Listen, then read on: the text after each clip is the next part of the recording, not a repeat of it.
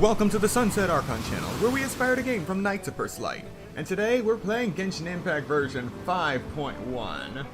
And the timer is now updated. We have 39 days and 9 hours and 28 minutes until Genshin Impact version 4.2 maintenance estimated. And today is the 20th anniversary of the North American release of Paper Mario: The Thousand-Year Door. We also have 26 days until Mario and Luigi Brothership comes out. And just yesterday, they released a new trailer. A complete trailer that actually details some of the more finer parts of the game. So be sure to check that out on the Nintendo YouTube channel. We still don't have any definitive release date for Dragon Quest 1 and 2, Metroid Prime 4 Beyond, or Pokemon Legends Z to A.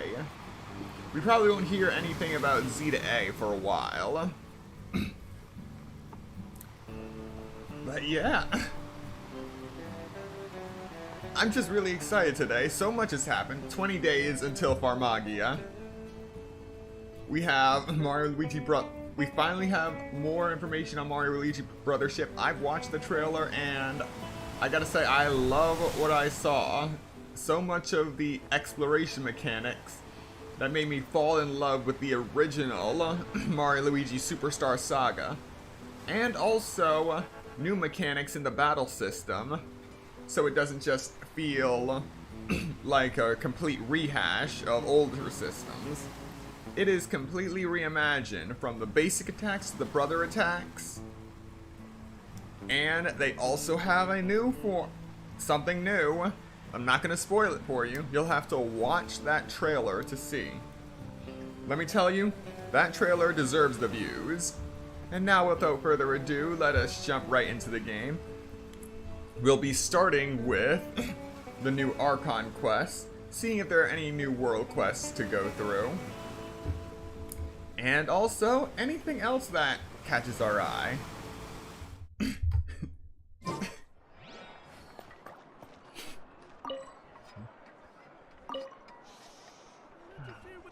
You might want to get a guide if you're not familiar with the area. Oh, that's what they did. Alright. Ad Astra. Thank you for completing today's commissions. Here is your reward. Yes! Yes! Finally! I am finally adventure rank 60. I'm heading east. Don't you come with, you hear? It has been a little over Ability to not get lost some sort of talent? 4 years, but I'm finally at adventure rank 60.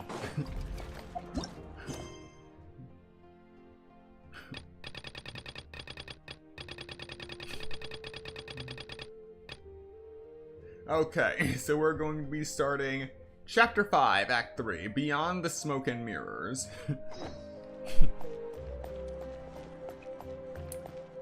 Oh joy.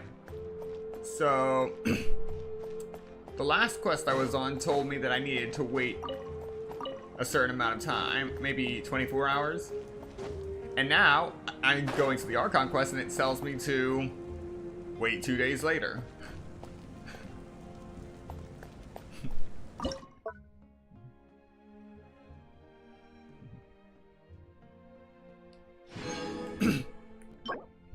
And now we have reached the limit on Flower. Same deal for Crabro. I need to find a way to go beyond the limit eventually. But Flower is that kind of item that I don't have to just hoard it. I can still use it profusely in my cooking and be able to get back up to 9999 in a matter of few weeks. Whereas Crabro would take months.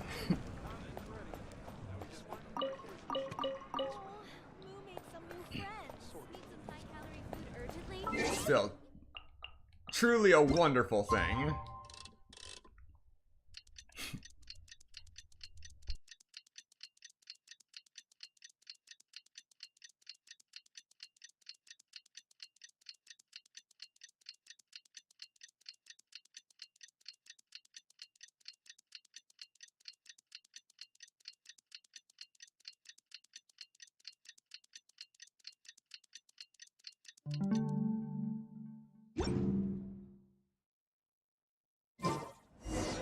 Things have been looking really rough for Natlan lately. There are more and more commissions from the Adventurers Guild, and they're all related to the Abyss. Just waiting around won't do us any good. Let's go and see if there's anything we can do to help.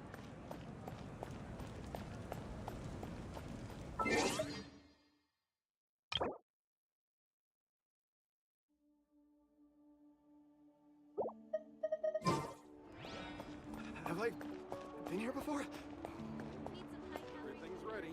Now we just need to... I'm just realizing that I have not gotten up to the world level 9 yet. I see. Thank you so much. The Adventurers Guild has been overwhelmed these days. No worries at all. We've always valued the strength of adventurers. Given the current situation, it's vital that we all work together. Since we're facing the same enemies, I'll send you the intel we've collected on the Abyss so far. Then we can take a look at how to coordinate our efforts. All right. Thank you so much. Hi, Catherine. It's us. Got any new commissions? Ah, you two have come just in time. I've got some good news. The Pyro Archon has finished assembling her forces and stationed them all across Natlan. Given how the Abyss has ramped up its activities lately, we can no longer afford to act only after receiving news of an invasion. So the Pyro Archon suggested that the Scions of the Canopy and the Adventurers Guild focus on collecting and disseminating intel. That way, we can stay informed of everything that's happening across the land. Once we receive word of enemy activity, we can notify the nearest camp and the stationed forces can take immediate action.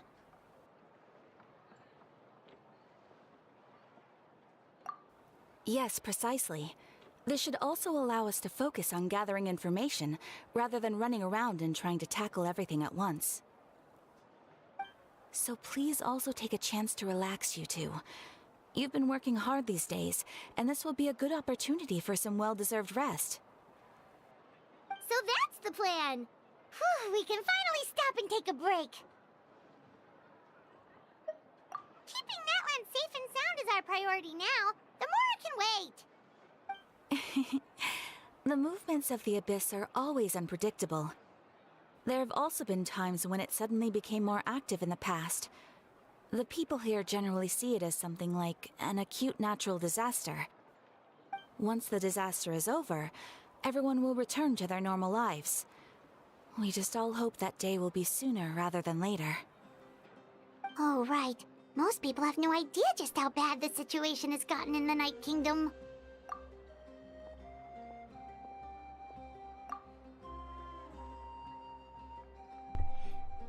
Wait, what? Oh, hey, Kachina! Are you feeling better now?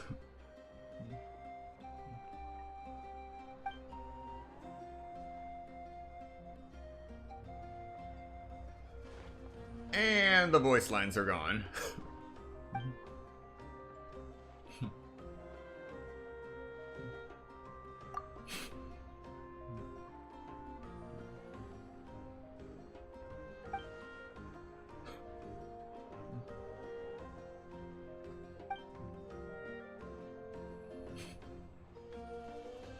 Wow! So we'll finally get to meet Xilonen, the legendary forger of ancient names! Paimon still can't believe anyone could forge those things.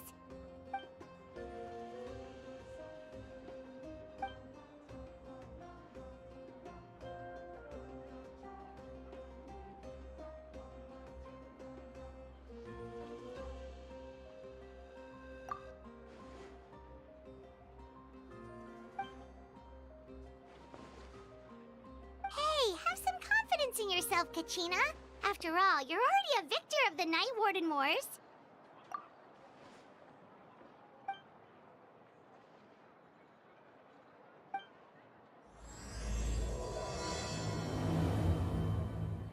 Beyond smoke and mirrors.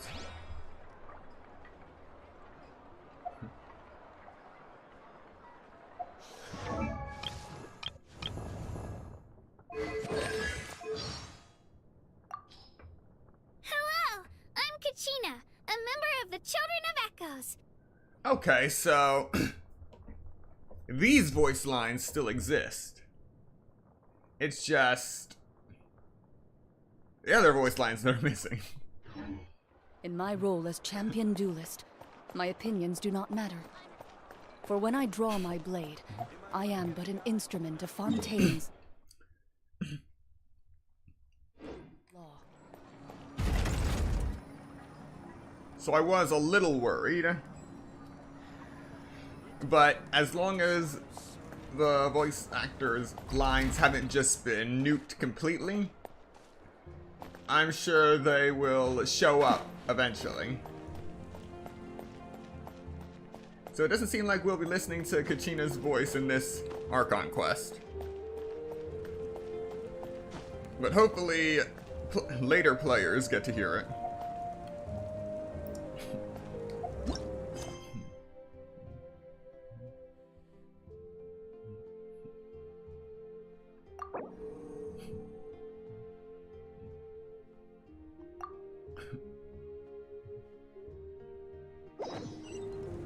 Alright, there we go.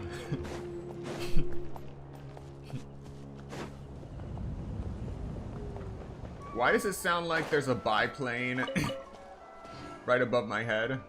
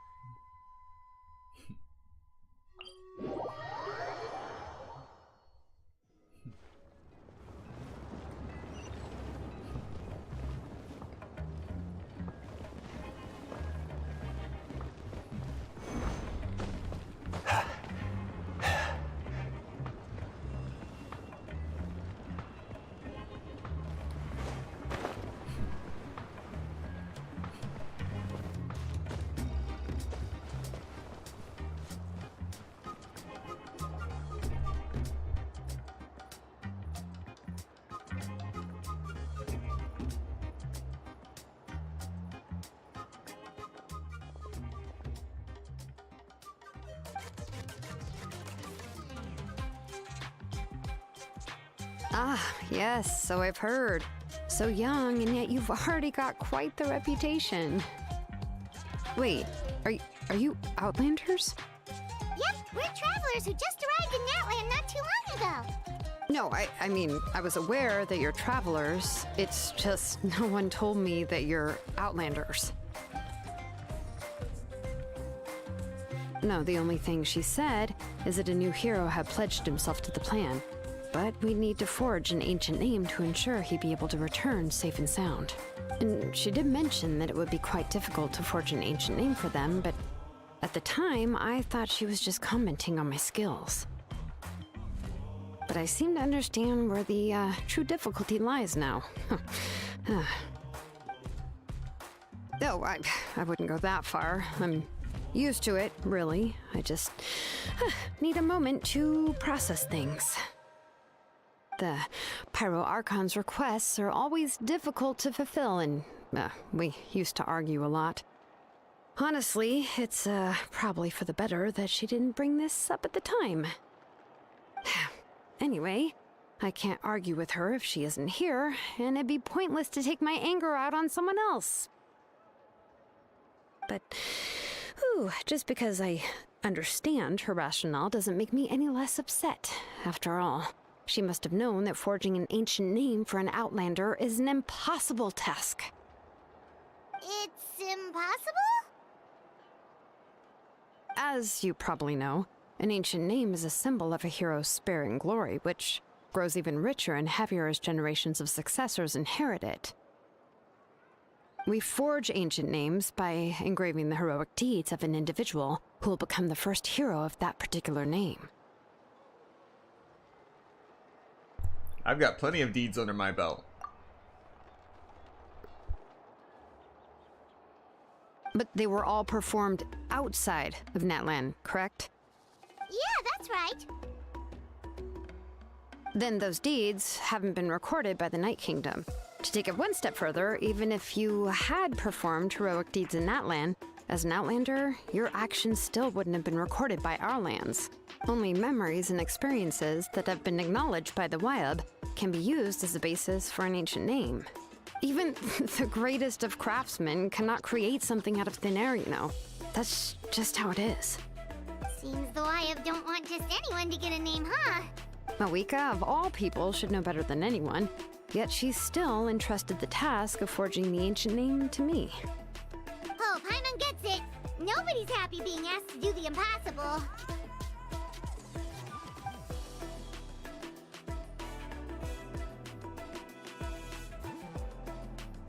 Ugh, don't remind me. Let's just focus on how we can pull this off. How to achieve the impossible. You mean you're already willing to accept the task? Well, what else can I do? What's happened is already done, and it's not like I can outright defy the order of my Archon. If she gave me this order, then she believes the ancient name is an indispensable part of her plan, and that I'll be able to find a way to make it happen. In other words, the order is an affirmation of my abilities. Whoa, not only has she accepted the task, but now she's looking for silver linings?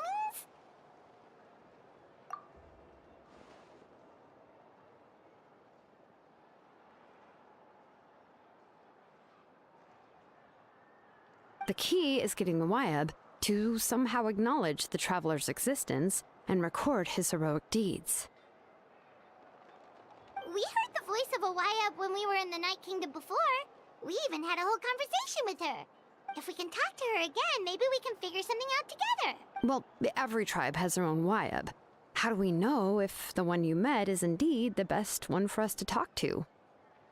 Plus, considering the unprecedented nature of this situation, I have a feeling that the acknowledgement of one Wyab alone would probably not be enough. Will we need to gain the acknowledgement of all 6 Wyab? I don't know. That requires a level of knowledge that I do not possess. We need to find a consultant who's an expert on all things Night Kingdom and Wyab. The first person who comes to mind is Xilonen at the Masters of the Nightwind. The one we call Granny Eats to Leap. Oh, we've heard that name before. We used her Spirit Speaker Stone to find Kachina's ancient name. A person who can make something like that must be pretty impressive. I'm sure she'd be able to help. Still, she's older now and quite eccentric. It's hard to even book a meeting with her, given that she's constantly holed up in her room and doesn't like to be disturbed. I've heard that to get her help, you have to be extremely patient with her and know how to keep her spirit up. I hate to break it to you, but... She probably won't be very happy with us. Huh. Why is that? I mean, didn't she already help you before? And you even managed to save Kachina. Well, yeah. At the cost of her Spirit Speaker Stone being split into 2. Oh. Great going, Mawika. We're already off to a rocky start here. In that case, I guess your only option is to try to emphasize that this is an important order from the Pyro Archon. Hopefully, Xilonen would still want to show respect to the Archon. Yeah, our past deeds are catching up with us. I'll also write you a letter on your behalf. If you can find someone to deliver it and mention some good things about you, then that should help too.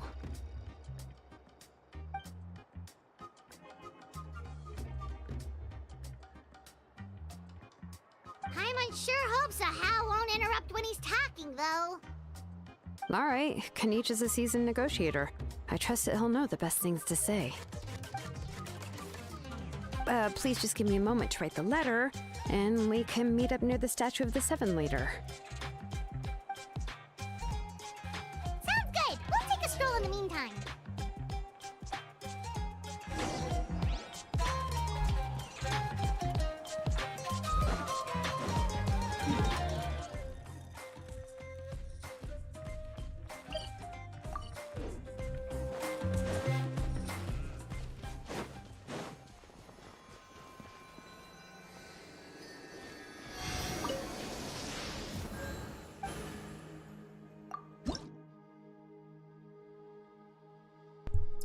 So yeah, the thing I do is I just hoard all the Pyroculi for the first 2 or so patches to see how much I can actually collect from the initial area and see if it matches with the total number available. Then I'll offer them all up and then repeat the process when a new area is revealed.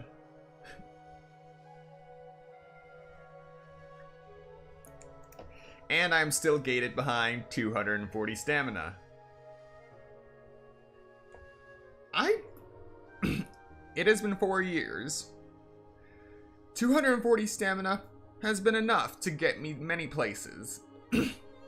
Especially with Kazuha's help. And Venti. And Xiao. You get the idea. But I really do wonder, after 4 years, when will they actually increase the stamina amount? And with it grayed out like this, is it actually counting all of those extra stamina points and just capping you at 240? So all of that will be applied retroactively? Or are you gonna fall behind when they finally do remove the cap? These are the questions that keep us up at night. Well, those who actually are obsessed with stamina.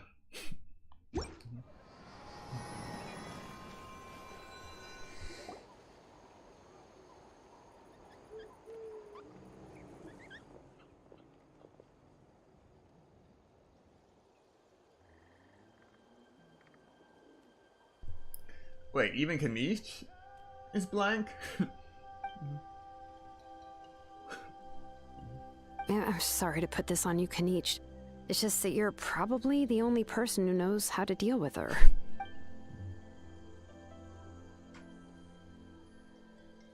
Oh, wait, so Kachina and the Traveler also know about the plan?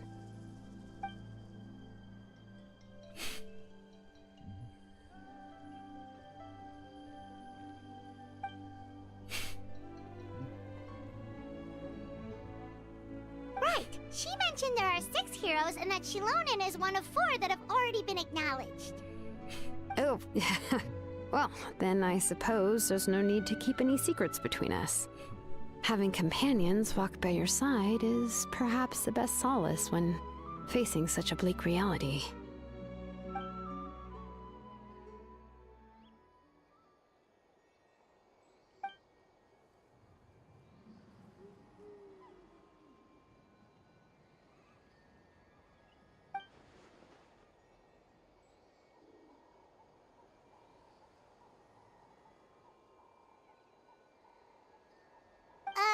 Seat Lolly knows him too?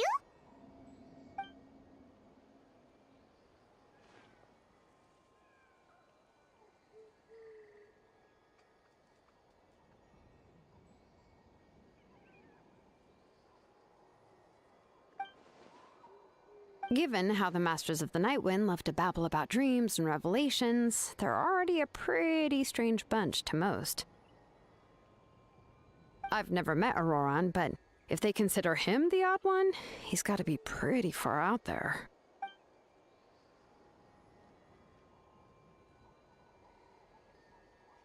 Huh. Makes sense. But Paimon wonders how Seat Lolly could be the first one to notice Auroran's disappearance if she spends the whole day in her room.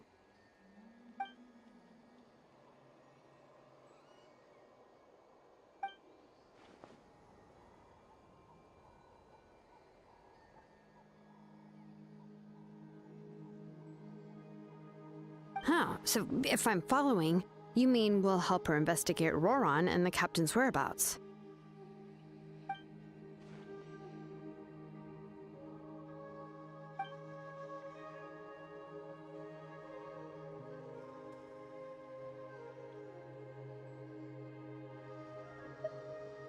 Yeah! Plus, we kinda owe her one anyway to make up for breaking the spirit speakers down. Ah, this is a pretty well thought out plan, as expected of Molly Poke Kanich. Then, yeah, I'll leave my letter to you. Let's hope Seat Lolly can meet at the stadium in 2 days.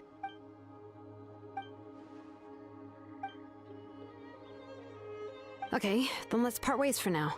I'll see you in a couple of days.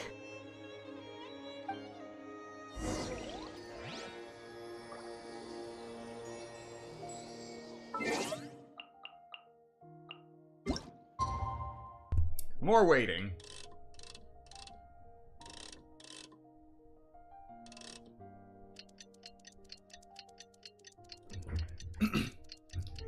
So the reason I don't talk during this scene is because of all of the clock sounds I have heard in various games, this is my favorite.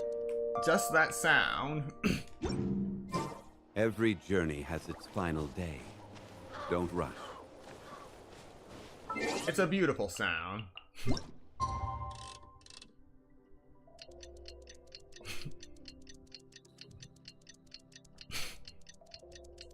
You're just frozen in time while the world passes you by.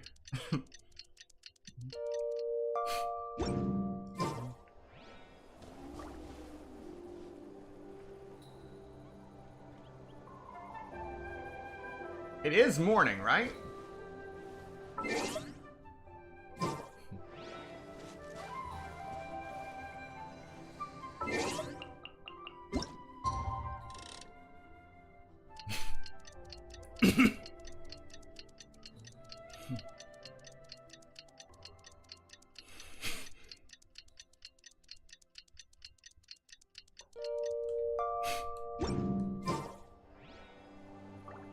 Osmanthus wine tastes the same.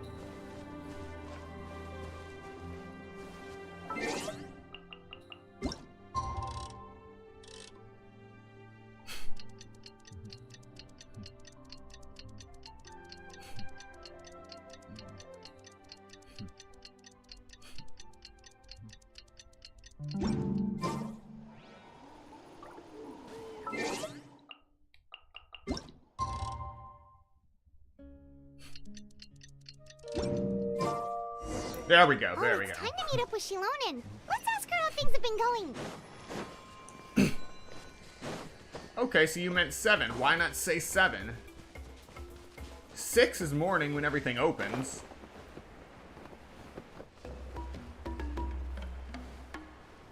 Man, I hate ambiguity. Hey,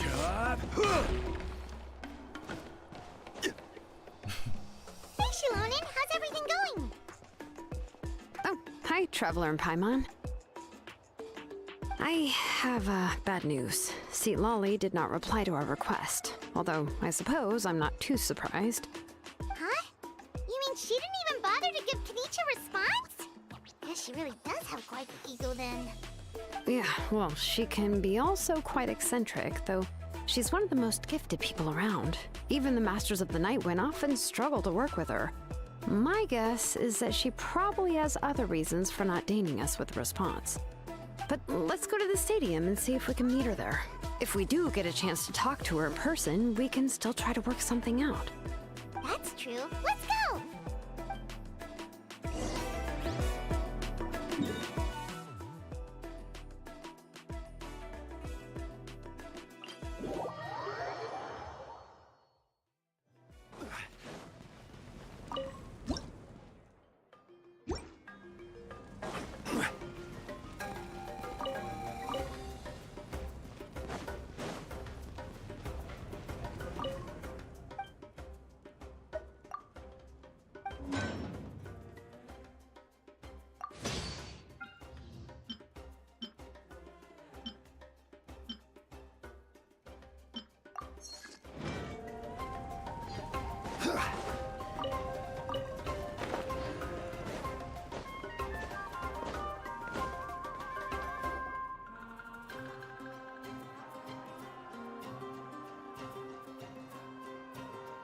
Paimon doesn't see anybody.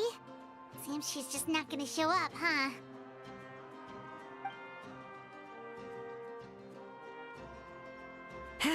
Well, we tried to be as considerate as we could, but she's under no obligation to help. That might be true, but this is still a request from the Pyro Archon, right? Shouldn't a subject always answer the call of their Archon? A subject? Well, if you ask me, I'd say we're all more like friends with the Archon. Yes, Mawika is our leader, but that doesn't mean there's any kind of tall barrier between us and her. The only thing is that she often has very high expectations of us. Huh. So even though she's super powerful, it sounds like she's actually pretty down to earth and easy to get along with. Unlike that old hag Granny Eatstily, right? Does she think she can ignore us just because she's famous? You all talk about her like she's some kind of huge deal, but she didn't even bother to reply to our letter! Paimon, stop talking. Seriously, if she didn't want to come, she could at least Paimon, let stop us know. talking. If that's what aging does to you, Paimon never Paimon! wants to get old. Oh, really? So, that's how you see me? Huh? Who's there? Who's talking next to Paimon? Oh, don't mind me. I'm just a disgruntled old hag, right? Come on, relax. I'm sure my bark's worse than my bite. Huh? Xilonen. Wait, you're Xilonen? You're Granny Eatstily? Yes, Granny Eatstly. But emphasis on Eatstly, not Granny. You must know this trope from light novels, surely. They use it all the time.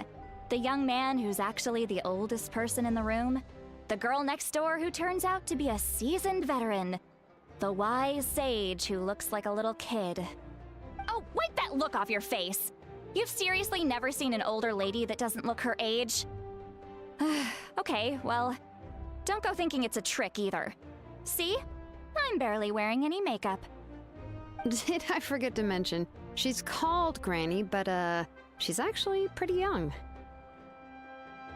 It was an honest mistake. I guess we've just gotten used to it. I'm sorry. So, how old are you actually? What? How dare you? Don't you know it's rude to ask a lady her age? Paimon really didn't mean to offend you, it's just that your case seems really unique. Oh, Paimon just wanted to apologize, but now she's putting more and more of her foot in her mouth. Really, Paimon just got a little mad since we thought, well, you were gonna leave us out to dry. It was my idea to invite you here, Xilonen. So if you're upset, you can just take it out on me.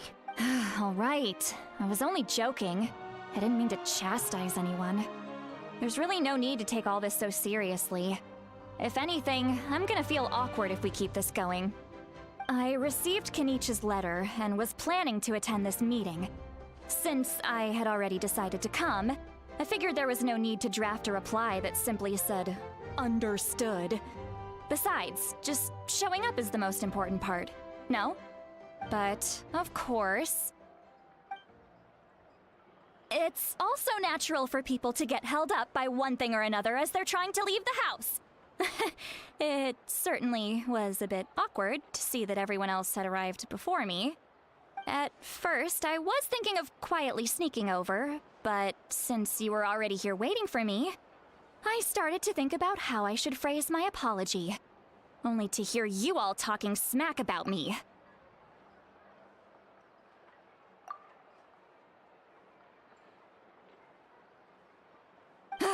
Anyway, that's the whole story. Honestly, it's not like I owed you an explanation anyway.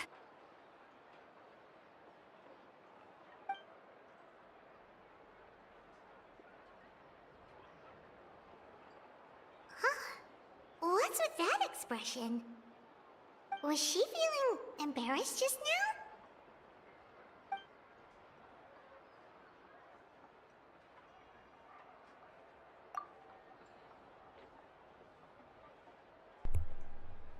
Is she waiting for us to carry on the conversation?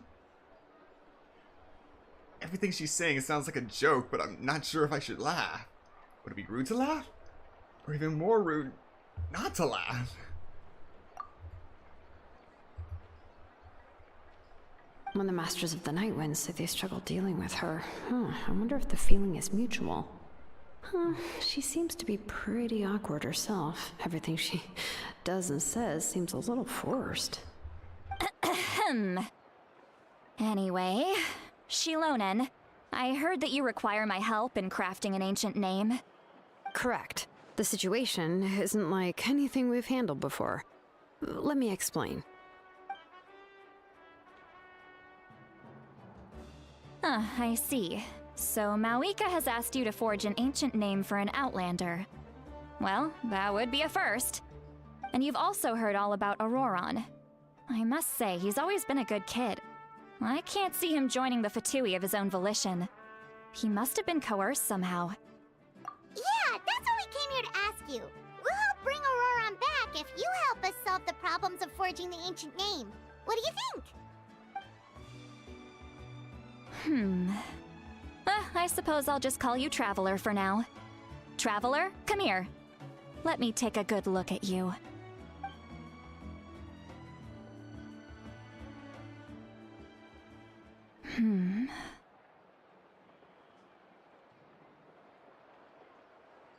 Wealth leads to unending conflicts between people. Yet you alone transcend the value of gold. Baleful thunder and wrathful waves bring terror to mortal hearts. Yet again and again, you've braved them to find new worlds. A weary yet free soul, even the most verdant leaf in the forest will pray for your happiness and safe passage. Those are all the things that I could see in you. You've experienced far more than even most mortals could dream of. You possess the heart of a sincere hero, along with the conviction to lift a torch above your head and walk headlong into the night. Huh? Don't move. There's something here. Huh? What thing? Don't scare Paimon. Is the Traveler gonna be okay? Shoo! That should do it. You've just returned from the Night Kingdom, so some fragments of souls were still stuck to your body. No need to worry. I've just cleared out the last of them. Isn't that kinda like having part of a ghost come back with you? It's nothing as serious as that. If left unattended, the most it could do is stir up some chaos in your mind, and generally worsen your mood. Well, in that case, better to get rid of them. It was nothing. Xilonen, let's follow your proposal. Once you've brought Auroron back, I'll take you to see the Lord of the Night. The Lord of the Night? But don't we need to talk to the Wyab of the tribes? Something this important is beyond their jurisdiction. Only the Lord of the Night can decide whether we can grant an ancient name to one who does not hail from our lands. The Lord of the Night is an ancient entity that rules over the entire Night Kingdom, constantly borrowing the power of the sacred flame to combat corrosion from the abyss. Oh, so you're basically saying it's even more powerful than the Wyab of the tribes. Well, that sort of makes sense, being the Lord of the entire Night Kingdom and all. Not exactly. It's not so much that one's more powerful than the other. But never mind. That's not important. It would take too much time to explain. Just listen carefully to what I'm about to tell you. The Lord of the Night is currently in a deep slumber, and we can only communicate with its consciousness while in a trance. In other words, in a dream. But I will need to prepare a few more things if we are to hold a ceremony to achieve the state of the trance. I'll make a list. Can any of you get everything for me? I can go. It'll probably be a long list, so better leave it to someone who knows all the local vendors. Sounds good. Then we'll go with St. Lolly to track down Auroron. Phew, the Fatui are nothing to scoff at, so please, be careful during your investigation. If you need any help, just come find me. Yep, we'll be sure to play it safe.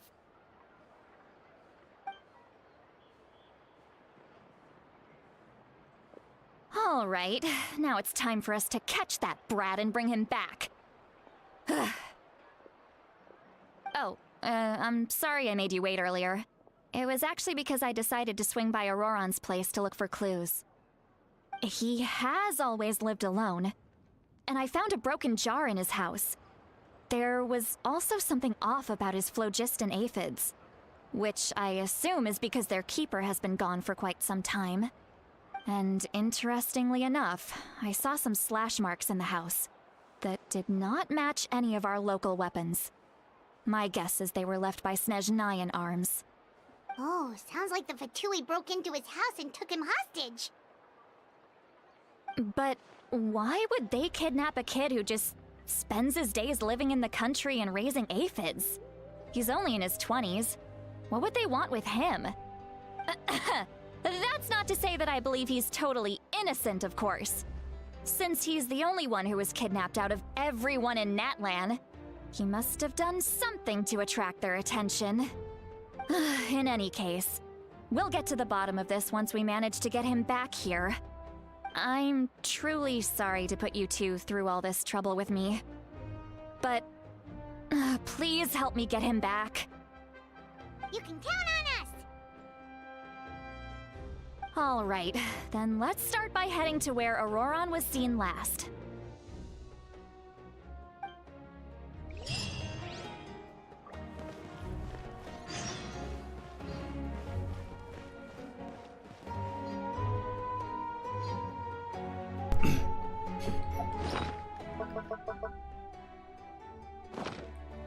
Alright, so if I remember correctly, now that I'm at AR-16, I no longer get XP for quests. Now I just get pure Mora. So hopefully that fixes the Mora problem going forward. Hopefully.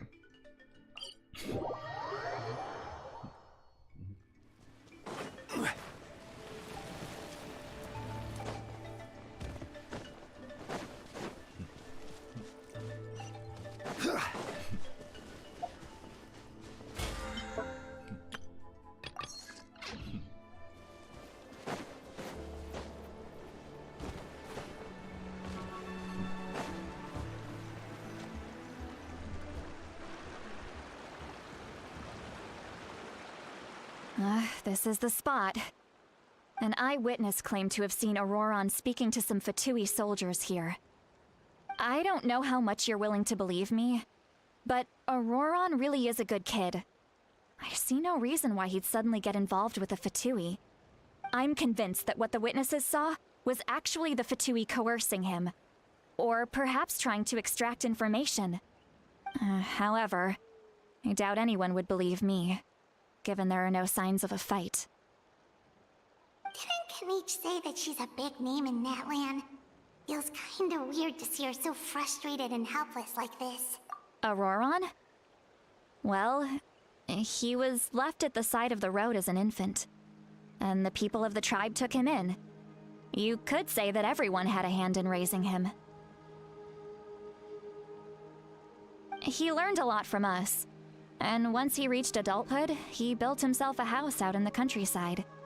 He spends most of his days growing vegetables and raising aphids, living off of what he harvests from the garden.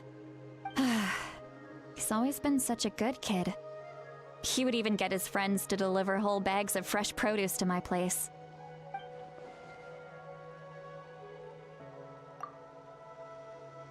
If that's all there is to him, then he really doesn't sound like a bad person.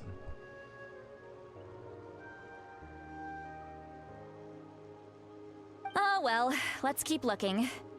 He can answer all of our questions once we find him. He's been raising phlogiston aphids for a long time, and since they were disturbed, they secreted a special type of phlogiston. We can use that substance to track his movements. Let's follow the phlogiston trail. Huh? What trail? Paimon doesn't see anything. Oh, right. I forgot your eyes don't naturally perceive such things. Here, give me your hand.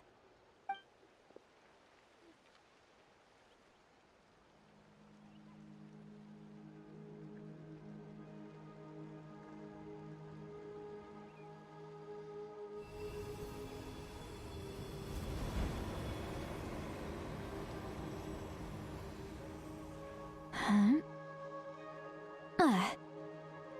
How about now? What do you see? Finally, something beyond elemental sight. Whoa, Paimon can see it now too! That's right. I used a spell to temporarily transfer a portion of my senses to you. For a short while, you'll be able to see the phlogiston too. Wow, you can even share your senses with us? First time Paimon's heard anything like that. It requires a very rare spell that most people aren't adept at. But don't worry, it's a cinch for me. Between the two of you, it seems the Traveler's senses are a bit stronger than Paimon's. When I held your hand just now, I could sense that you've got a great affinity for phlogiston. You're extraordinarily gifted. Anyway, we'll need to use our vision now to track down Auroron. Good luck, you two. Over here, this way! Xilonen might say a lot of deep and confusing stuff, but this spell of hers is really something. What was that? Oh, Paimon was just complimenting you. Really? Nothing like a little empathic synesthesia, am I right? What does she mean by deep and confusing? As far as elderly shamans go, I'd say that I'm already pretty easy to talk to. Is there any other old hag who's as fluent in the language of the youth as me? But is my way of speaking still not trendy enough? I've already tried my best to match their speech patterns. But given the looks on their faces just now, or perhaps I'm still not fashionable enough? But that can't be, right? Don't tell me they're still getting the impression that I'm super old-fashioned. Huh?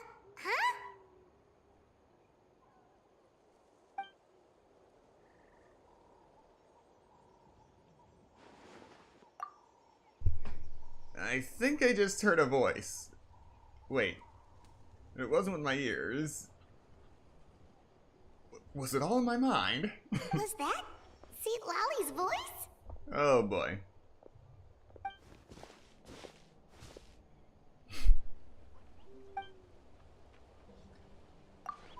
Seems Paimon heard the same voice, but she also looks like she understood what's going on. Let me think. It must be a side effect of casting the spell. Now that I think about it, it's a good thing I found some helpers this time. Some things are best done with the help of friends.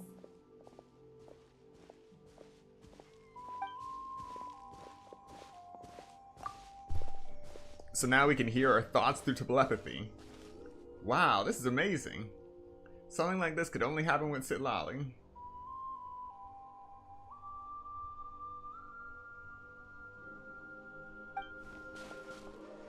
Oh?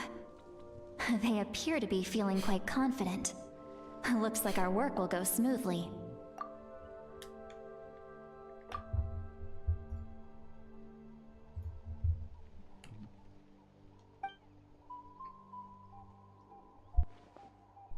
You bet.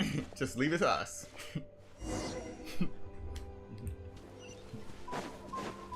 Hey, looks like there's a new camp over there. Let's go. Yeah, judging by Paimon's experience as a guide, it definitely looks like people set up camp here. Wait. The phlogiston here is a bit odd. Let me see. Paimon sees a small shape here. Could it be some sort of symbol? This is a distress signal for the Masters of the Night Wind. Only someone from our tribe would recognize it. So Auroron was indeed being threatened. We've got to find him, fast. Leaving such a subtle mark implies that he was trying to be discreet. In other words, he was probably under the Fatui's watch. If they notice us, we can just charge in and fight them to the death. But what if my darling grandson is also there? I can't have him caught in the crossfire. No, I've got to be careful. Otherwise he'd get hit as well. How annoying. No, I've got to stay calm and keep my composure.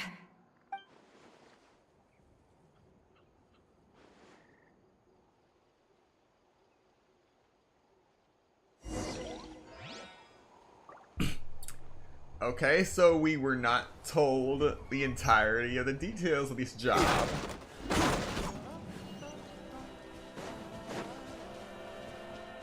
Wonderful.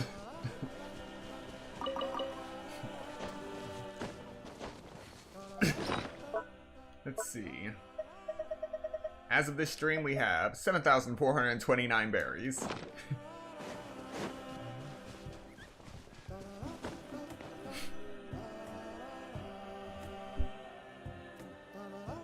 There are traces of people staying here too. Wait a second. The phlogiston around here is jumbled up. I can also smell a mix of elements in the air. Pyro, electro, and some other elements as well. Kanich told us that you were super amazing. No wonder you can sense so many more things than us.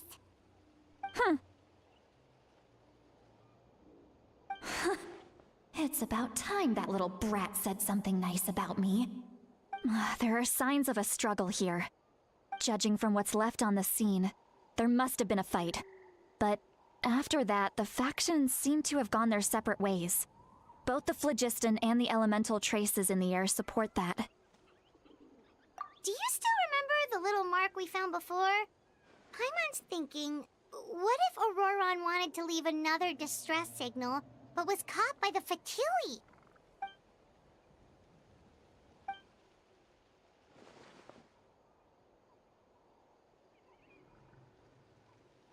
Given there are 2 signals leading from here, we should split up as well.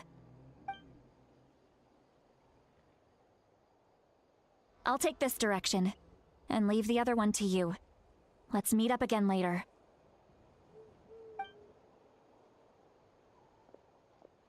Roron, what the heck were you doing? It's one thing to trouble me, but now I had to bring other people into this as well. You little brat. And off she goes. Traveler, did you hear all of that as well? Yep. Once Xilonen left, that voice went away as well. Paimon even tried calling her name inside Paimon's head, but there was no response. So the telepathy doesn't go both ways. So you were thinking the same thing. Paimon also thought that if we could hear what she was thinking, then she could probably also hear what we were thinking in our heads. I don't think Xilonen noticed anything. She did say that she was quite adept at this spell, and it doesn't sound like she's had any trouble with it in the past. Huh, maybe we're a special case and can hear her thoughts as a side effect. If you think about it, she's really got a lively inner world. It paints quite a different picture from Paimon's first impression of her.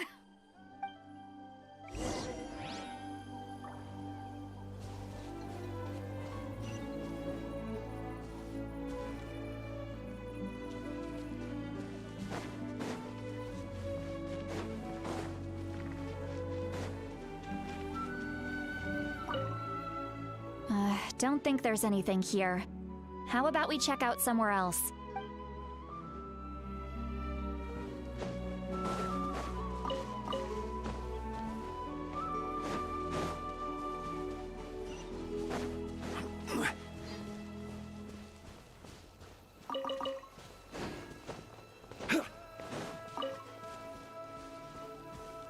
Paimon sees some traces here. Let's follow them and see if we can find anything up ahead.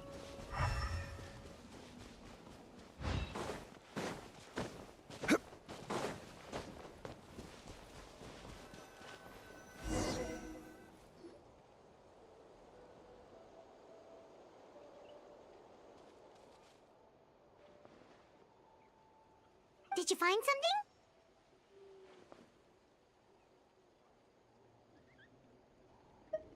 Huh. So we can't tell where Auroron might have gone from here. That's weird. The phlogiston trail suddenly stops. We can't make anything of these footprints either. But he can't have just evaporated into thin air, right? We know he wasn't alone. He had all those Fatui with him. So, you can hear the sounds of the wind from beneath the earth.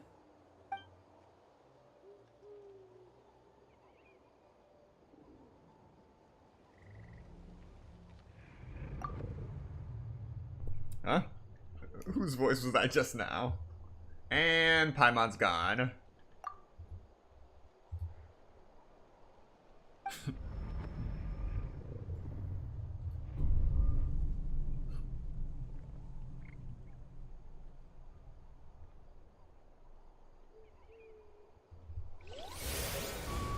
Oh, swell.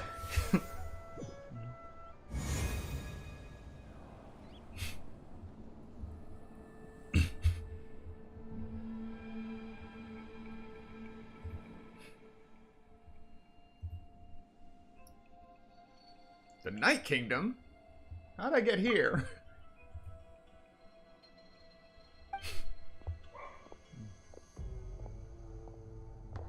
I'm very sorry, but please do not move. I have no desire to hurt you. I apologize that our first meeting has to take place like this. It's just that you're much like one of those animals with ears that perk up as soon as it senses danger in their environment. And given your combat proficiency, I would not have been able to gain an advantage over you if you were anywhere else in the world. However, you're now in the Night Kingdom, a familiar domain to the masters of the Night Wind. Hello, traveler. I'm Auroron, the one you've been searching for. Ah, the Fatui's custody. I see. So even Granny has told you that I was coerced by the Fatui. I'm afraid you've been brought here by a lie, like a false omen in the lingering smoke. My friend and I only left those traces to lure you here. Deceiving you was never our true intent, however. It was simply the fastest and most feasible way for us to set up a meeting. Greetings, traveler from afar. Be careful with this traveler. His soul is temporarily restrained by us, and it appears to have become more fragile in the process. It's taking all my concentration to hold on to him. It was I who tasked Auroron with leaving the traces to lead you here, and I who used the Master's ritual to bring your soul to the Night Kingdom. What do you want? I've heard much about you from the past encounters you've had with my colleagues. Given the present situation in Natlan, I would like to sincerely request a formal meeting with you, in person. I will use the opportunity to explain my goals and motivations to you, as well as why I mistrust Malwika, the Pyro Archon. I believe there is little reason for you to blindly follow her plan. If you would like to hear our intel, then find us to the east of the stadium. But remember, not a word of this to anyone. I would like to avoid any further conflict. You will see me again once you return to reality. No matter what I say, please, help me keep this a secret. This is all to avoid dragging Granny into this conflict.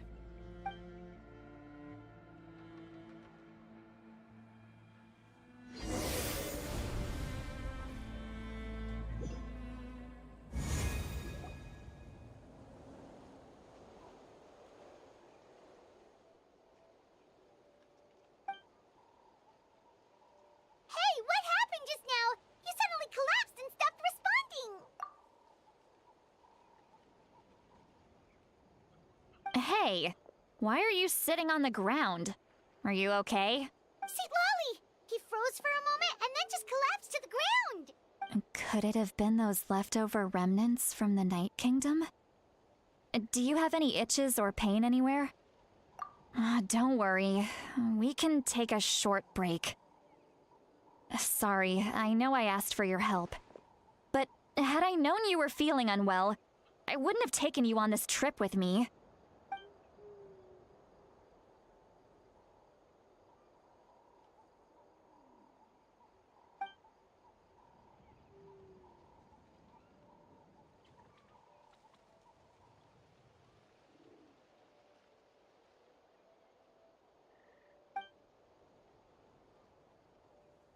If you're feeling sick, you should just say so.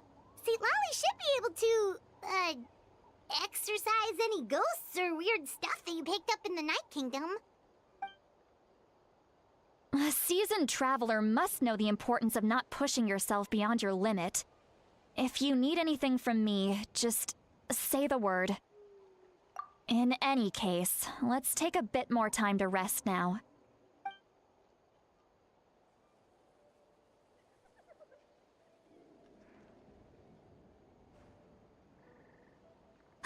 Need to be more careful next time. Feeling better yet, Traveler? All right, let's get ready.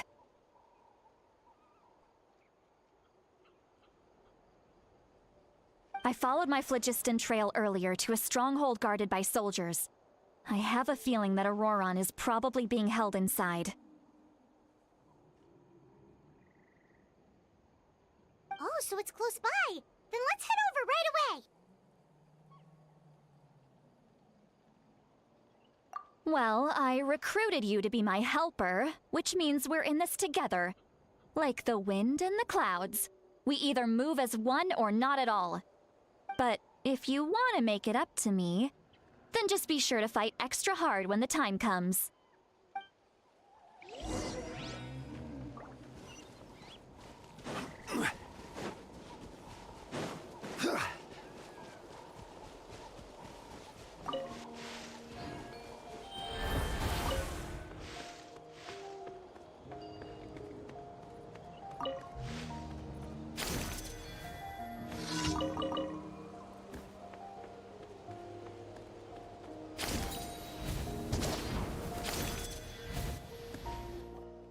Look over there. Huh? Paimon thinks she sees someone in the middle of the camp. That's Auroron. So he really was taken by the Fatui. All right, we'll take the lead.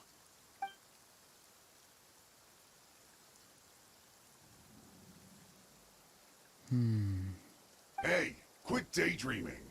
Don't you have work to do? I cannot see the sun. What? Without the sun, I cannot see the truth. You are currently blocking the light, so I must beseech you to move aside. Huh? Okay, Mr. Philosopher. That's enough mumbo-jumbo.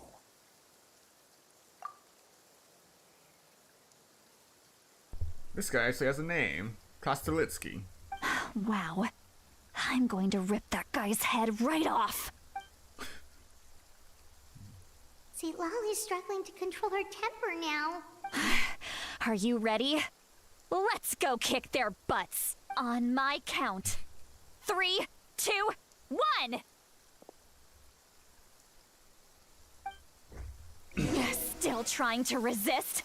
You've got no idea who you're up against. Back into it. Let's end this quickly.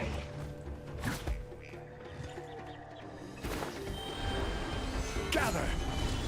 Hey! Move it.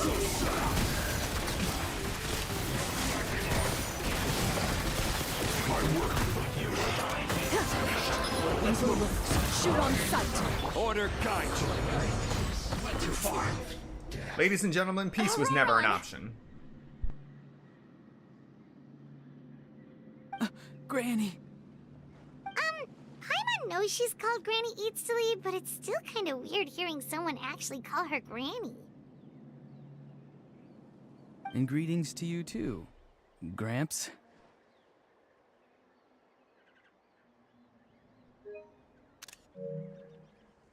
I couldn't help it. Gramps. What did you just call him? Gramps? Is that not right?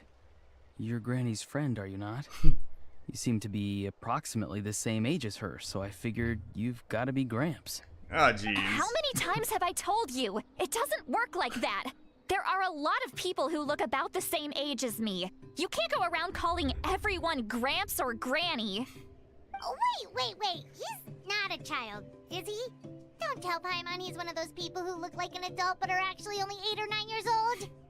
Oh, your words have pierced my heart like a thorn vine. Given how hard those thorns are to remove, I may just need to find a pair of tweezers.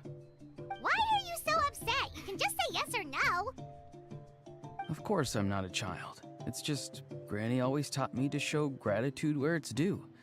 And since the Masters of the Night Wind raised me collectively, I basically see everyone above a certain age as an elder I should look up to.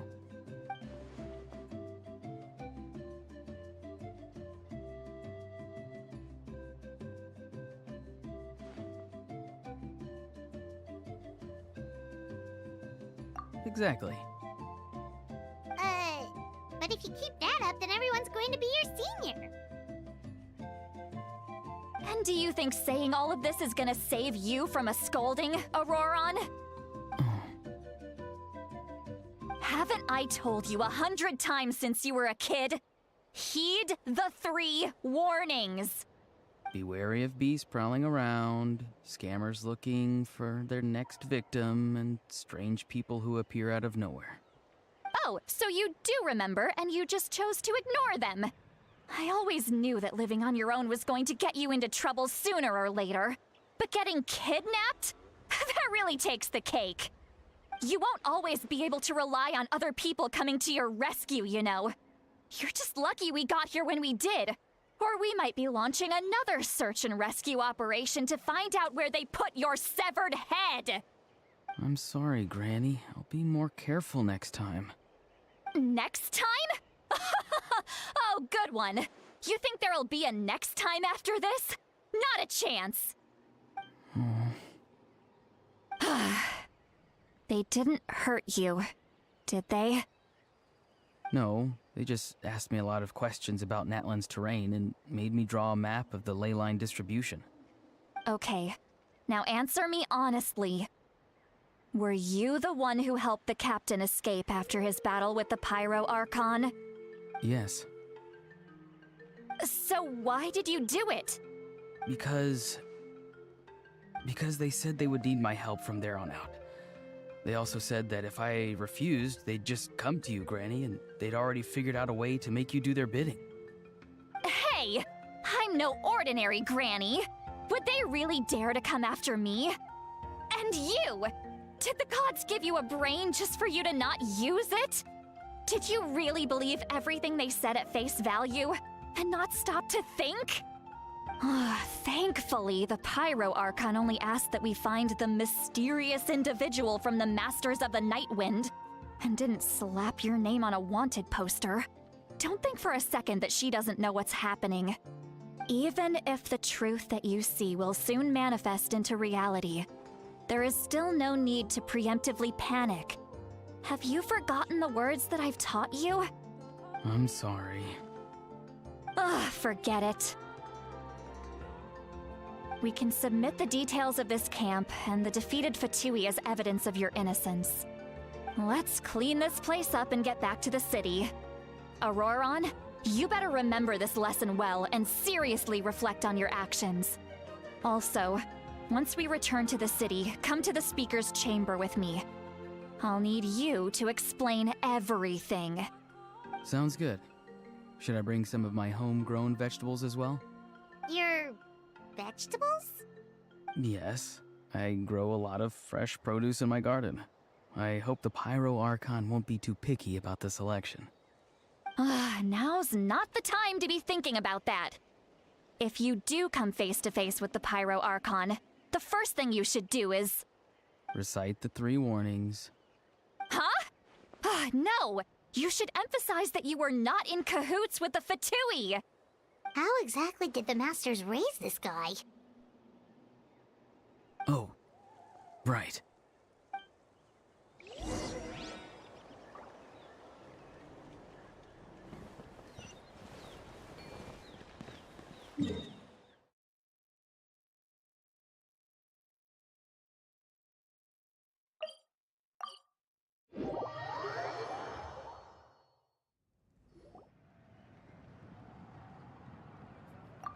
I see.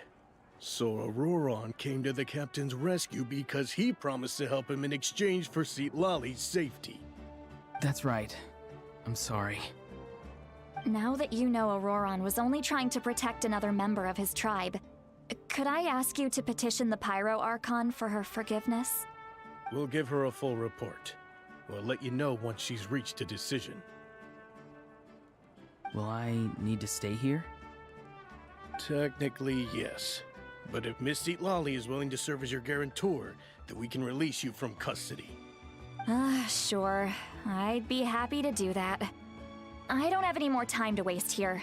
I still have other things to do. Understood. Thank you very much. Mr. Auroron, please report back to the Speaker's chamber as soon as you've received notice of the Archon's decision. I understand. Thank you. And thank you too, Granny. Well, at least you won't need to hide your face anymore.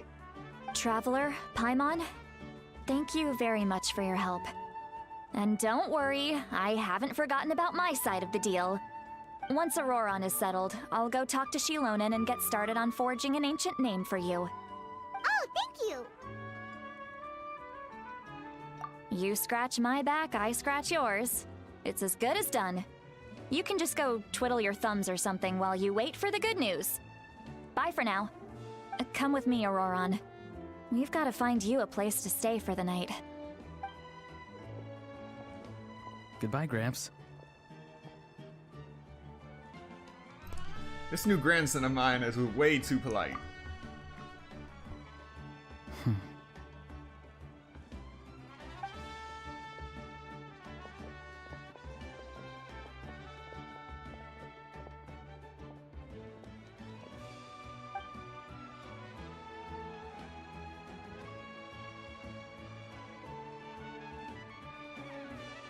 We're finally done. Alright, it's time to find some grub. Huh? What is it, Traveler?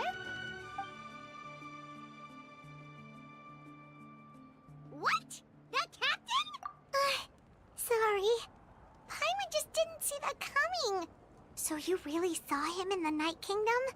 And he didn't attack you? Oh, that Auroron, what is he up to? He sounded earnest enough just now. Paimon would have never guessed anything was happening.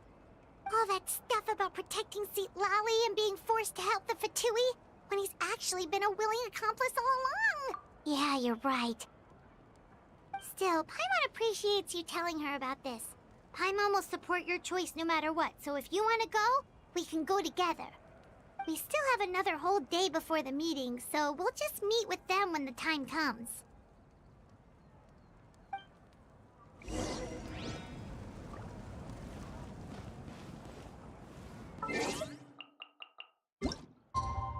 More clock time.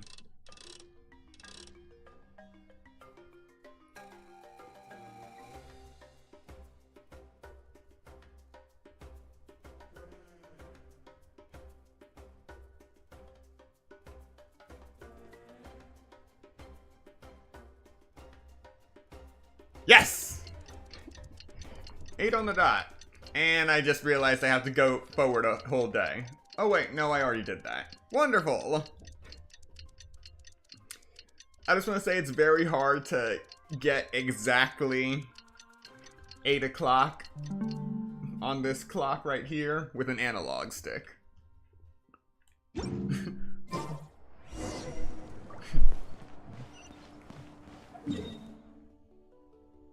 But still, there's something about it that's just so satisfying.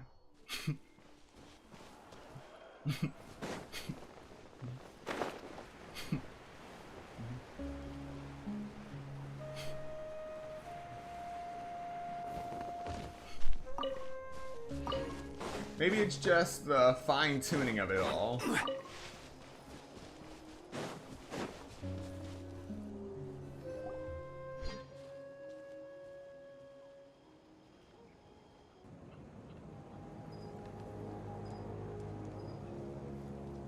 Weird. Paimon doesn't see anyone. Oh, please don't let this be a trap.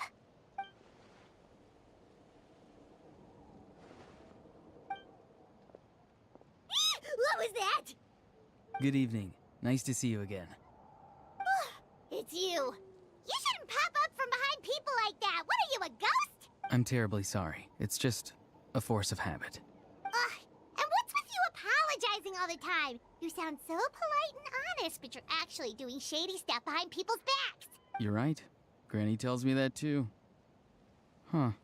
Come to think of it, you remind me of her. Sometimes you two sound really similar, you know. Oh, so you're gonna call Paimon Granny too now? Well, I could. Let's get straight to the point.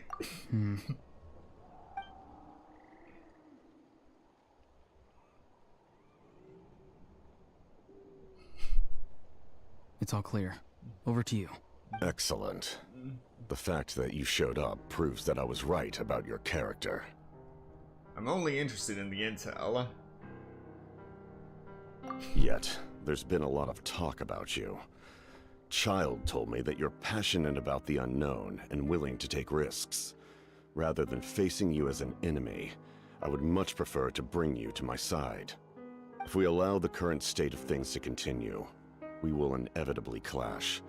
And that's a scenario that I'd very much like to avoid. Why? I've long heard of your exploits across the nations. Though you have crossed swords with my colleagues many times, I know that you are by no means an unreasonable person. And once you've learned the truth that the Pyro Archon Malwika would never willingly share with you, you may just find it in your heart to consider my proposal. I assume you've already been informed of the Pyro Archon's plan. In order to defeat the Abyss and save Natlan, she still needs 2 more heroes to appear. Wait, how did you know that? Never mind. Guess that's not important now. I've long kept a close eye on her plan. To be frank, it's an exceedingly risky plan. Will the heroes really appear? And even if they come to her, will their power be enough to drive the Abyss back? If any part of the plan goes awry, all of Natlan, even all of Tevat, will pay for her mistakes. Now, you may have been led to believe that this is the only plan available to her. But what if I told you she's had another emergency plan all along, the details of which she has chosen to keep hidden from you? An emergency plan? Yes. A way to keep Natlan intact, even if her original plan fails. But given the painful cost of its execution, she has chosen to keep it as a mere backup plan.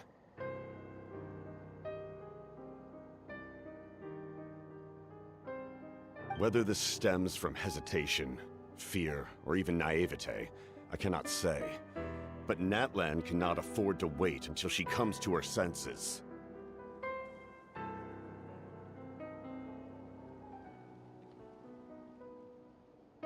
My fear is that given the enormity of the decision, she will be reluctant to confront the dire reality we face until it is too late. There will be no time left to execute the backup plan, and all of Natlan will be lost to the Abyss. We have to make the decision for her, here and now. Yeah, do you have any evidence for all this? Just telling us a bunch of scary stuff isn't enough, you know. Besides, wasn't it you who tried to seize the Gnosis for the Tsaritsa plan? Wait. By seizing the Gnosis and making the decision for her, could he mean that the Gnosis has something to do with the backup plan? I knew you'd be clever enough to see. That's right. I did not seek the Gnosis for the Tsaritsa. Since I was defeated in battle, I must put to rest my thoughts about the Gnosis. But even so, my desire to save Natlan remains unchanged. And now, I have found a new way to solve the crisis. We can implement it immediately if we reach an agreement. Someone's here. Huh? The captain disappeared! Something is rapidly approaching. Oh no. Something? Bad news, chump. It's your granny. Wow. Xilonen? When did you get here? I knew something was amiss after we were separated. Hidden ceremonial tools, an unconscious traveler. I must say, I'm very curious about what you're up to. How dare you go behind our backs like this, Auroron? Colluding with the Fatui? Really? Oh, here we go again. Cat got your tongue, huh? You really think you can avoid a scolding just by staying quiet? I'm not trying to avoid anything. Oh, and now you're talking back. Well, go on then. Explain yourself. What the heck are you up to? I'm sorry, Granny. I feel so guilty. You! That's it! Where are my tools? I swear if I don't teach you a lesson right here and now, I'll... Wait, Xilonen! Please, calm down. We, still learned a lot of info, didn't we? Like the fact that the captain isn't trying to seize the Gnosis anymore. So maybe just save the scolding for later, okay? Yeah, this is no place to discipline a child. Listen well, Auroron. You're only getting out of this now because of the Traveler's plea. This isn't over. You hear me? You're right, Traveler. Let's go. We can discuss this more back in the city. You two keep an eye on Auroron for me, okay?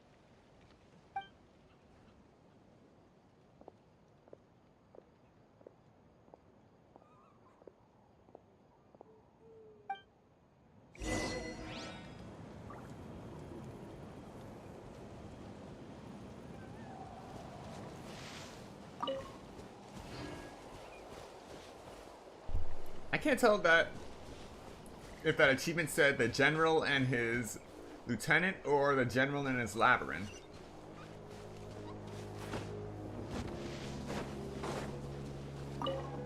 Okay, that's a horn.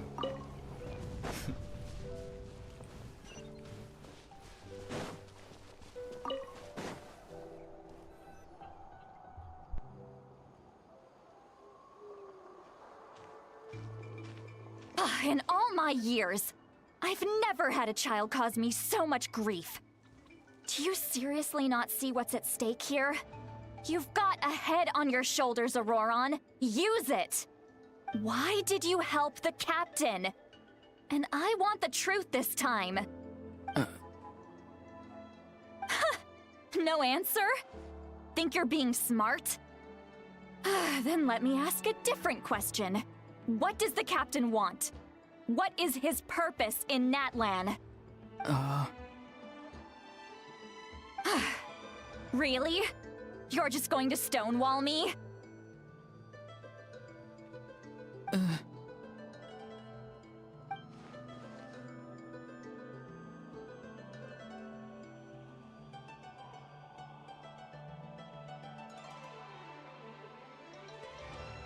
Just use your brain for a second. What do you possibly stand to gain by helping the captain? Only endless trouble awaits you and everyone in the tribe. You've always been a good kid. Why would you throw that all away now? If you're worried about something, just talk to me. Granny would much rather we had a conversation instead of constantly clashing like this. Why is he staring at us all of a sudden? I'm sorry that you have to hear all this. Indeed, it's like going to visit a friend at his house, only to suddenly hear your friend berating a naughty Saurian. Well, that's an oddly specific analogy. Wait, did one of your friends really do that? Yes. And every time my friends scolded his Saurians, they would look at me the same way you're looking at me now. Helpless and embarrassed. Wait, but you're the one getting your head chewed off. Stop making this about us! Indeed, you've got a point.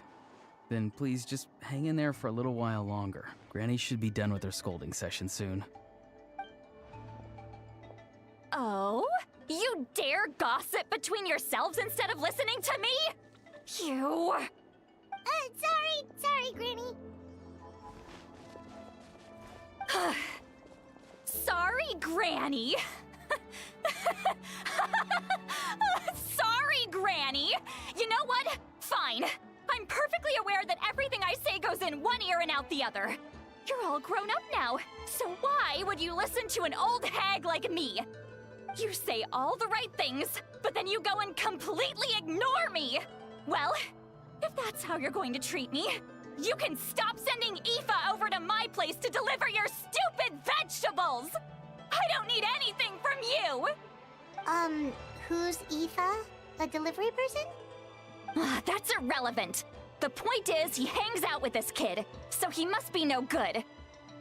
You kids get to a certain age and suddenly act like you know it all. There's nothing I can say to get through to you. Auroron, if you're still thinking about that so-called duty, then please, just forget about it. The ley lines did not fall to this state because of you. And we've long closed the book on that incident. Seems they've started talking about some kind of tribal history. I'm starting to get lost. That's not it, Granny.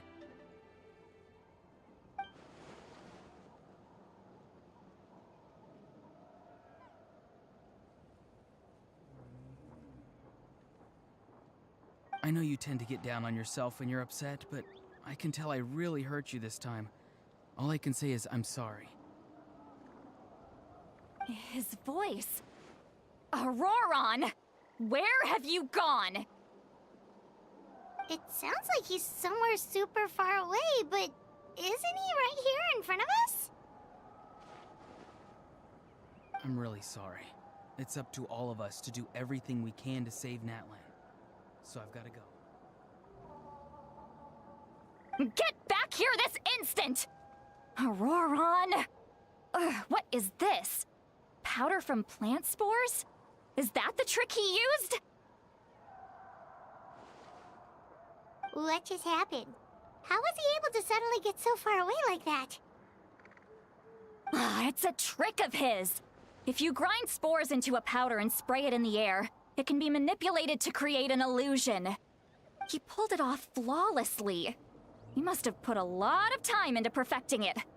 Don't tell me that's how he's been hunting in the fields these days. Oh, couldn't he have picked up something more useful? Ugh, little brat. That's it. The next time we meet, I'm definitely going to break his legs.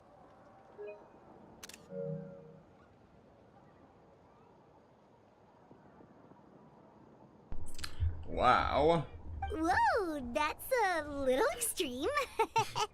But still, why does he feel like he needs to run from us? If his goal is also to protect Natlan, then can't we work together?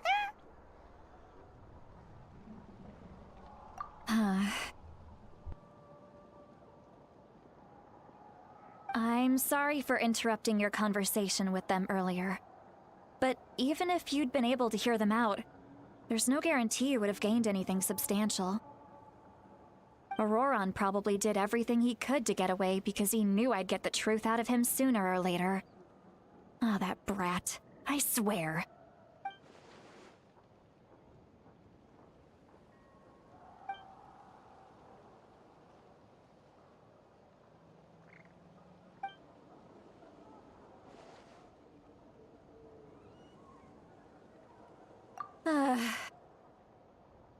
We've got quite a long walk back to the city.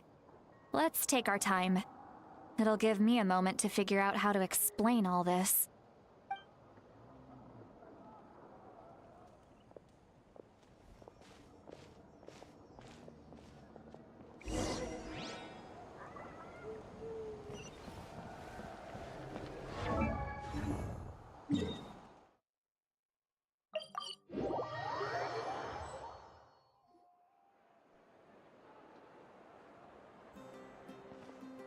Do you two have some time? Feeling hungry? How about we get something to eat? Oh, right. It's been a while since we last ate. Now that we can relax, Paimon just realized how hungry she is. Then let's go. We can find somewhere to sit down and talk. Food and drinks are on me. Paimon's got a secret food fund, so she can do the honors. How did this become Paimon's bill? Sweet Lolly looks quite down on herself. Okay, so now they're getting creative. Traveler giving a little side glance so Paimon gets the picture. I gotta say the characters have become much more expressive than when the game first launched 4 years ago. Alright. It's on Paimon this time. What's one meal to the best guide into that? So you can just sit back and enjoy, Sweet Lolly. Paimon will take care of it. Hey, come on now. You won't even let me take you out for some food and drinks? I just wanted to treat you to a meal. Are you sure? We can save you some Mora. Mora is the least of my concerns. Besides, we're definitely due a meal after all the time we've spent together. Let me get this one. I might be an old hag, but I like to think I'm not completely useless. Sure, that's fine with us, but Paimon doesn't want you to be sad, Sweet Lolly. Don't worry. I'm sure a juicy grilled steak will work wonders.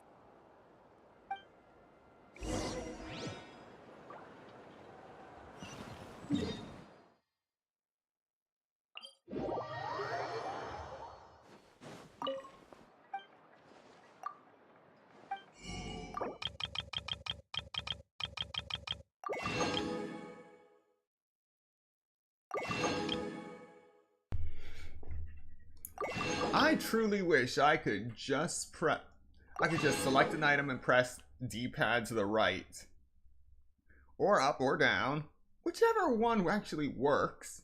And it will just bring item to purchase quantity up to the maximum. Because holding the L2 and R2 button, those precious seconds are seconds that could be used elsewhere more efficiently. Instead of just waiting for the number to scale up to the maximum.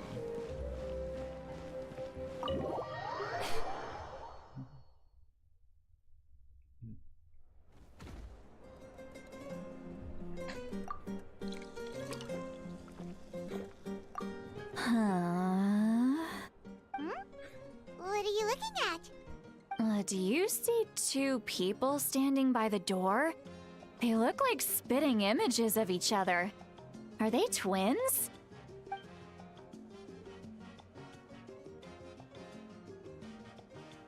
But Paimon only sees one person there. Huh? How could that be? I guess my mind isn't as sharp as it used to be. Give me another bottle, boss! Do you think she's drunk? Oh joy. I'd be surprised if she wasn't. There you go, miss. Oh my, it's not every day you get to see Granny Itzley here with some friends. Not to mention ones who've made a huge name for themselves recently. Oh, so you've heard of us? Of course I have. Aren't you the ones who saved Kachina and brought her back? No wonder you hit it off with Granny Xilonen.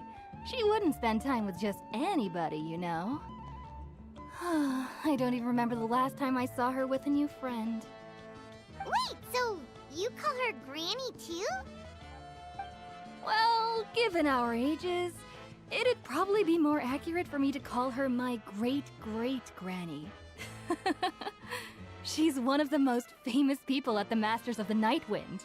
Most days, hardly anyone even dares talk to her. Huh? Gossiping about me right in front of my face now, are you, Chonka? Oh, please, Granny, I wouldn't dare. I'm just beyond happy to see you bring over some new friends. After all, any friends of our regulars are sure to be great customers too. All right, that's enough. Go on now. I'm sure the other customers would like to talk to you as well. There's no need to keep staring at me. I promise I'll keep my alcohol down until I leave. Well then, you have my thanks.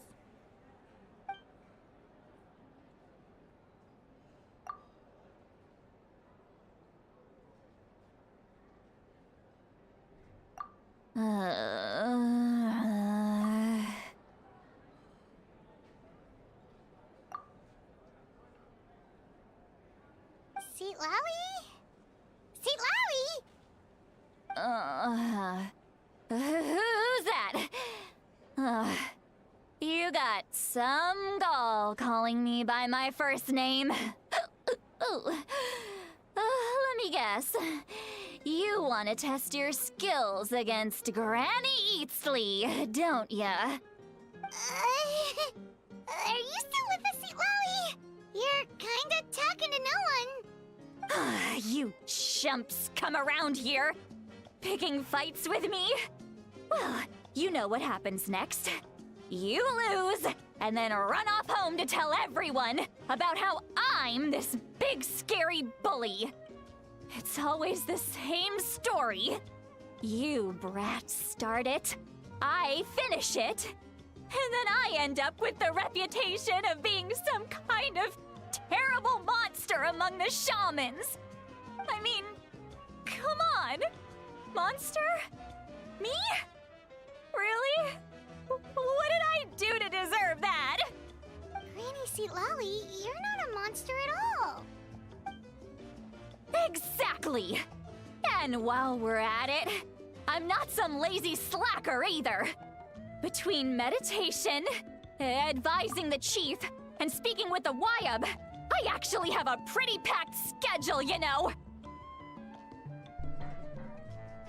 Am I the only one thinking that bartender back there looks like he has something to say about this conversation? Oh yeah. And I have to mentor all the new kids. Hey, new kid. Yeah, you. Guess I'm a new kid. Don't play dumb. Didn't I teach you how to find phlogiston? You see? I know my stuff. I'm a good teacher. You tell him. Absolutely. Thank you for all your teachings, ma'am. That's more like it. About dang time someone showed me a little respect. Yeah, Granny's a hard worker, all right. You can always rely on old Granny. Did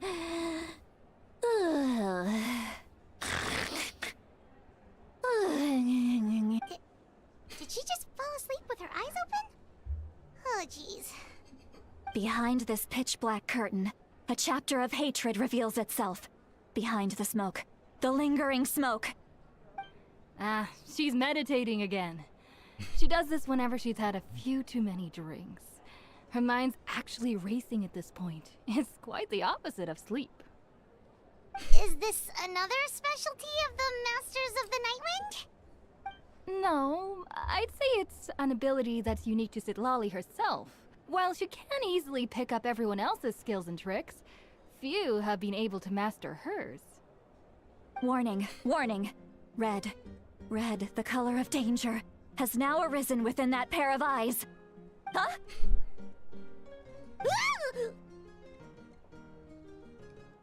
I'm starting to think she could give Mondstadters a run for their money.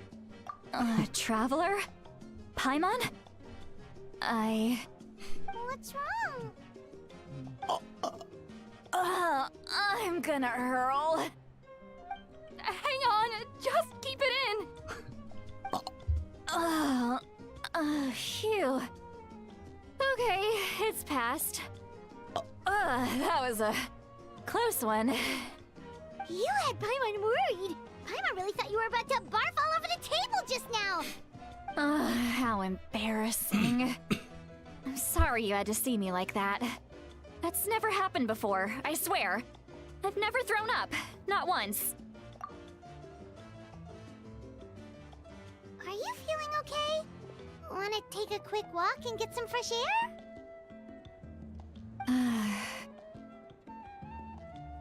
There's so much that I want to say, but I can't.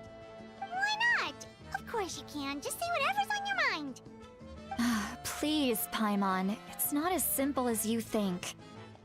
We've only known each other for a few days, right? What would you think of me if I were to start dumping all of my complaints on you after we've only just met? Oh, Paimon gets it. You're hoping that we wouldn't think less of you no matter what you're about to say. No, that wasn't my point at all! Seriously, don't you youngsters know anything about shame? I'm talking about shame! I've lived all these years and still can't get rid of it! Surely, you know the feeling too?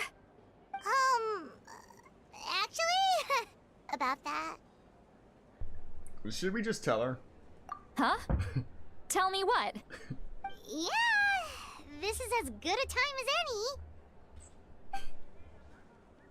Alright, Xilonen. Listen carefully and try not to get too upset. You describe the events that took place during Auroran's rescue as objectively, fairly, and impartially as possible. Xilonen shared some of her senses with you through a spell, allowing you to temporarily hear her thoughts.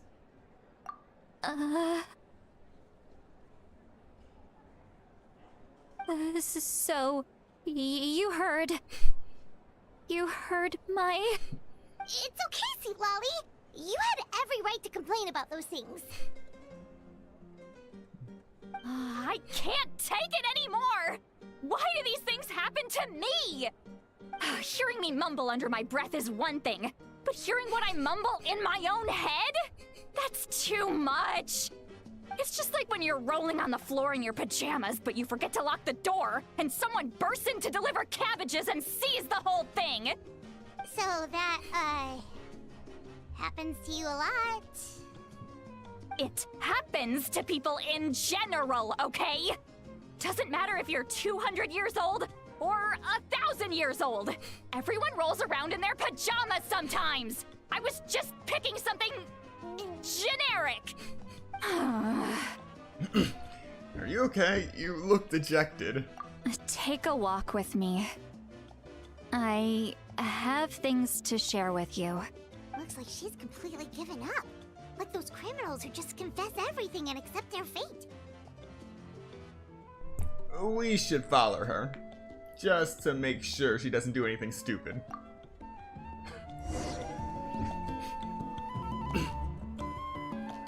Well, that was something.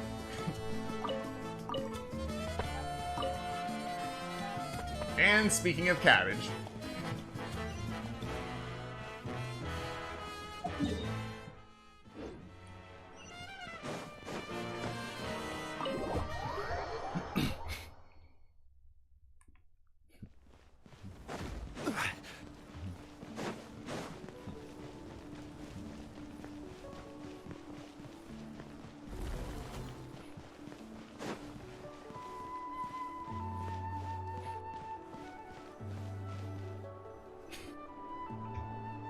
Well, great view, right? I love coming here by myself. Wow, it's beautiful! You're making me want to cry. Oh no, what do we do? Please don't cry! I was an expression, okay? A figure of speech. I'm just... embarrassed. Here you are thanking me. Even after you helped me all this time. Let's just have a casual conversation. It's easiest that way. Really? You don't seem like the kind of person who keeps things casual. Well, I guess I used to be more of a stickler for the rules. And you're right, I don't usually open up to the people of my tribe like this. I'm just an eccentric old hag to them. That story's been passed down so long, it might as well be true.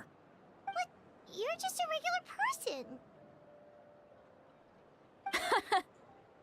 The kids of my tribe would have a heart attack if they heard you say that. Granny Eatsley is a powerful figure. Be careful around her. That's what they'd say. Well, you are powerful. Are they afraid of you? Some are. Others are mad I always come out on top. A few decades like that, and people stop knowing how to deal with you. What about you? Are you scared of me? We don't find you scary at all. Huh. That's because you're not from my tribe. You don't know how many delusions of grandeur I've destroyed just by existing. I make people realize that no matter how hard they work, they'll never become a living legend like me. Oh, not to brag or anything. Maybe it's hard to believe. Just pretend I never said anything.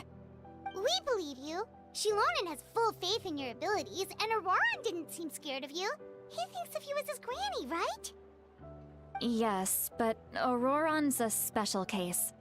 Mawika already told you about her plan. And you've given so much help to Auroran and me. You deserve to learn the full truth. Auroran's not like other people. As I mentioned, he was abandoned as a child. The reason being, his soul is incomplete. The Masters of the Nightwind view this as a bad omen, capable of bringing about illness and misfortune. No one knows who his parents were. He was just left on a rock in the wilderness. It's a miracle he wasn't devoured by some wild beast. The Masters of the Nightwind believe they can see human souls.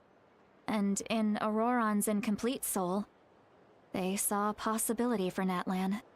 A possibility to turn Auroron into a vessel for lost souls. The ceremony would allow lost souls to gather within him.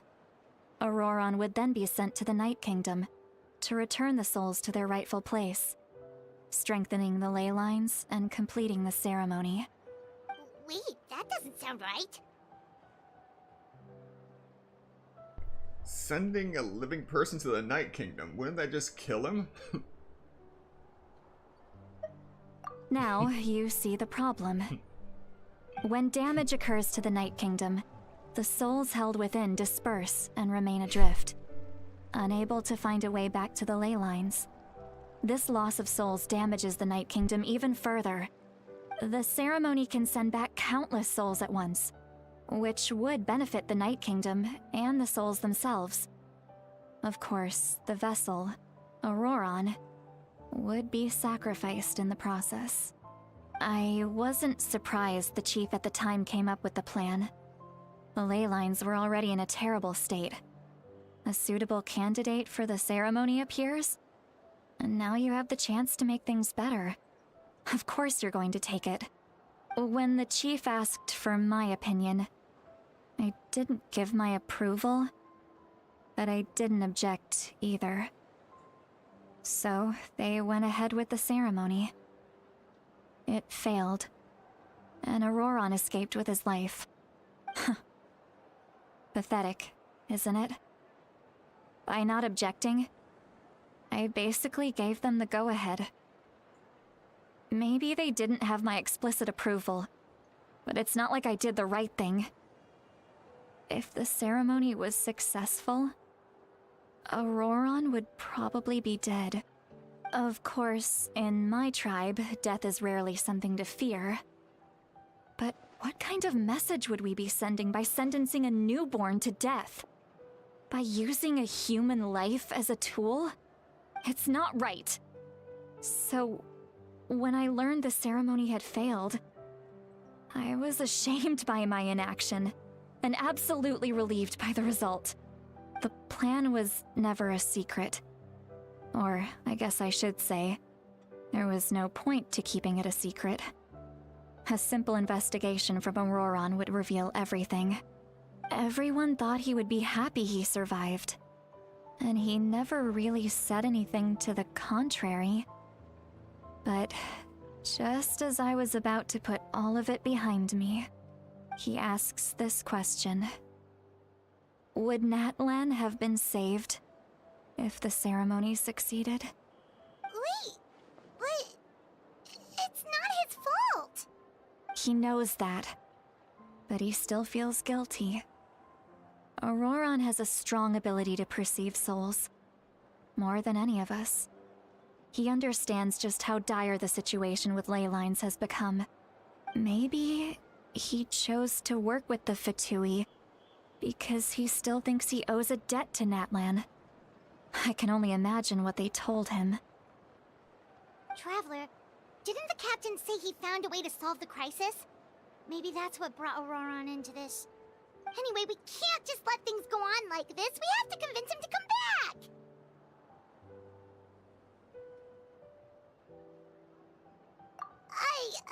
You don't look so good, Xilonen. Maybe you should head back and get some sleep. Probably drank too much. It's okay. The fresh air is doing me good. Okay. Forget that. I need to go home. I hit it a little too hard. You've helped me so much already. How do I even begin to thank you? Hey, we're friends, aren't we? Besides, you already said you owe us a favor, so you don't need to worry about us. Good point. Well, I'll go home and get some sleep. We can figure out our next move in the morning.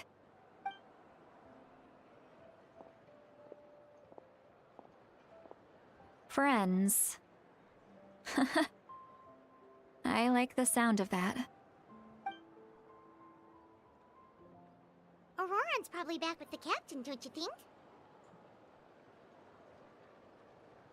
You mean about the backup plan? Do you really believe what the captain told us?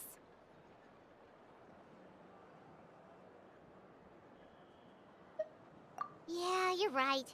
We should just go to her directly. But she's probably asleep. We can find her first thing in the morning. For now, let's... go to bed.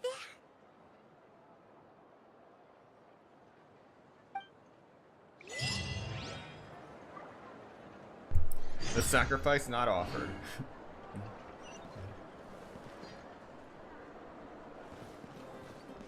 I'll return to the inn in a moment. Rise!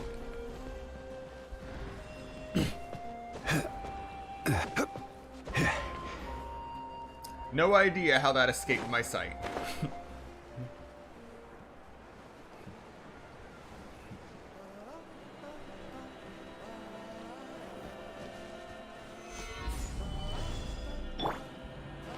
I see everything.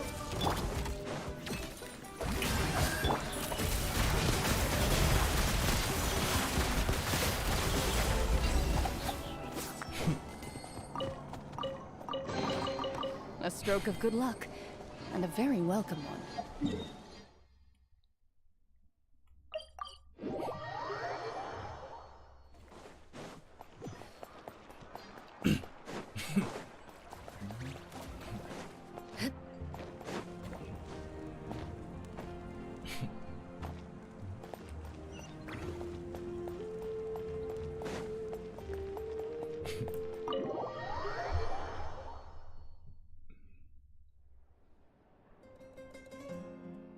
We're sleeping in a bed! Finally! Why is it so noisy outside? I would still have to sleep. Well, guess we should see what's going on. A precious 15 seconds.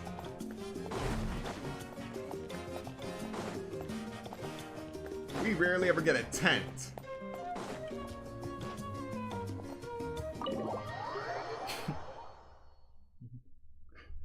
Alright, what do we got?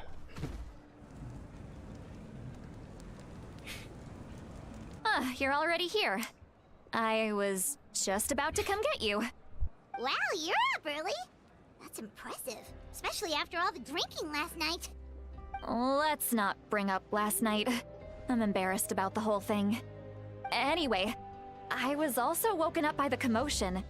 Looks like all the warriors from the stadium are on the move.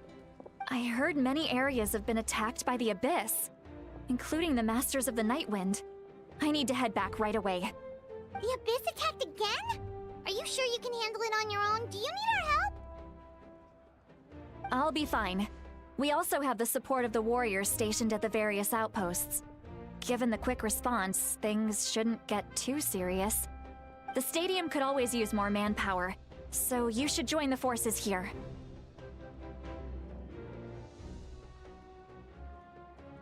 I'm done making excuses for him. He's not a child anymore. He needs to take responsibility for his actions. I was the one who vouched for him, so I need to report back to the Speaker's chamber. I'll accept however they choose to handle the situation. But I should be able to convince them to let me go back to my tribe first to deal with the attack. As for the ancient name, once we handle this crisis, I'll talk to Xilonen right away. Don't worry. I never forget a promise to a friend.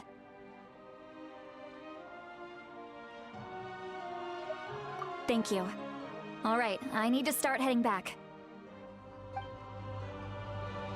She left in a hurry. The situation must be really serious. Oh, looks like a lot of people are heading to the stadium. Let's see what's going on.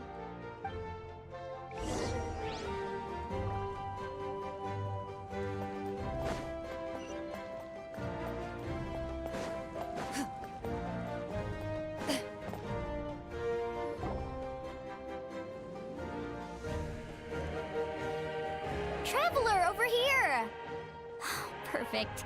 Our star Outlander has appeared. Oh, you're all here! What's with the whole Star Outlander thing? Just my way of saying how awesome you are. We've got a real emergency on our hands, so this is the perfect time for you to show off your skills. Alright, but can we get a quick rundown of the situation first?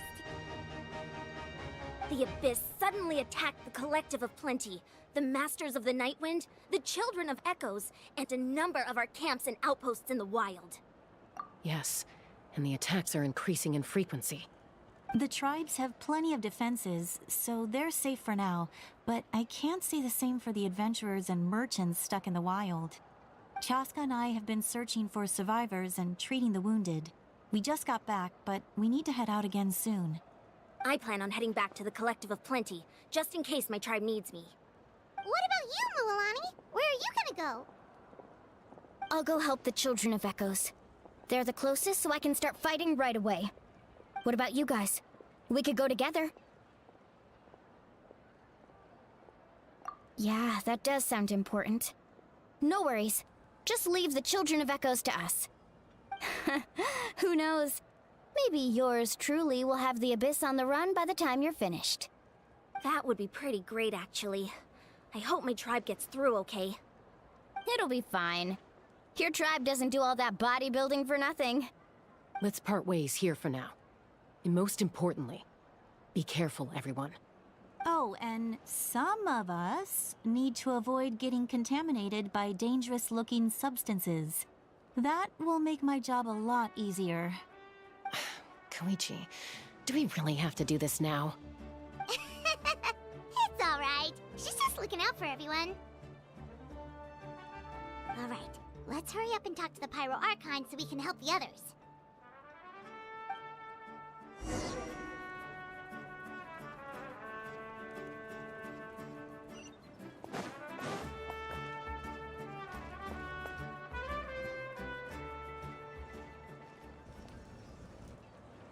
Oh, it's you two.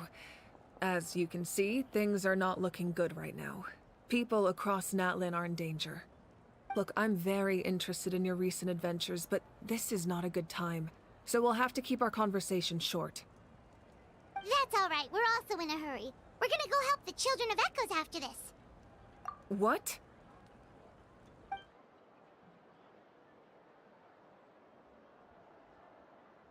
So he thinks my plan is too risky. He thinks I'm being stubborn. I shouldn't underestimate the Fatui's ability to gather intelligence. The Gnosis does have that function, but there's more to the story. I will answer you honestly, but you must help me keep this a secret. I can use the power of the Gnosis to save Natlan, but it comes at a heavy price. The Gnosis would drain all the souls and memories from the Night Kingdom and weave them into a giant net, which would surround the ley lines and protect them against abyssal corrosion. Wait, you can use souls to weave a net? But does that mean... Yes. It means sacrificing those souls in the process. Souls are just another form of life. The cruelty of this method is self-evident. The Night Kingdom not only houses the souls of the dead, but also our memories and legends. Using the Gnosis means converting all three into material for the net, erasing our history and culture. Even then, the net can still become corroded. If we cannot find a way to repair the damaged ley lines before that happens, then all those sacrifices are for nothing. Given the enormity of the price, it's a solution I refuse to consider right now. I want us to win, but I also care about how we win, and what that means for us in the end. Now it's true, both plans come at a risk, but after weighing our options, this is our best bet. I'm surprised the Gnosis has this function. It doesn't sound like something an Archon would do. Natlan is unique among the nations of Teyvat. Given the ever-looming threat of the Abyss, the Pyro Archons had to account for the worst-case scenario. Having a contingency plan is our duty, not just to the people of Natlan, but to all who live on this continent. Still, this has always been a well-kept secret. I'm very curious how the captain learned this information. Oh, one more thing? The captain said he found found another way to solve the problem. Could be equally as extreme, though. Without the Gnosis, he should have no other option. But I see no reason for him to lie. Seems like our only path forward is to track him down, so he can answer that question for us.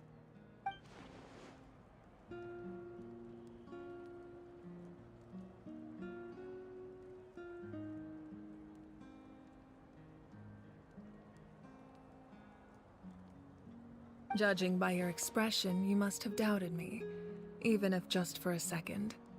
Not even a little! We would never— Wait, what are you talking about, Traveler?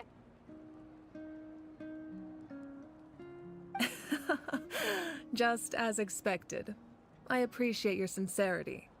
Maybe it was out of caution, anxiety, or simple curiosity, but know this.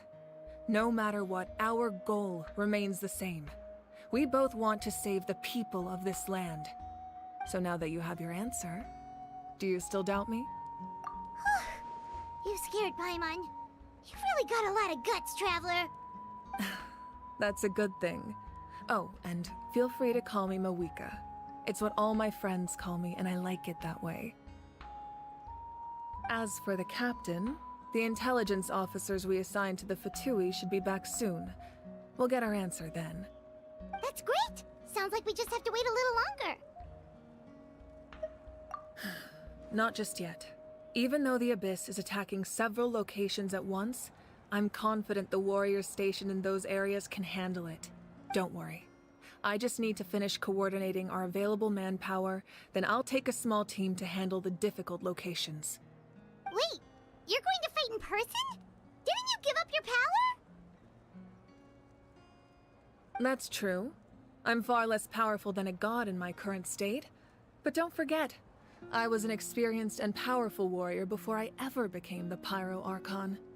No matter how you look at it, my duty is on the front lines.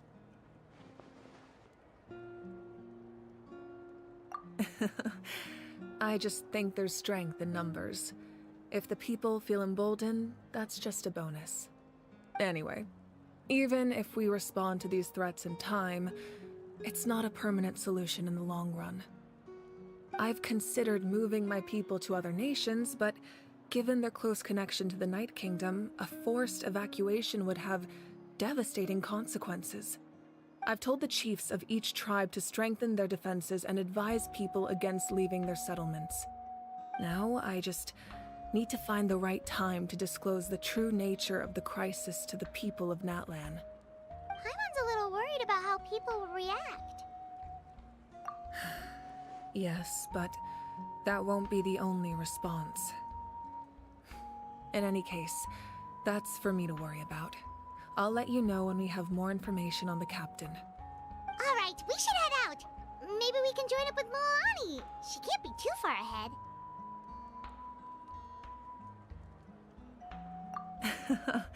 No need to worry about me.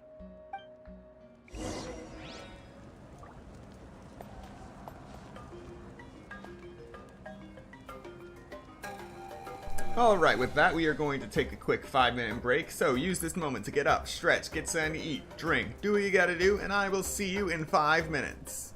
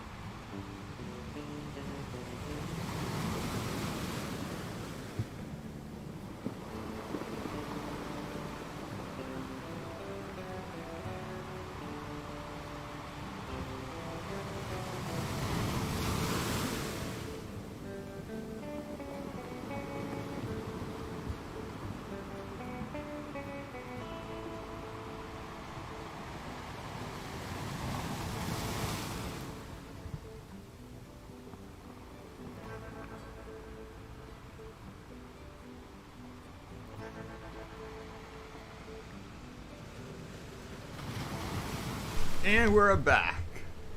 Ready to go save the Children of Echoes.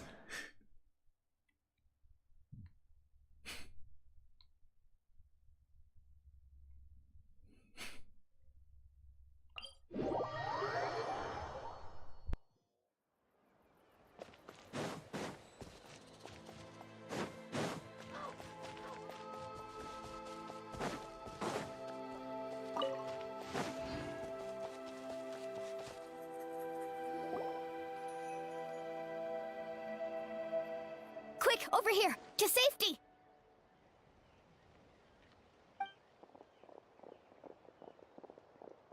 Kachina, how many people do you have left?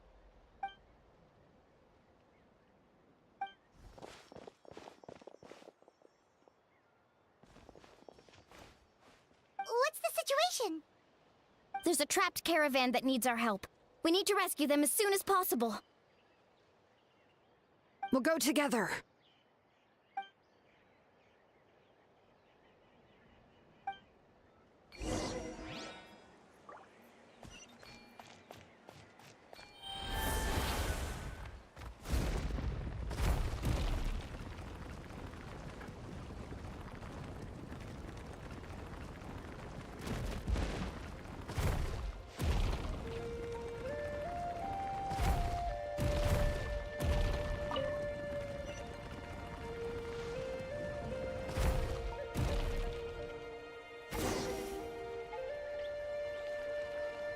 Stay safe. We've got this.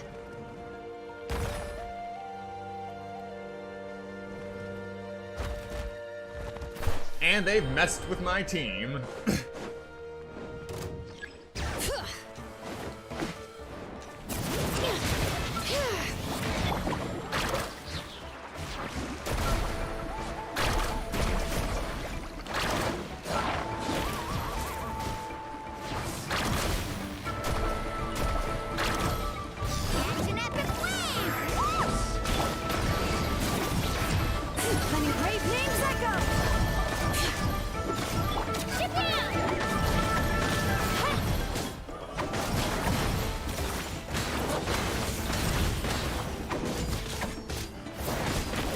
Well, at least things stay interesting this way.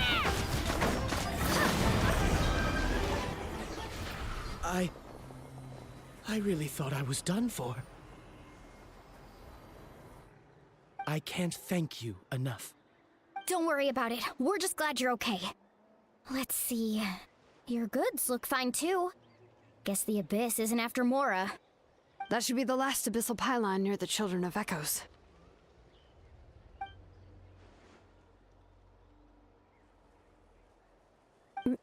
By the way, where's Xilonen?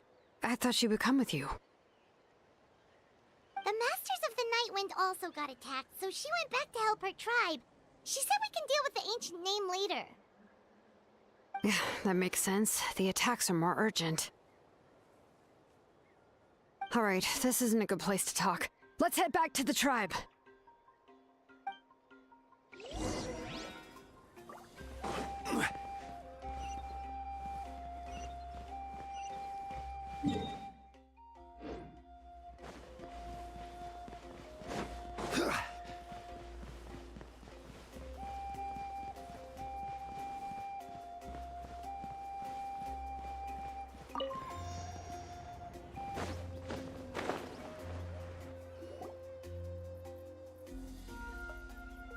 Looks like a few people were hurt after all. Oh, I should have got here sooner. The Abyss threw a lot at us at once. I rushed out as soon as I heard the alarm, and there were already so many monsters. Before long, Kachina brought over a whole group of warriors, and just like that, we destroyed several pylons as a team.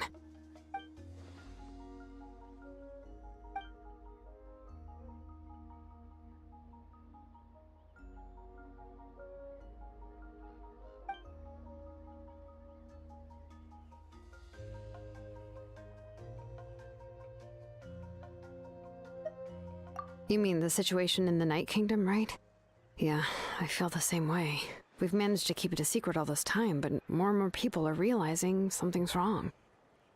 It's impossible not to feel anxious when things are getting worse by the second, and all we can do is wait. That just means we need to buy the Pyro Archon more time. Keep pushing, everyone. Every battle is worth something. You really are an eternal optimist, Mualani. You always find a way to cheer people up. Why, thank you. I guess it's one of my better qualities.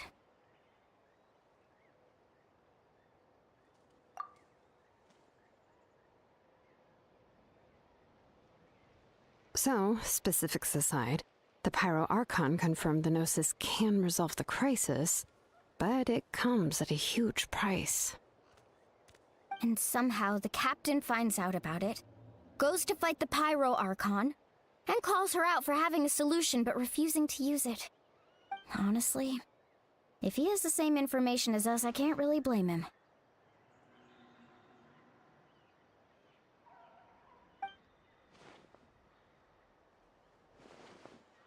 We talked to Moika before we left the stadium. According to her, the cost of the captain's plan is too high.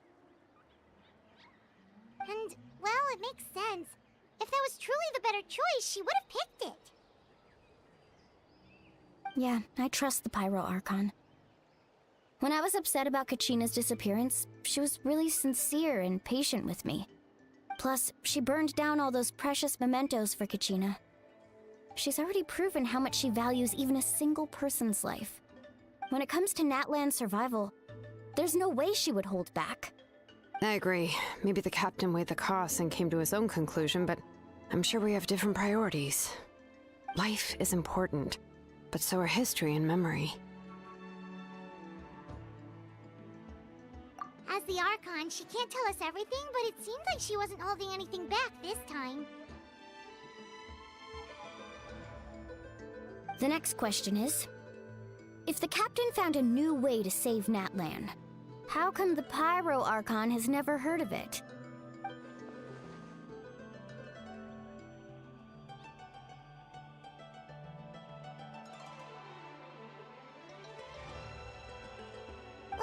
This is all super confusing. We still don't have enough information.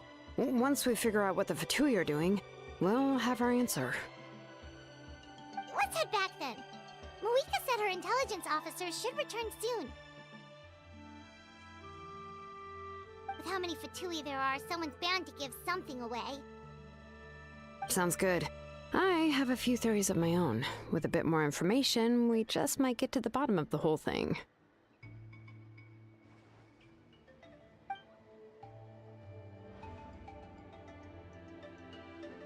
I was just about to ask. Count me in.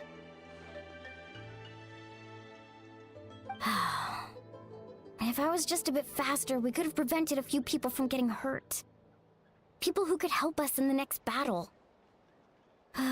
It's all a chain reaction.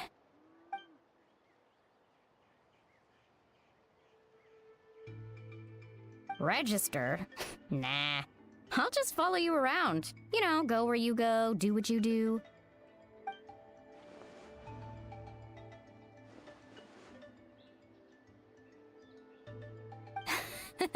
You got it.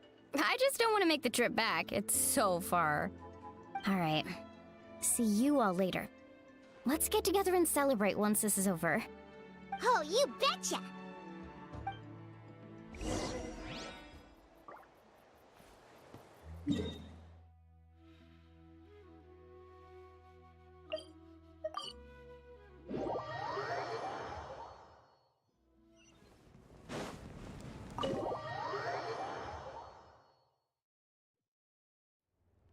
Moika! Oh, Chaska and Koichi are here! Wait, are you okay, Koichi? I'm fine. No need to worry. They ran into the Fatui while out on a mission and decided to follow them. The Fatui? Calm down and let me explain. Here's what happened.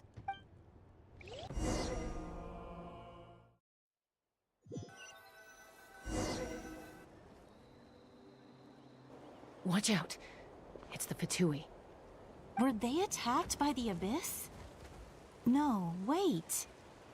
It looks like they're protecting a group of travelers. Over there. Do you see? You're right. That's a traveling group from Natlan. Could they be trading for something?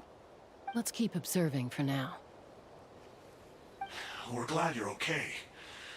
Given the appearance of abyss monsters all over Natlan, you should cancel your journey and seek shelter at the stadium or one of the tribes. Thank you so much. I wish there was something we could give you. We don't expect anything in return. We were out on a mission and saw you being attacked. It was our decision to help. If you truly wish to repay the favor, you can keep this a secret. If anyone asks, just say you were saved by warriors from Natlan. Oh, okay. We can do that. But... We're not asking you to cover up our activities. We haven't done anything illegal. Our captain simply wishes to remain undisturbed. Nonetheless, the decision remains yours. If we wanted to keep you quiet, we would have employed a harsher method. Got it. We'll get going now. Did you hear that? They mentioned a captain. Isn't that who the Pyro Archon is looking for? Exactly. We could be onto something big. Still, there was no trade.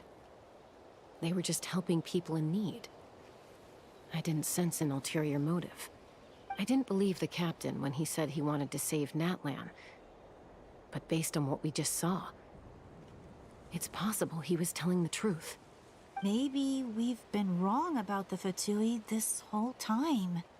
It's too early to say. Let's follow them and see what's really going on.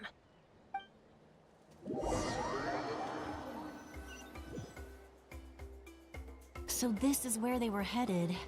Looks tricky. It's heavily guarded on all sides.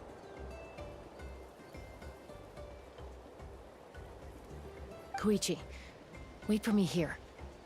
I'll go in and check it out. Oh, no you don't. How are you planning to get through all the guards? Look, I can use this terrain to my advantage. With our tribe's special way of getting around, I doubt they'll see me coming. We still can't see anything on the inside. What if you can't find cover? You won't have anyone to watch your back if you go in alone. The more heavily guarded the location, the more valuable the secrets. Even if the captain isn't here, we can still figure out what the Fatui are planning.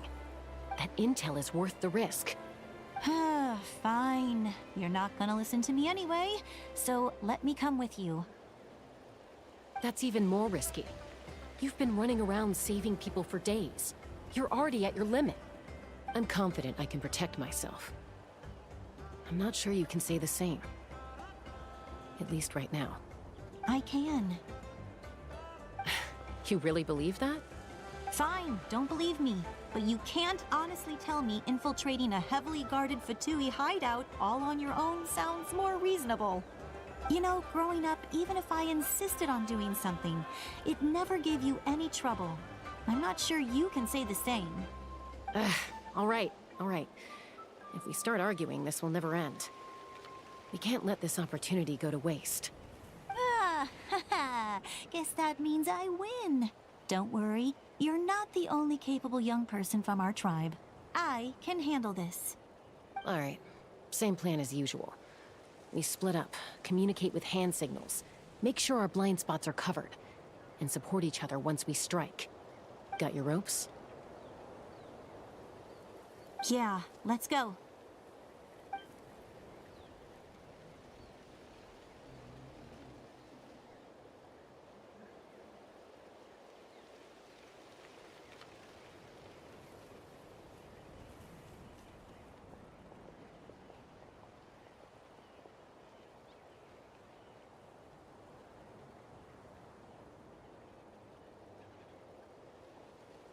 The Fatui have eyes all over this place.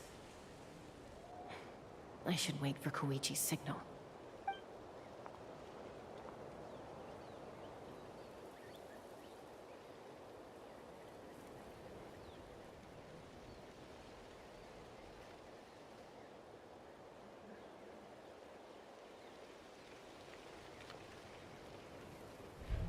Now.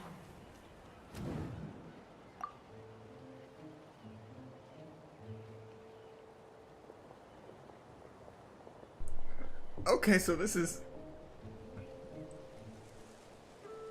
It's actually timed now. Not sure how many chances I'm gonna get. I need to act.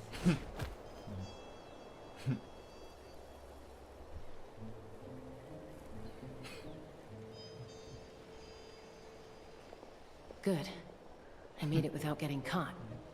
I should get to that platform over there. But it's guarded by the Fatui.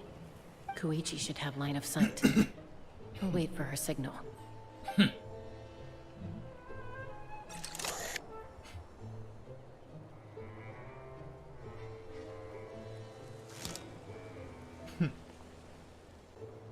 That's it.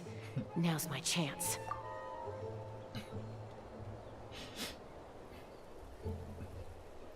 First person view.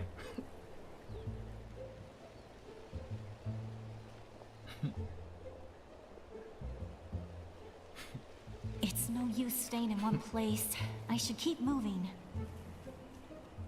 Looks like Chaska is helping me by keeping an eye on the Fatui movements. I'll wait for her signal.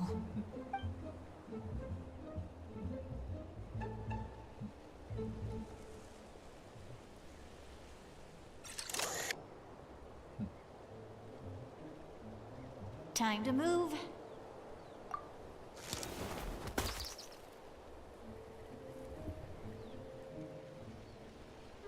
Whew. That was close. Almost got caught. Probably can't make it over in one go. I'll wait for my next chance. Now's my chance.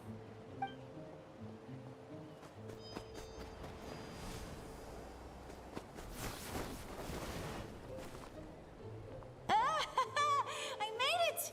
That'll show my sister. Let's see. The Fatui's occupying all the best locations. If we could just get past them somehow. Wait, I've got it!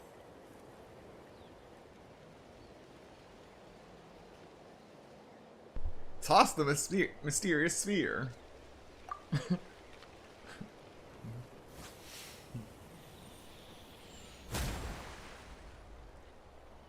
Oh no.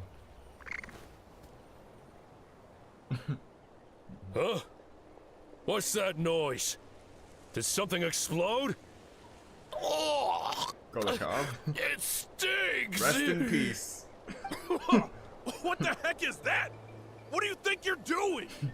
I could ask you the same thing! Good, they're arguing. Looks like they just needed an excuse. They've probably had enough of this job already. The people on the hill over there left to help their comrades. This is our chance. You just started a turf war. Come get me, Chaska. I hope she gets this hand signal. That's Koichi's signal. Smart idea. Alright, time to move. Give me your hand, quick. Coming!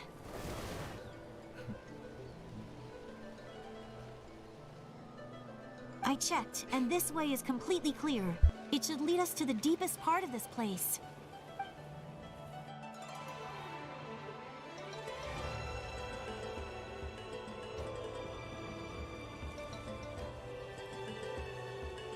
Well, I was pretty helpful, right? You know, everyone usually jumps at the chance to work with me. Not my own sister, though. No, she avoids me like her life depends on it. I was wrong, Koichi. You've done well. Wait, you're just gonna admit it? Now I look like the mean one. Let's focus on the task at hand. We're in the heart of enemy territory. The more time we waste, the more dangerous this becomes. All right. If you're not gonna take the bait, then I'll drop it. Looks like the Fatui are here to dig something up. I'm surprised they mobilized this many people. I doubt it's because they're interested in our culture and history. It seems like they're looking for a dragon relic called the Source Mechanism. The device is ancient. Barely any information survives to this day. And even people from Natlan don't know how to use it. Why would this be the Fatui's target? Not bad. Looks like it's in good shape. This should be what our Lord's looking for. Took us long enough. Come on, let's get this thing back. Back? Back where? Should we keep following? You really want to keep going? Of course. We make a good team, don't you think? No reason to stop now. What was that sound? Uh-oh. We've been spotted. Time to go. Falling rock incoming! Watch out for your gadget! What? You'll regret that! After them!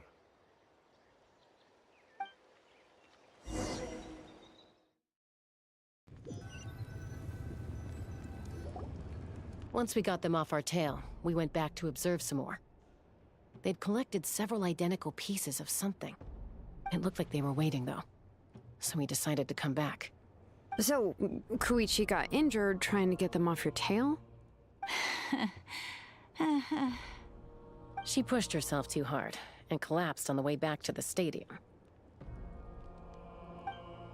Well, I didn't cause you any trouble while we were fighting, right? So my perfect record remains. You've done very well. I could make a comment on knowing your limits, but it's not my place. I know. I'm already reflecting on my actions. So, our current intel suggests the Fatui is after the source mechanism. The device is a complete mystery, even to us. What does the captain want with it? I have no idea. But it's safe to assume the device could serve a similar purpose to the Gnosis. Xilonen, I need you to gather every scholar in Natlan familiar with the secret source. Yeah, I'll get right on it. Thank you both for your hard work. Koichi, it's time for you to get some rest. Oh, and there are gifts from your patients waiting at the speaker's chamber. I've prepared a small gift of my own as a token of gratitude. I'll send it to your home along with the others. My patience. That's so nice of them. Guess that means I'm doing something right. You don't need to give us anything, Archon. We were just doing our duty for Natlan. I should take Koichi home now. Well, if Koichi doesn't want her favorite Saurus crackers, then... I accept. Thank you, Archon. What am I gonna do with you? There's some for the rest of you as well. They're one of my favorites too, so don't be shy. I'll start investigating the source mechanism right away. If I learn anything, you'll be the first to know. Yummy snacks!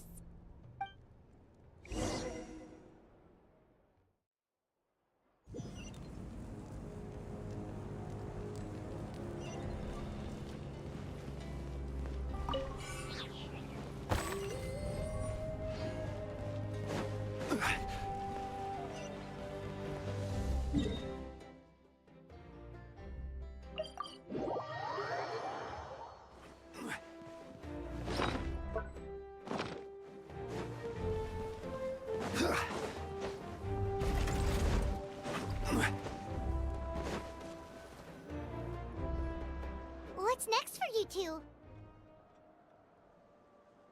I'm taking Koichi home. With our parents there to keep an eye on her, I can make sure she actually rests.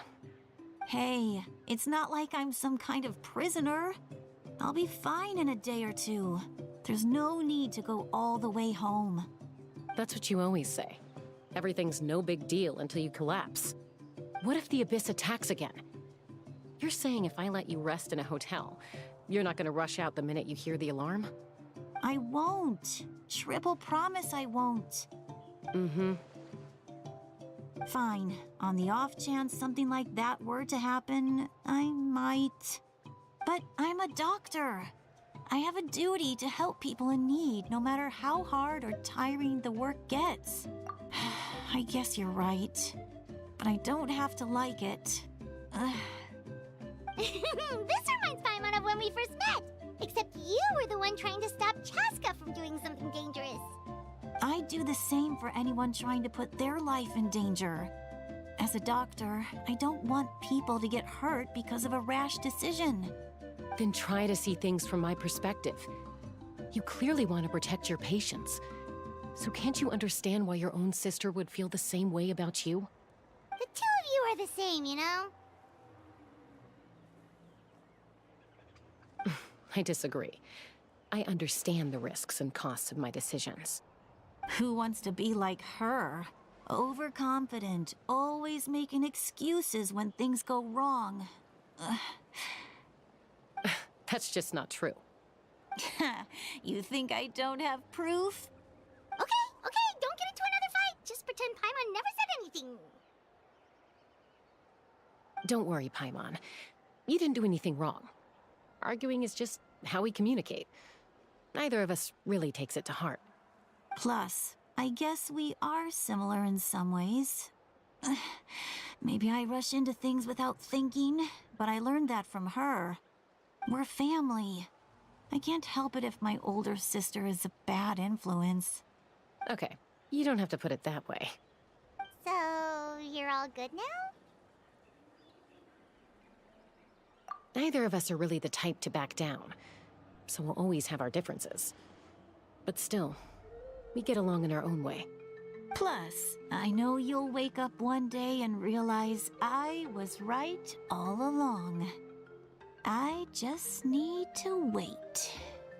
Be my guest. Come on, let's get you home. See you later, Traveler and Paimon. I'll be back once everything's settled at home. There's no rush. At least grab a nice meal with your family. Bye, you two. Take care of yourselves out there.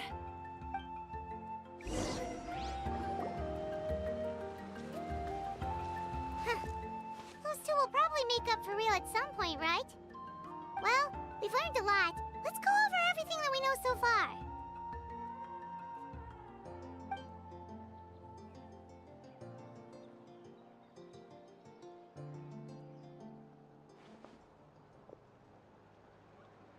Ahem. Sorry for popping up out of nowhere. Again. Why do you look so awkward? Oh, is there something you need from us? Okay, I won't beat around the bush. Oh, and I'm sorry for interrupting your rest. I'll treat you to some charcoal grilled steak to make up for it. Awesome! Just give us your orders! Hey, friends don't order each other around. I'm just here to share some news. Remember what we talked about before parting ways? Oh yeah, you mentioned how Auroron has always wanted to save Natlan, and something about his soul being fragmented. Paimon and the Traveler discussed it after you left, and we think Auroron is probably back with the captain. What do you think?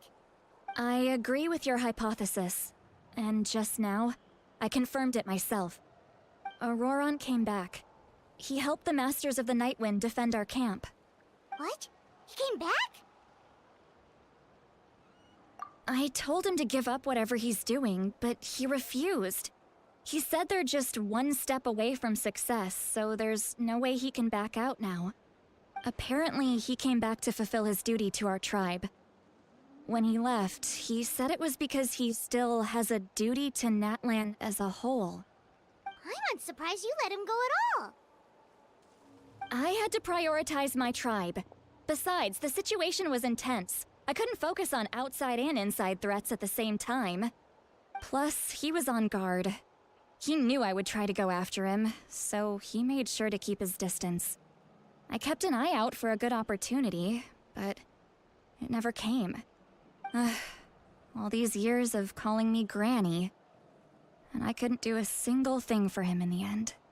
Don't say that! Your tribe all raised him together, right? That couldn't have been easy.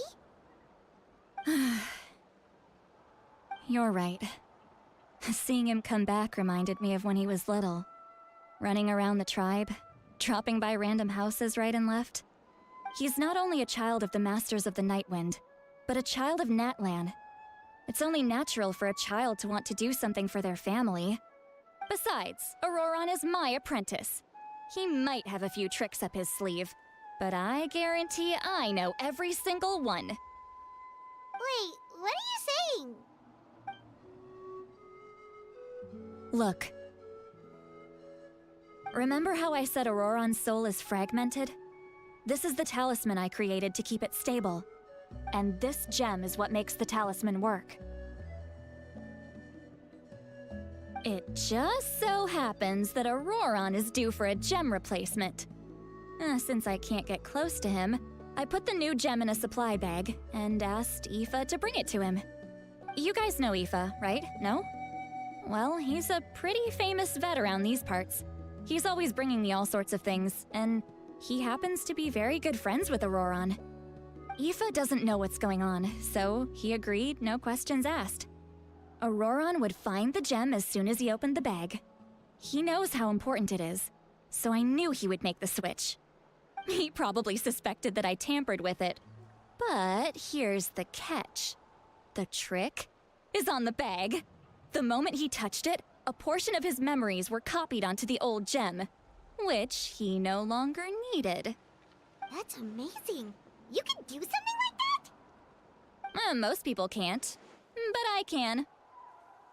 That trick he used to bring you to the Night Kingdom isn't anything special, by the way.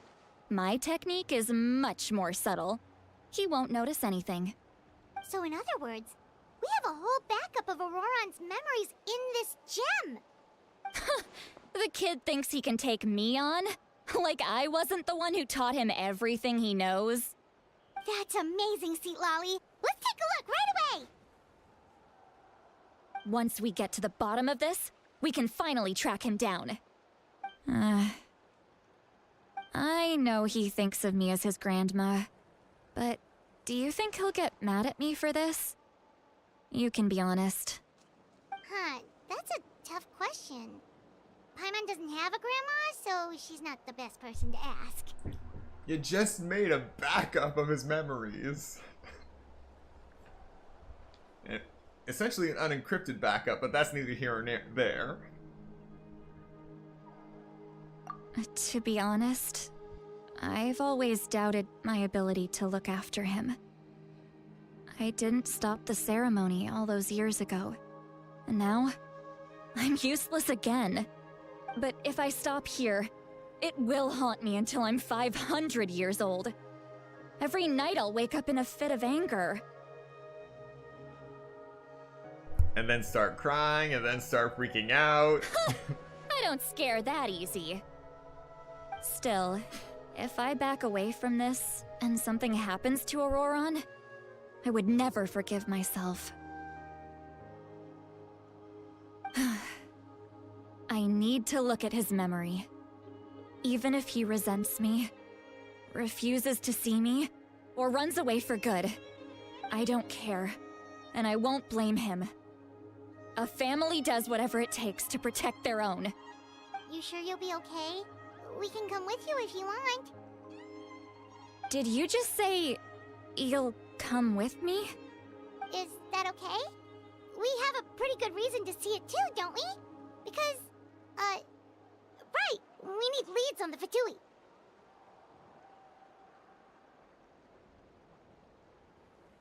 You really mean it? Oh, fine, you can come. Just promise me you'll see this through. No backing out. Got it? Don't worry, we're professional adventurers. Then I place my trust in your professionalism. All right, time to sneak into someone else's memory and engage in some, unwanted spying. You heard it here first. I wouldn't be doing this if I had any other choice. Yeah, it sounds like you're trying to convince the air around you at this point. Are you ready?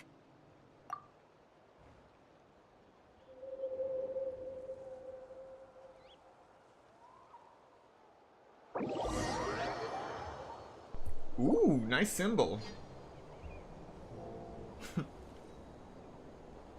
Look how good you're doing. You'll grow into nice big radishes in the future. Okay, note to self. Go back to Auroran's house and rob him of all his carrots. Just simple as that. I have enough radishes. He can keep those. And you? Aoife says you're taking up too much space, but I think you're a good tree. What do you think? Hey! How's it going, Auroron? Good. How are you, Uncle Okanbi? Ah, can't complain. What you up to? Naming your vegetables again? No, just some idle conversation. Sounds fascinating. What did they say? They told me you were coming and that you would take some produce with you. Ha! Only if you're offering. By the way, I ran into Aoife yesterday. He told me Chaska's fostering a saurian at his place. Said the thing trampled over a part of your radish garden. I hope you two didn't get into a huge fight. No, don't worry. I'll find a way for him to make it up to me. I've already wrapped your share of the produce. Here you go. You really knew I was coming. That's pretty amazing. Light up the smoke and you can see the path through the shadows. That's what everyone says. Hey, have you seen that strange group of people that just appeared out of nowhere? Appeared out of nowhere? I don't think so. It's the Fatui. Their leader seems like a big deal. He didn't bring many men with him, but they're all elite warriors. It seems like they're looking for someone, but I wouldn't go around asking too many questions. If you run into them, be careful.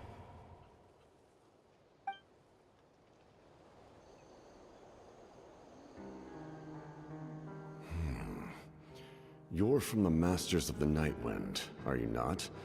Why do you live here alone?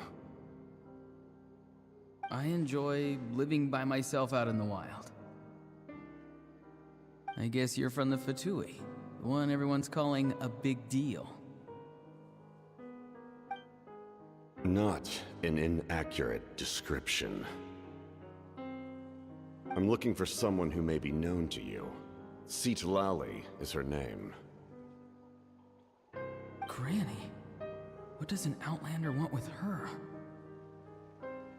I've heard the name. You have business with her?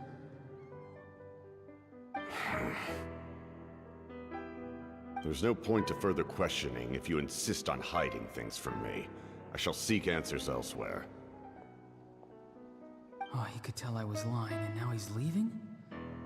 He gave up just like that? Hey! At least tell me why you're looking for Xilonen. It's none of your concern. I have my own means of tracking her down. Why are the Fatui looking for her? What does she have to do with them? I can't just let them go like this. I have to figure out what they're planning.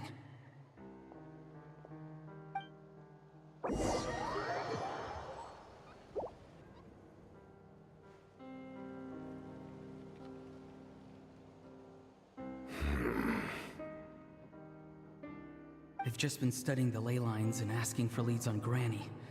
I can definitely rule out some sort of invasion. The situation has seen no true improvement. The Pyro Archon did not fulfill her promise. My lord! Ignore him. He is no threat. He knows I'm following him, but he doesn't seem to care. He's strong, I can tell. But there's something unusual about him and also familiar in some way. I can't describe it.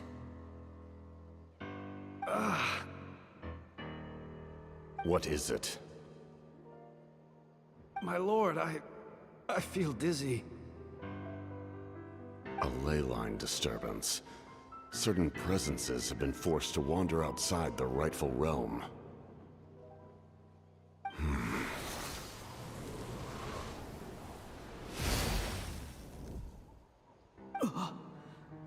That was a spell from the Masters of the Nightwind. How did he know that? Is he sending those escaped souls back into the ley lines? did he do that so easily? Soulfaring is supposed to be extremely difficult. This could be related to why he's searching for Granny. I feel much better. Thank you, my lord. Think nothing of it. Stay vigilant, and continue to gather information. The Abyss could attack at any moment. If you notice any irregularities, assume drill formation and be prepared to fight. However, there's no reason to over-engage. Information is our first priority. Yes, sir. Why are the Fatui fighting against the Abyss? Do they really mean us no harm?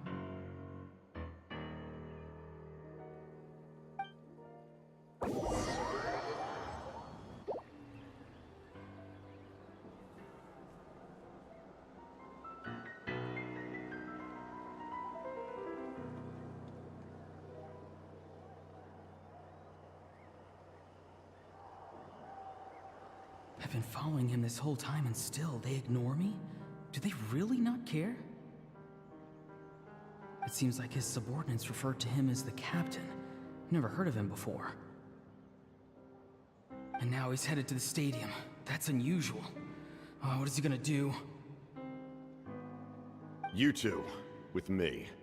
Everyone else, wait here as instructed. Send word to the other teams to retreat immediately if this fails. Yes, sir.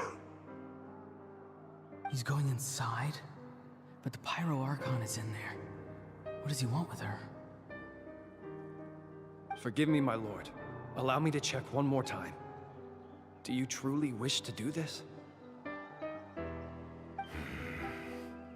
The time for idle observation is over. It now falls on me to act. This nation is out of time. Yes, sir.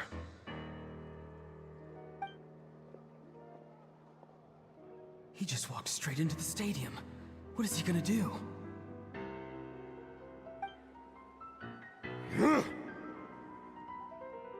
They're both incredibly strong. How long will they have to fight until someone comes out on top?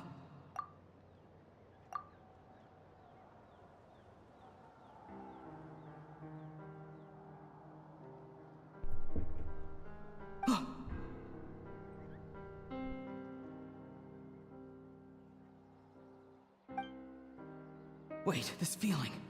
Just like the other day near the ley lines, it's faint, like a soul's trying to escape. Where is it coming from? Is that why he's looking for Granny? If he dies here, then all clues will be lost.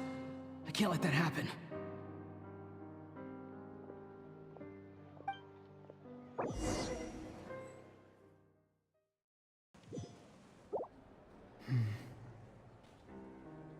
As for you, I must confess, I did not expect that little trick of yours to save the day. No matter how dense the fog, as long as the sun remains, we cannot turn day into night. She could have dispelled it. She simply chose not to. You don't have much time, and you're injured on top of that. What do you plan to do next? I'm beginning to see just how useful you may turn out to be. You heard something from here, didn't you?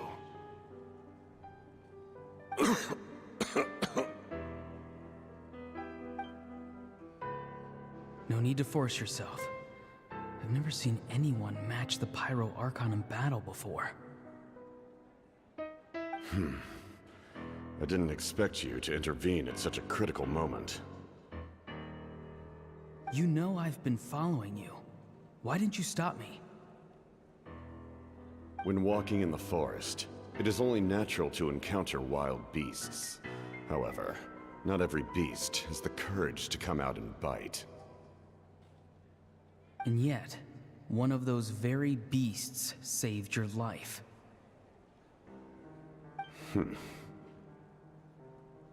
Then speak. What do you want? I didn't save you because I wanted something. My soul is more perceptive than others. I can sense that the ley lines are extremely weak. I don't know what the Pyro Archon is planning. Can she really save us? The questions you asked her just now, well, I've had very similar doubts. So I felt like I had to help you.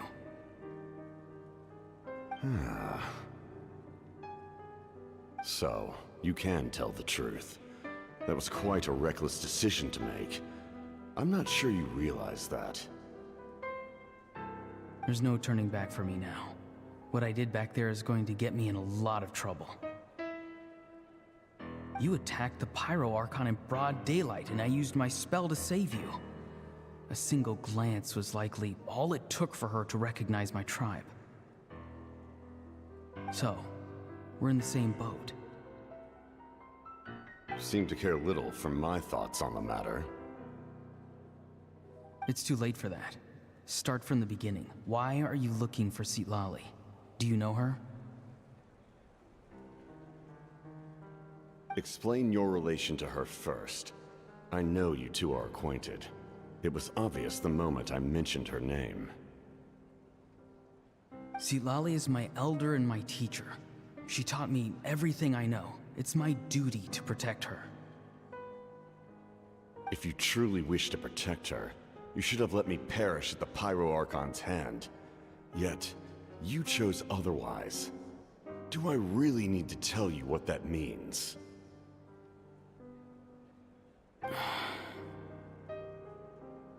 I want to do something to change Natlan for the better. Something I can accomplish with my own two hands. You're stranger than anyone I've ever met. But maybe, just maybe, you can show me the way. Strange. Xilonen is said to be the legendary Granny Eatsley, someone capable of communicating with the Wyub, and the Wyub are the key to information on the Night Kingdom. Why do you need knowledge on the Night Kingdom? That is not something you need to know. Don't forget, I saved your life. Do you not believe the Fatui capable of betraying a debt? People can lie, but souls cannot. I can tell there's a weight to your soul, a sense of justice. You may not live among your tribe, but you certainly know their tricks. I apologize for my rash judgment. You are more capable than I imagined. Let's go. We'll see if you have what it takes to join my plan.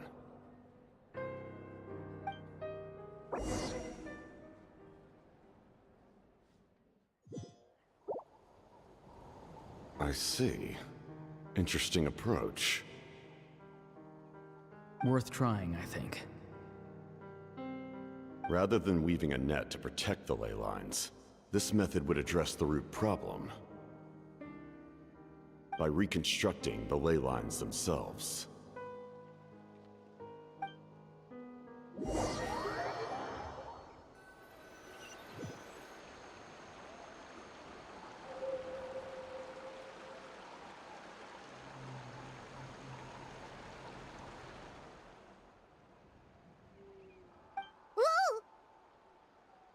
Traveler, Paimon. Are you two alright? Paimon's fine, just, a little dizzy. Of course. I'm just... Oh, I'm so mad at him!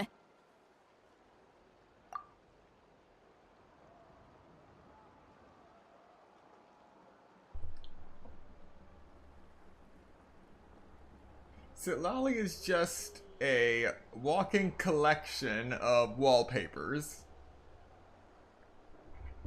And if Hoyoverse doesn't make a wide selection of Xilonen wallpapers with how much work they put into her expressions, then they are missing out big time. After everything, he still can't let go of the past. For some reason, he thinks he owes something to the people who cared for him. Stubborn, self-righteous fool. Where's that gonna get him? Now that he's all grown up, he thinks no one can tell him what to do? He thinks he can just run away whenever he wants. I'll show him. If he tries to run one more time, he's got another thing coming. Maybe stubbornness runs in the family. Like grandmother, like grandson, as they say. Is that supposed to be a compliment? Huh, that kid's got nothing on me.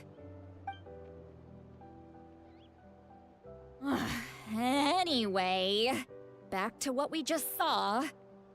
I don't even know what to make of it.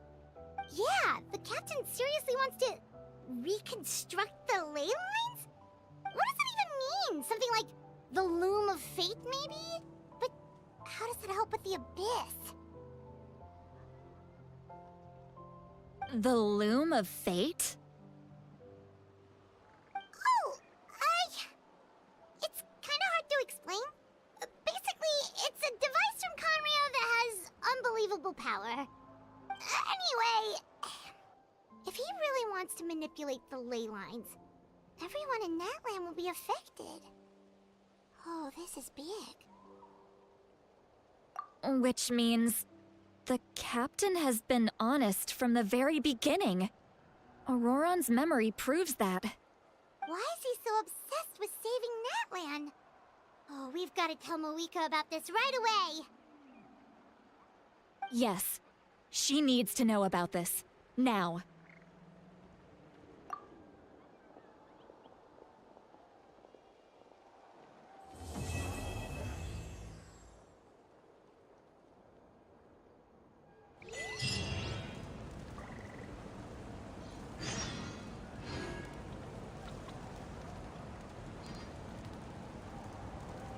Alright, now for the next part, beneath the secret source.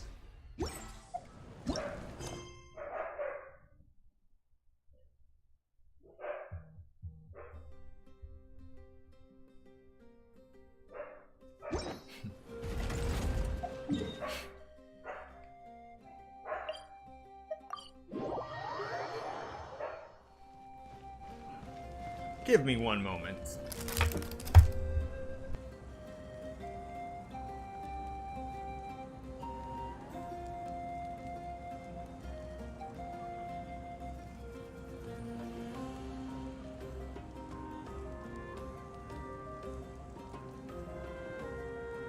Osmanthus wine tastes the same as I remember. But where are those who share the memory?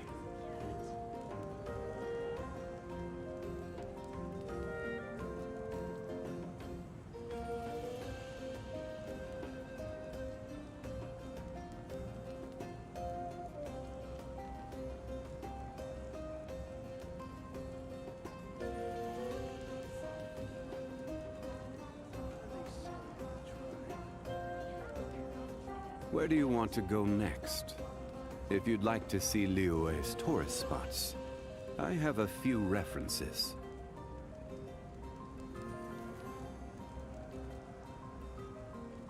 Osmanthus wine tastes the same as I remember. But where are those who share the memory? Alright, that's enough of that.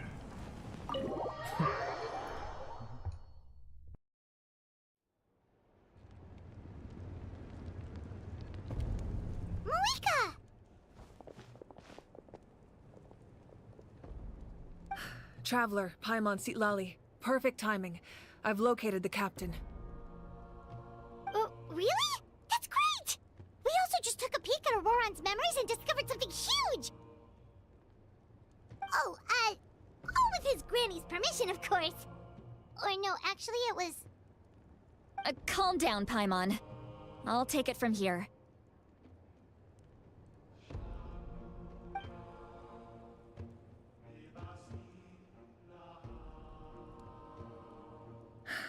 So the captain was searching for the source mechanism to reconstruct the ley lines. If his plan is already in motion, that means he knows exactly how to accomplish his goal. We have to stop him. Is reconstructing the ley lines a bad thing? Yes. It's not a simple fix. It would mean sacrificing nearly everything contained within the current ley lines, very similar to the price of using a Gnosis. If he activates the mechanism, it's all over. We need to mobilize our forces as soon as possible. But what forces do we have? Kanich, Xilonen, you two, and myself. All other warriors are working to push back the Abyss on the front lines. But that's barely any people! Not to mention you lost your power, and they've got the captain on their side! Oh, maybe we really should get Citlali to break Auroran's legs. That won't help us with the captain, I'm afraid. In any case, the Masters of the Nightwind are in urgent need of manpower. Citlali, I was hoping you could head back and help defend the tribe. All right. I understand where I'm needed. I'll head out right away. Don't worry about your grandson. We'll figure something out for sure. I'll leave him to you all then.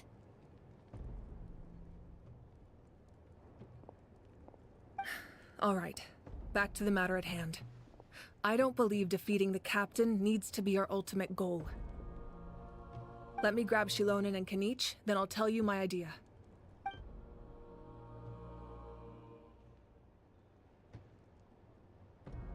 As you all know, Auroran is working with the captain and we need to stop their plan. The captain is a formidable opponent, but that shouldn't deter us. In any case, a head-on confrontation isn't the best way to solve the issue. Their plan hinges entirely on a single element, the source mechanism. If we leverage our forces, we can destroy it, and then success is ours. We'll head out together. In the event that a confrontation becomes inevitable, I'll stall the captain while you advance.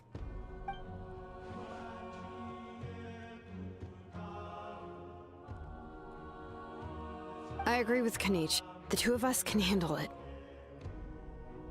Listen to my plan first. Kanich, I want you and Ahau to launch an assault from the front and break through the Fatui defenses. The captain won't be on the front lines. As a seasoned warrior, he'll be stationed in close proximity to the device to ensure its protection.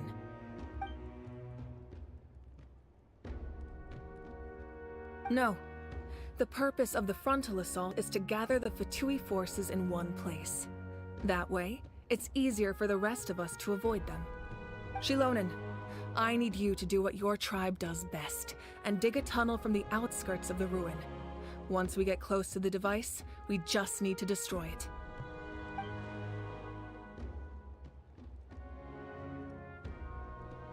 Exactly.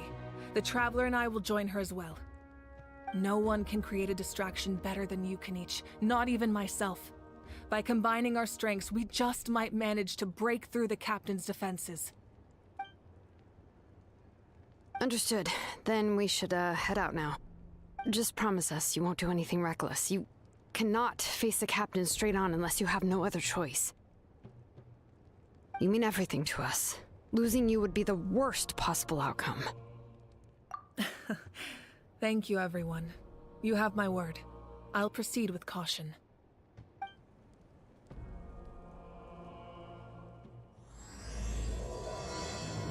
Time for Act 4. The Rainbow Destined to Burn.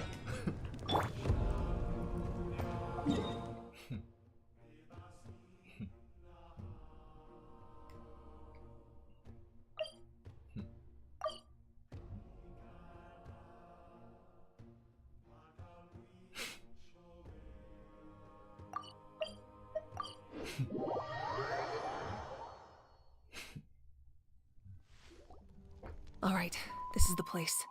Their tunnel must be behind that gathering of Fatui guards. Any of the nearby mountains could be a good infiltration point, but if we want to stay under the radar, we should approach from the side. There are only a few Fatui stationed around the perimeter. We should take care of them first so they can't alert anyone.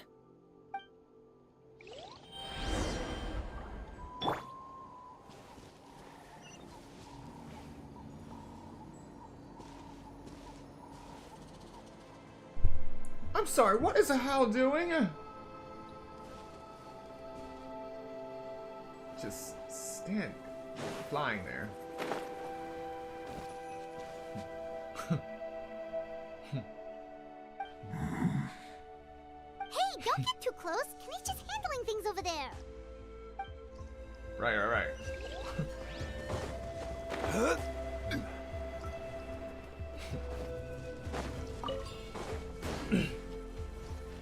Who are you? Let's hope you put up a good fight.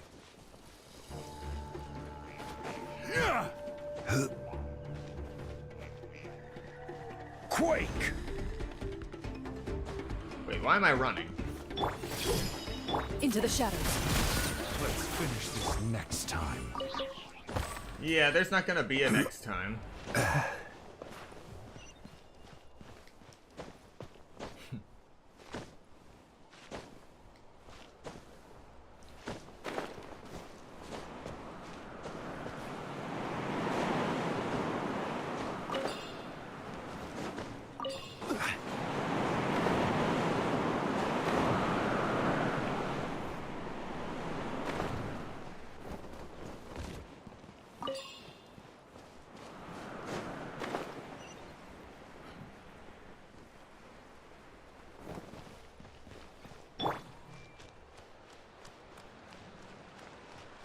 Everyone hold hands.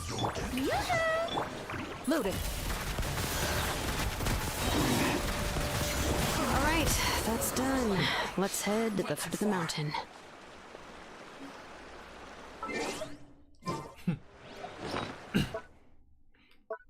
Okay, what do we got here?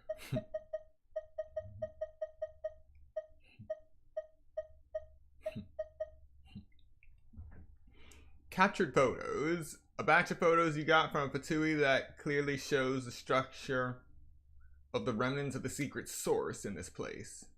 This picture shows a special mechanism with a very noteworthy shape. Huh. What do you think, Xilonen? Is this a good spot? Yeah, looks good. We'll take it from here.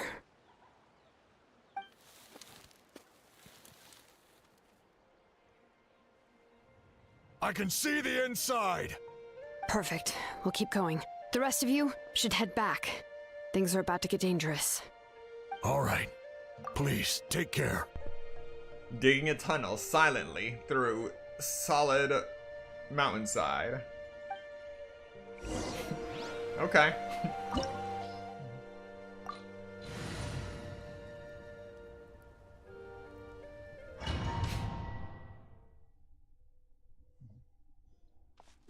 The Fatui wouldn't concentrate all their forces in one place. There's sure to be guards on the inside, so stay sharp. Oh, nice job smashing those rocks, Moika. You look super cool. Ah, that was some expert level rock clearing, even by my tribe standards.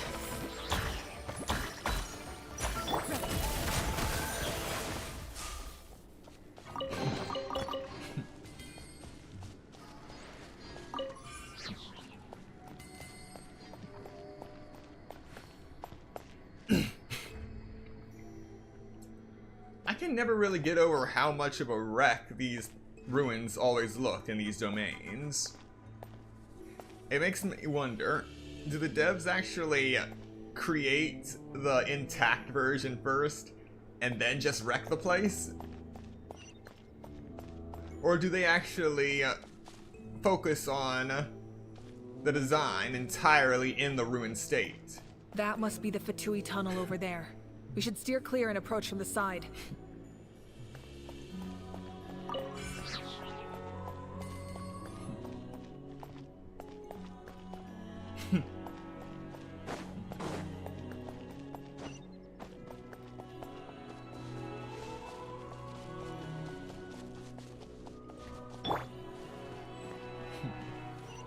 The door of resurrection has been activated. Wherever it is. Solidify!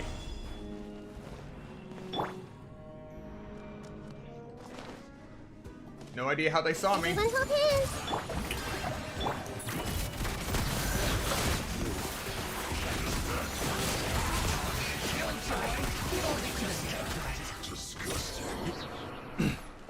I don't need to run from debt.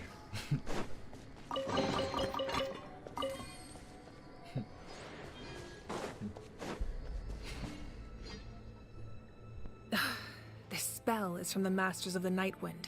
It's Auroron's doing. They're probably trying to buy time.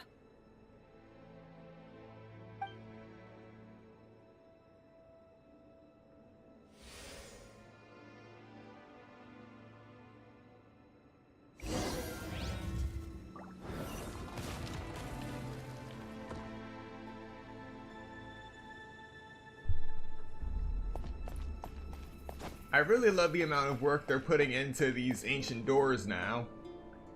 It started out with a simple rolling stone door, but now we're getting into more intricate doors.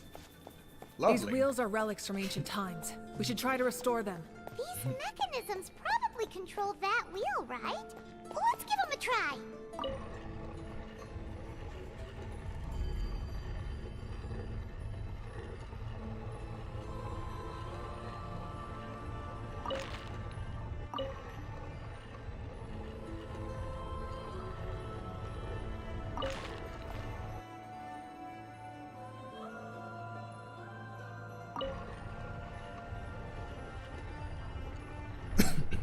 Okay, I get it now. There we go.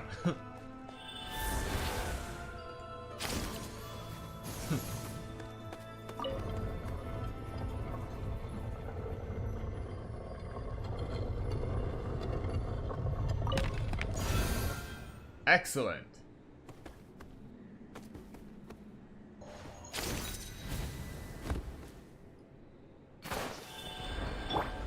Gather!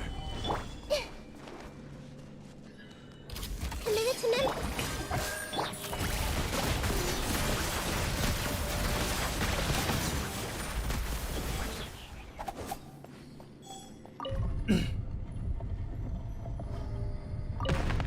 You are in the way. Move, move.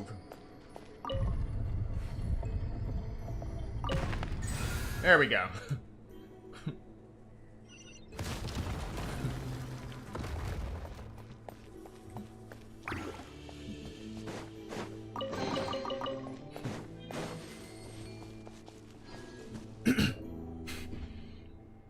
Now, if I was using my team with Wanderer, I'd fly over there, get a good look at it. And I fell off the edge. Wonderful. Outstanding.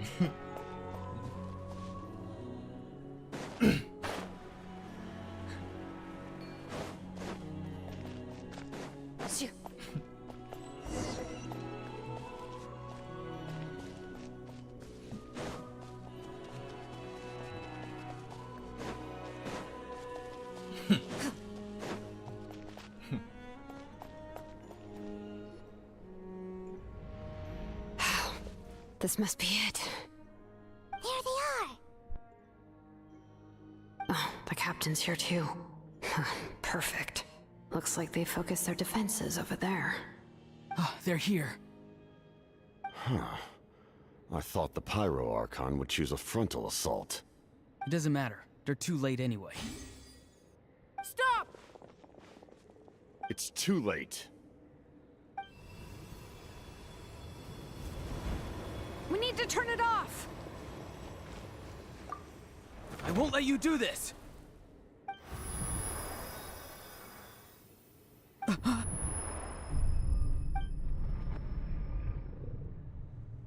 The sound of lament?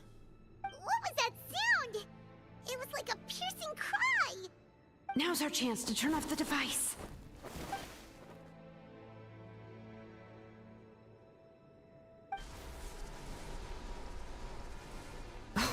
Auroron?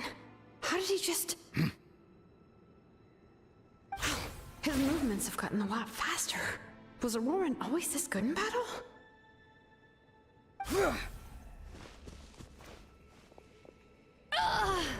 This ends now! Huh?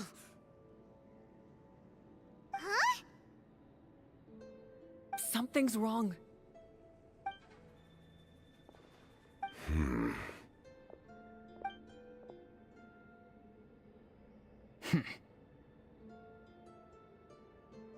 You are not Auroron. Who are you? What? Commander. You. Oh no. So, you still recognize me, Commander? I'm glad. Although, I believe you have some more pressing concerns at the moment.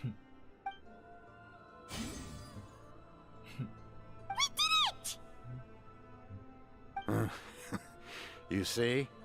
You indulge your sense of honor for just a moment, and now you've lost your chance. Even now, you're still the same as ever. His voice is completely different. Is someone inhabiting Auroron's body? Stop worrying about other people's survival, about their losses and sacrifices. You just need to win. That must be why I've returned. For this moment. Please finish what you set out to do, Commander. I didn't expect to see you here, but I have to disagree. Abandoning one's comrades is not the way of a warrior. Why do you care about a doomed man? I know you can see it. He's already close to death. After all, his soul has been incomplete from the start.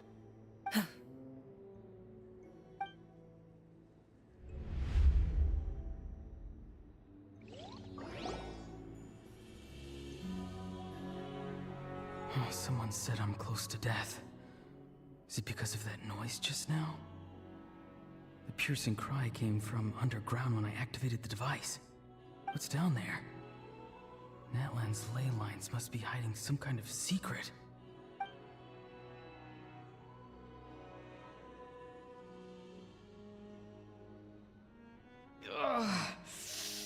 Am I dying? Oh, no. It's too soon. Ah, Auroron, it's you. What'll it be today? Oh, why the long face? Don't tell me you still haven't let that go. I knew it was a bad idea to tell you. I heard everyone wanted me to be the savior. Savior? Ha! Sounds nice, doesn't it? But, does such a person truly exist? Even if they do, why would you have to become that person, hmm? Auroron, is that you? Oh, here, have a seat. Let Granny cut you some fruit. We just got a fresh batch. Can I get you anything else? Some grilled meatloaf, maybe? Ask for anything you want. We've got plenty of ingredients. What about those spiced rub mushrooms you made me last time, Granny Kuimi? Ah, you liked those, did you? An outlander taught me that recipe, actually. A merchant, to be exact. Never thought about going into business yourself, my boy? You could travel all over. Our Auroron? A merchant? He's far too honest for that line of work. Well, at least an honest merchant like him wouldn't prey on old-timers like us.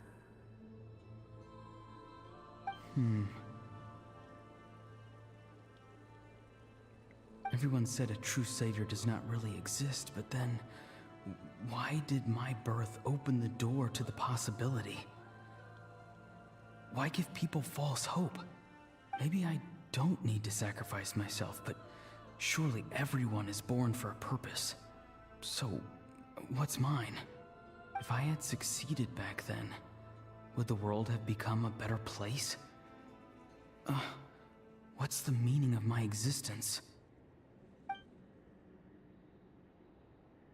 Done spacing out, Auroron? Did you finish your homework? Yes, Granny, it's just... Will learning all this really make me as strong as you? not. I'm a special case. Other shamans study their whole lives without reaching a fraction of my abilities. Because you're a genius, right? You could say that. Or maybe I've just been alive longer than the rest of them, and picked up a few tricks that they didn't want to touch. It's rude to bring up a woman's age. Never do that again, no matter the circumstances. I wasn't the one who brought it up. Anyway, class is canceled tomorrow. Go have fun. What about my homework then? Do what you want. What use is it being as strong as me anyway? You've seen how the tribe treats me. They're all afraid. I try to go about my business, and they practically tremble in fear. Not the most fun way to go about living one's life, I'd say. Take it from me. The happiest people are the ones who do their own thing. So do what you want, Auroron. No matter what anyone else has to say. Granny didn't say it outright, but I think she was trying to comfort me. Don't force yourself. Don't beat yourself up over the past. That's what she always says. But I never forced myself. I never even got the chance to try before it was all over. Hey, you zoning out over here again? There's such a thing as overwatering the radishes, you know. I was just looking at the aphids. Something interesting about them today? I noticed some on the ground. Maybe it got too cold yesterday and they couldn't handle it. Bummer. Guess that means less honey this year. Aoife, do you think being a vet is fun? Fun? I'm not sure about that. Do you think planting vegetables is fun? Fun enough, I guess. I don't have anything else to do. Exactly. Most people live like that. No special purpose or calling. That's just how the world works. Oh, jeez. That troublemaker's at it again. Auroron, my man, come inside and give me a hand, would you? Why should I? I thought being a vet was no fun. Well, I guess there is a fun part. Trying to outsmart these rascals. Come on, give me a hand. Maybe Aoife was just too nice to tell me the truth. That attempting something above your capabilities will kill you.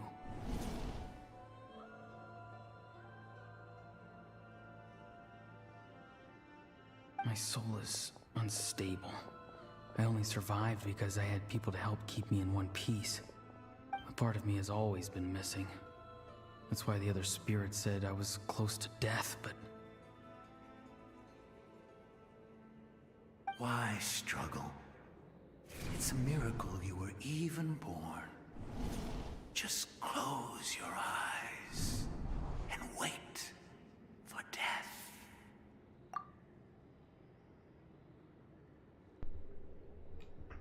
I'm sorry, why is a Conriad showing up in his last moments? It was you, the thing that came out of nowhere.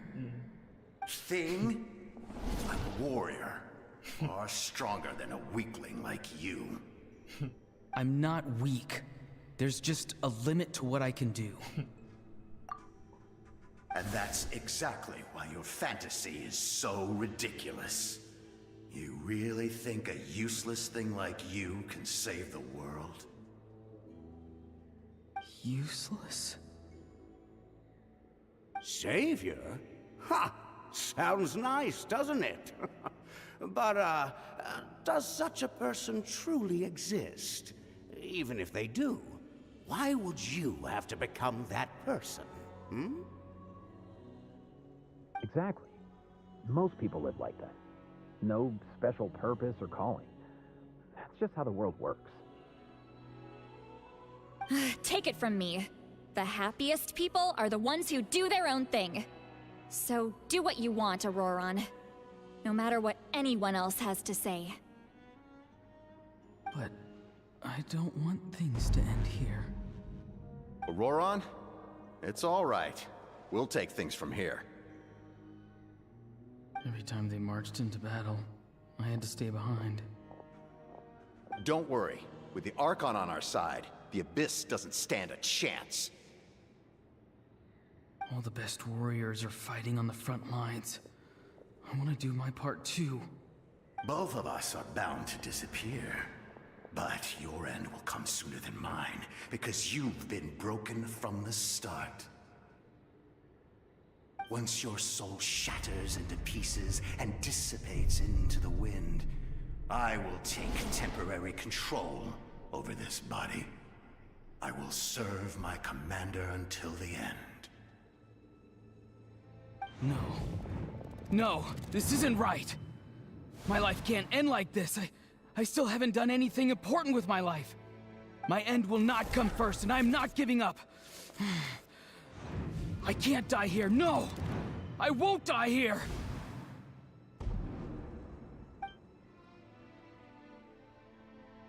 Auroron!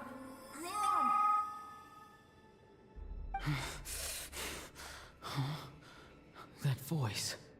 Control your mind. Feel the ground beneath your feet. This is not your end.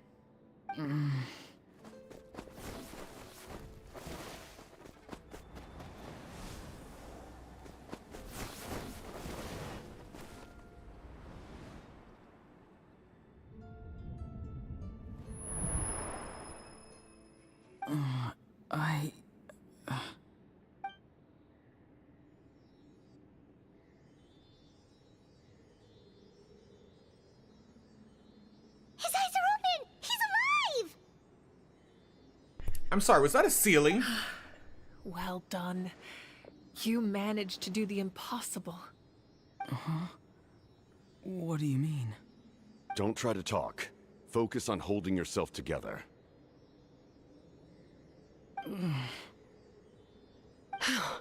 I can't believe the captain did that. Maybe he thinks of Auroron as a comrade. He was helping to rein him in all this time.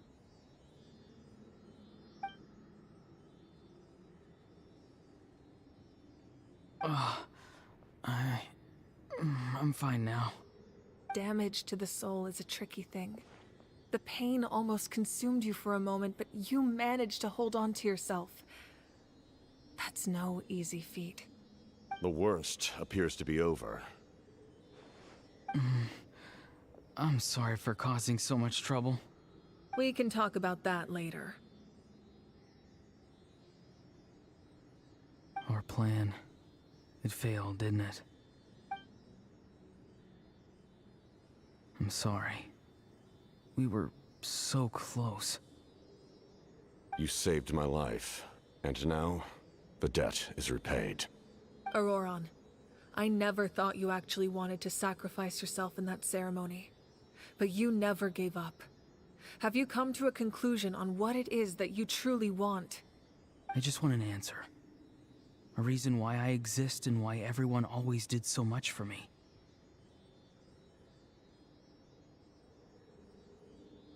No one is born a hero, and no one should be treated like one from birth.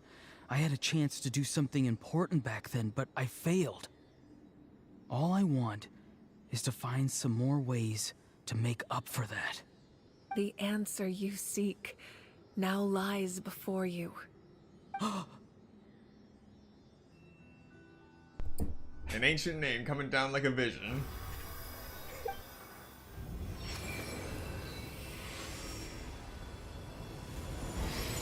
You are the inheritor of my name.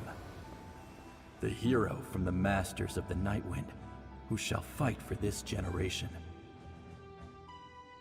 Fascinating. You're not the person that the others thought you were. And yet, you're also not the kind of person that you thought you were. It can take a lifetime to truly discover who we really are. Like you, I never thought I had what it took to be a hero. I was too cunning, too self-absorbed. But in the end, I sacrificed my life for this nation. Now, remember your name. Even if others will see a different meaning, it still symbolizes your nobility and yearning. My ancient name. BD. It means devotion. You will give your all, not for the sake of a heroic death, but to do justice by the answer you found for your life. For that answer, you will offer all of your strength and be born anew. Through your devotion, you will prove your worth. Having foretold his own death, the omniscient man holds a feast in celebration. Let us raise our cups in honor of his heroism and send him off with this final tribute. For at last, his wish is now fulfilled. It's nice to see you again, Sunhudge. With your recognition, we now have the 5th hero of this era.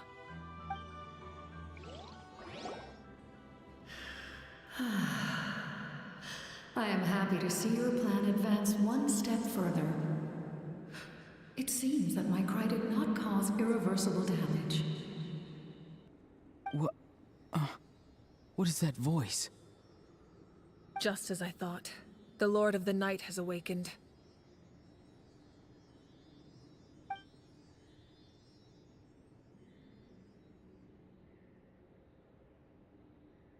The Lord of the Night?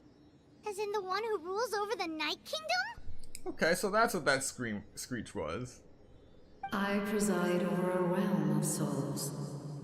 Due to my limited power, sleep is the only way I can extend my existence. When you activated the device, I awoke and could not hold back my cry. It is a sound that agitates souls. I do not know how to pronounce that name. Most of you are unaffected because your souls are intact. But with a damaged soul, the effect on your friend was heightened, and his soul almost shattered as a result. And yet, his soul remains in one piece. He managed to overcome this obstacle through sheer strength of will. A truly impressive feat for a human. So, was that what caused all his strange behavior earlier? No. An additional soul was affected. It tried to take refuge in the missing part of your friend's soul, but was ultimately expelled. However, this soul does not hail from Natlan or the Night Kingdom. Its origins remain a mystery to me. Activating the source mechanism was supposed to reconstruct the ley lines. Why did it awaken you instead? Because I was the one who originally constructed Natlan's ley lines, otherwise known as the Night Kingdom. In other words, of course she would be alerted if you tried to just wipe out her life's work. Truly fascinating stuff, Natlan ley lines. The ancient battle between the Descender and the dragons destroyed the corner of the world, allowing the Abyss to invade. Natlan's ley lines took the worst of the damage. Okay, more lore, so... it's the battle between the Descender and the ancient dragons that caused all this madness. Or at least was the starting point of it. To aid the people of Natlan, the Lord of the Night used the fragments of the old ley lines to reconstruct a similar network. That's how the Night Kingdom was born.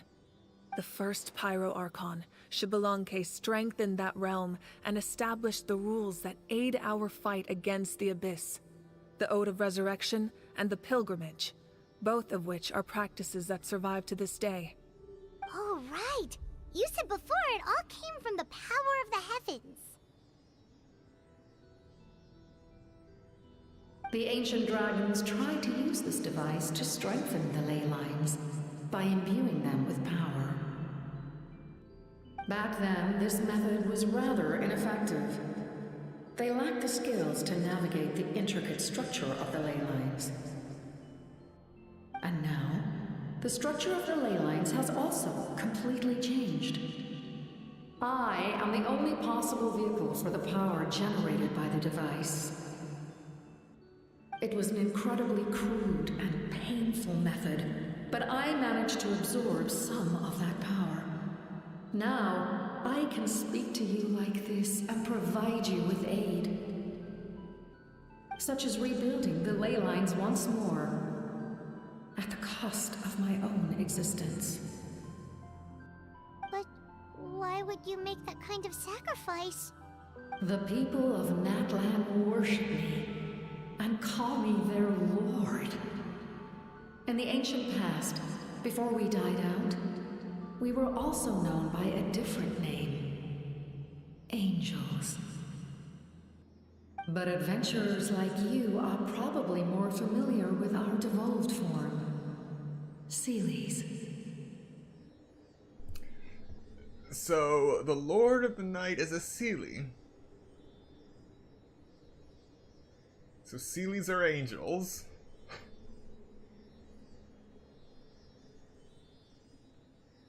No wonder there are Seelies around here. A Seelie also helped us in the Night Kingdom! Few angels remain in Natlan, so the same is true of Seelies. Everyone rallied around me and offered their power to humanity to reconstruct the ley lines. Now, I have witnessed your determined pursuit for survival, and I have become your faith. I am very pleased. Moika, inheritor of Xilolen's will, and leader of Natlan. Despite all the obstacles and misunderstandings, I have awoken, and the efforts of this harbinger and the young hero have imbued me with power. Say the word, and I will once again work to fulfill my mandate, just as I did thousands of years ago. You need only nod your head. For the sake of your people and your nation, for the sake of overcoming the invasion from the Abyss, give me your orders. I will not. After reconstructing new ley lines, you will cease to exist. The rules of Natlan are founded in the Night Kingdom. If you disappear, so do they. Not to mention, all the memories and legends recorded within the old ley lines will disappear along with you. The people of Natlan will face memory loss, mental disorders, and cognitive issues. Just like the consequences of using the Gnosis, that is a price I refuse to accept. Humanity's survival is worth any price. Once the Abyss runs rampant, all that remains will be a land of corpses and ruin. And when the new ley lines are invaded again by the Abyss? What then? How are future generations supposed to survive? A land without the Lord of the Night, without the protection of the rules, is doomed from the start. You presume too much. If you cannot ensure survival in the present, you have no right to think about the future.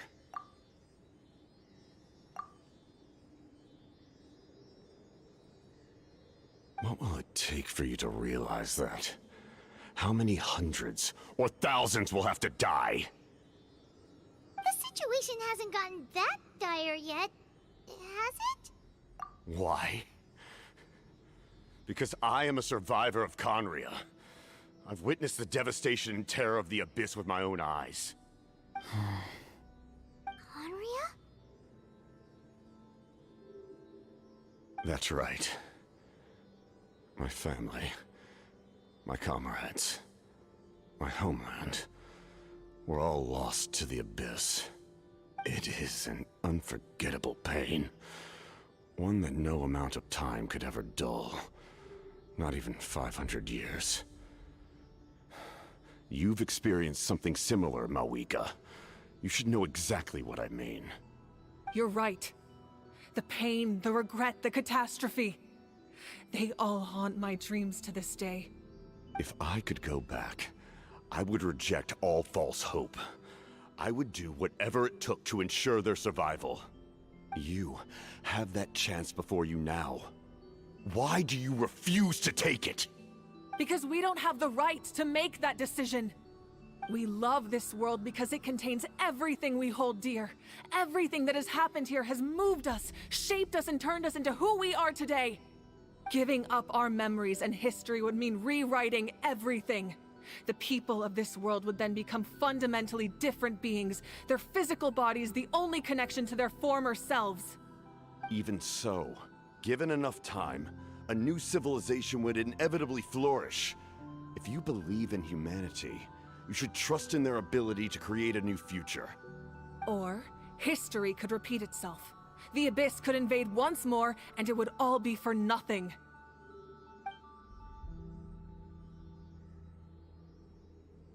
Can I say something? I once carried the hopes of many people, and I was also desperate to save our nation. In the captain's plan, I saw a chance to ensure our survival. But as I was on the brink of death, my wish for life and purpose was rekindled.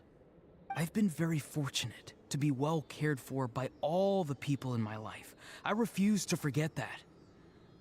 My feelings were so strong, they overrode my compulsion to sacrifice myself for their safety. No matter what path lies before us, we still have a destination. If we lose our way now, we will lose the meaning of our existence. That's right. Natlan's heroes gave their lives so we could have this chance against the Abyss. Their sacrifices are our blessings. Not only are their deeds and spirits exceptionally meaningful, they may also well be our path to victory. I don't want to give up just yet. Yeah, we're just one hero short. The power from the device will allow me to remain awake for some time. I stand at the ready should you change your mind. Even if you fail, you need only send someone my way. My offer still stands. Humanity is truly remarkable. Even the gods in the heavens hold you to be special. Even now, you stand before me, dazzling like the sun. You must have a profound connection to this land since you're so determined to save it. But what are you really trying to protect? The land or its people?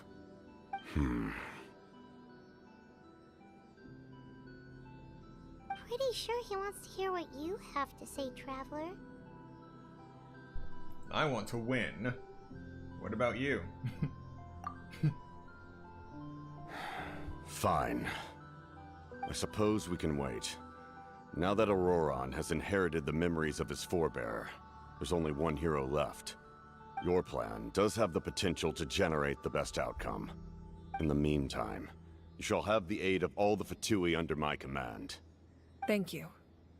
Having such a powerful harbinger on my side is a big advantage. I know we may never completely see eye to eye on what it means to protect life, but for now, I'm willing to fight by your side.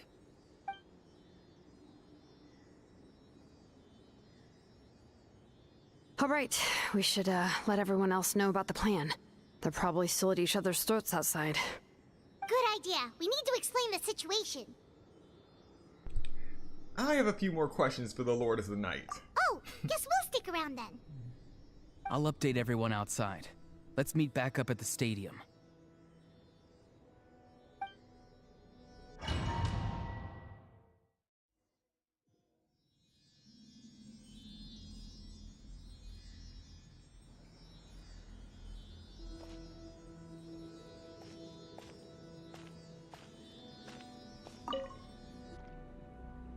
You come to me with many questions, and you should be rewarded for your bravery.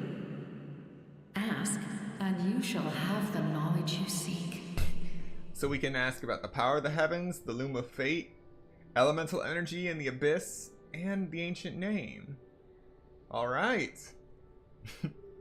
They do not like being mentioned by name by any living being, be it an ordinary human or one of the seven. They prefer to remain in the shadows as shades. The one you wish to know about? I call her the Ruler of Death. Oh. She helped Natlan establish the rules. It was also under her guidance that I created the Night Kingdom. The Ruler of Death. It was an expression of love, as well as an act of reparation. She was seen as having significantly overstepped her authorities as a shade, which quite displeased the almighty heavenly principles. She succumbed to self-pity as a result, and no longer cared if others discussed her identity. Even so, her existence remains unknown to all but a select few. Self-pity? Please don't tell anyone I used that word. I'm just trying to speak plainly to conserve energy. You come to me with many questions. The Shades. And you should be rewarded for your bravery. I'm not familiar with that concept. The device is capable of weaving and creating ley lines, you say? Even I cannot create something from nothing. I can only reconstruct the ley lines by reassembling the yet intact components into a new structure. If that power were available to the people of Natlan, they might have a new option against the Abyss. You come to me with many questions. Phlogiston is Teyvat's primordial form of energy. The heavenly principles used phlogiston as a basis for the creation of elemental energy, to develop a power to better counter the Abyss. Have you heard of the concepts of the light realm and the human realm? That explanation might take too long. Light refracts into 7 different colors, which we collectively refer to as a rainbow. Elemental energy is a similar concept. It's essentially the modern counterpart of phlogiston. You come to me with many questions. The secret source. And you should be rewarded for your bravery. Ask, and you shall have the knowledge you seek. I am learning so much from this. Ah, yes. Yes. The artisan from the Children of Echoes has yet to mention the matter to me. Probably because the young girl from the Masters of the Night Wind is absent. No matter. I'll reach out in a dream and tell them what needs to be done. Young girl? What? Did I say something wrong? You come to me with many questions, and you should be rewarded for your bravery. Ask, and you shall have the knowledge you seek. Okay.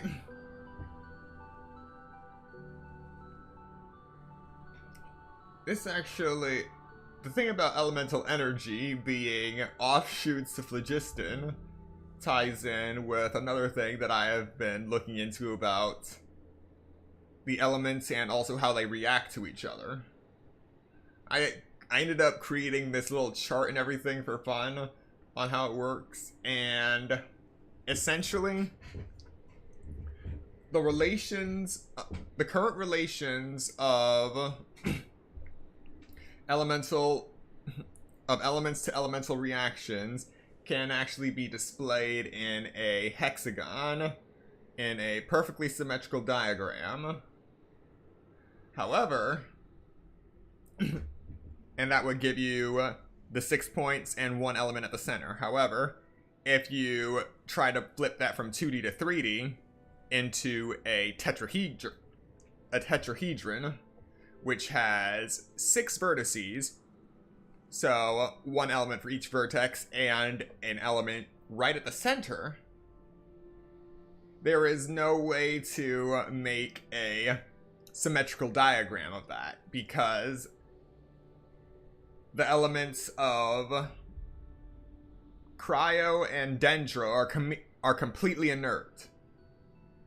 Without that, there is no way to actually make a perfectly symmetrical 3D diagram for the relations of elements. So, by that theory and this, with phlogiston being the source of the 7 elements, I am guessing that the collection of elemental reactions we know today is not yet complete. Maybe we will get something when Snezhnaya comes out. But yeah, it's one of those small things that has just been bugging me. So I am really looking forward to how this plays out.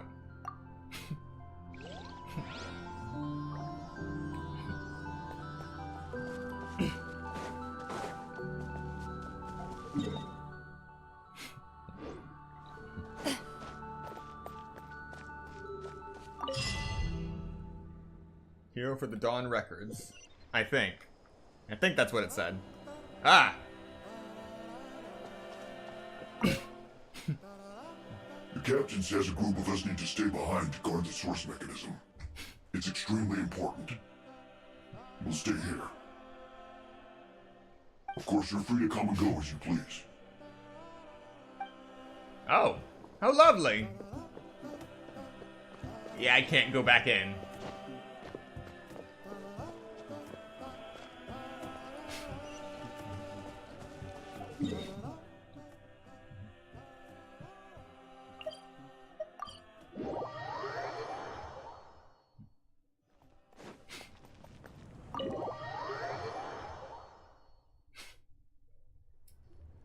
In that case, allow me to formally welcome the Fatui to our cause.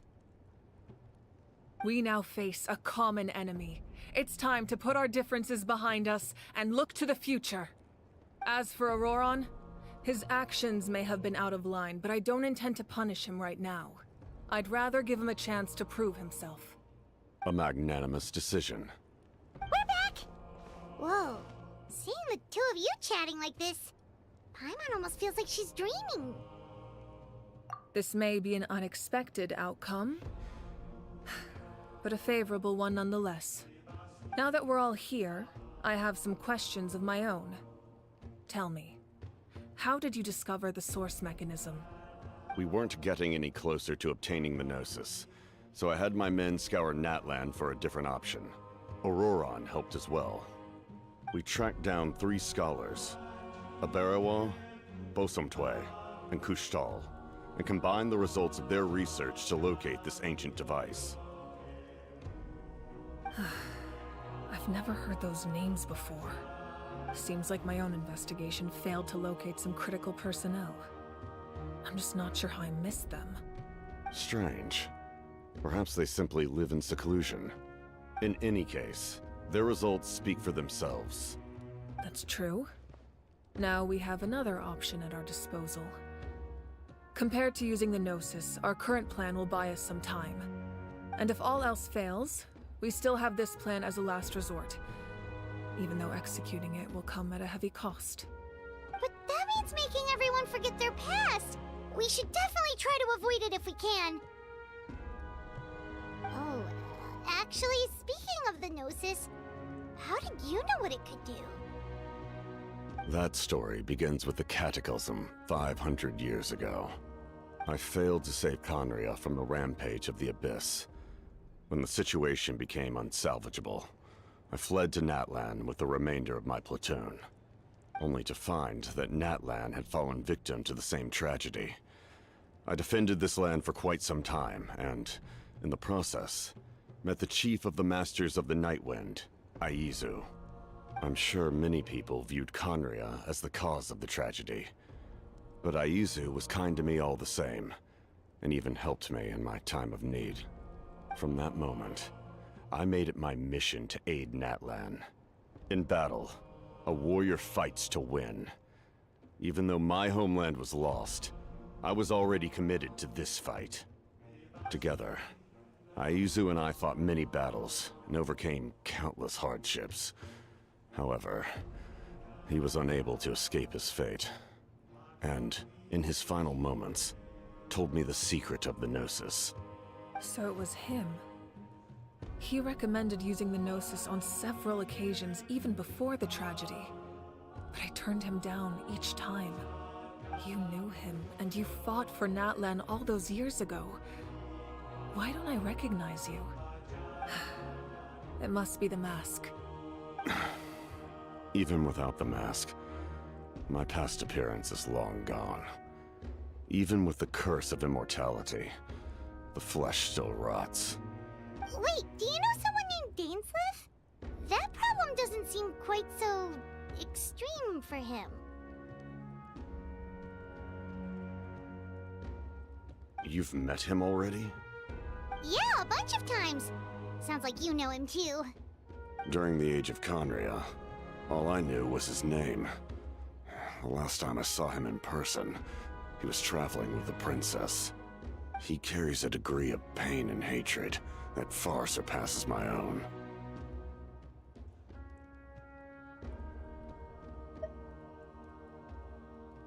Yes, you're the brother of the princess. Given the role I held in Conria, I would prefer not to harm you. Although, this is likely a self-imposed burden. If the princess saw me now, I doubt she would even recognize me. As for your question, I don't know how Dane managed to slow the deterioration of his body. My appearance is much changed, and that's not the only thing. Even my physical strength is a shadow of what it once was. I would have never known. During our battle, it felt like I was fighting against the pinnacle of human strength. And I still lost. I deserve no praise for that outcome. Still, it's a shame we never faced off 500 years ago. You could have seen what I was truly capable of. I agree. Had we fought then, I'd also have been more motivated to go all out. So, all that commotion back at the stadium, and you're saying neither of you were using your full strength? I'd say we're evenly matched. If we face off again, victory will come down to who wants it more. I imagine you held back since there were spectators around that could have gotten hurt. But capitalizing on that situation would have only led to a hollow victory. It would have been no different than taking hostages. My goal was the Gnosis, and I failed to obtain it. That means I lost, plain and simple. Her Majesty the Tsaritsa allows every Harbinger the freedom to pursue the meaning of their existence. When the time comes, that freedom can take precedence over her orders. That's why our methods can be so radically different, despite sharing the same goal and the same sovereign. I needed the Gnosis because I came here to save Natlan. That was my primary motive. Once Natlan is saved, if the Gnosis still remained in my possession, I could bring it back to Snezhnaya. My decision regarding the Gnosis will not change. So let's focus on the Abyss for now. Right! What happens when all 6 heroes are together? We will unleash a great power that can be used to thwart the Abyss. But only once. It's a power that Xbalanque gained from Renova. Renova is a god whose existence predates any Archon. You can think of her like an emissary of the heavenly principles. She controls the power of death. Wait, is that why you have the Ode of Resurrection? So Renova is the god of death. Yes. Renova also orchestrated Natlan's rules. As for the Divine Throne, like I said before, when a human ascends to the Divine Throne, their inner flame will awaken. The size of the flame depends on the person's potential. The same principle applies to the Ruler of Death's power. with one notable distinction. The amount of power inherited will not change depending on your ability to tolerate it. In other words, it's a kind of power that not everyone can withstand. But if you survive the trial, you will gain unprecedented strength, and the ability to harness powers more formidable than any Archon. That still sounds really risky. We cannot walk this path without accepting risk. Mualani charged into the Night Kingdom despite the abyssal contamination. Auroron fought back from the brink of death. In the face of their bravery, I must respond in kind. That is my duty. Spoken like a true leader. All right, that's enough for one day. You should head back and get some rest. I'm sure you're exhausted. The Abyss will likely sense the change in Auroron. It's possible the frequency of the attacks will increase. There are many challenges to come, so we need to be prepared. When you put it that way, Paimon feels even more exhausted. All right, let's head back.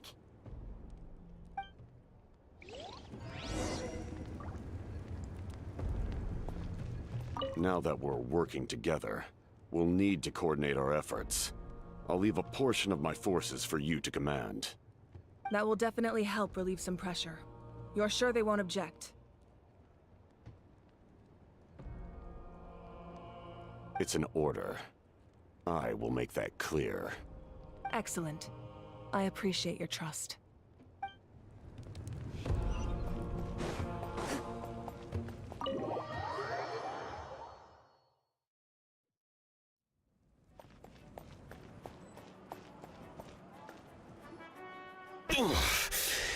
That hurts. The monsters keep increasing in number. It's like something changed. It's definitely unusual, and we should all be careful. But don't worry too much. You have us by your side. If there's one thing the Abyss fears, it's strength. If they think we're easy prey, they've got another thing coming. Oh, someone's calling us.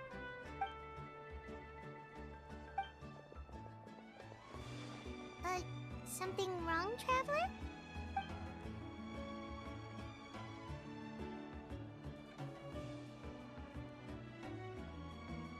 The feeling of dread is getting stronger. Do we really have time to wait for the final hero to appear?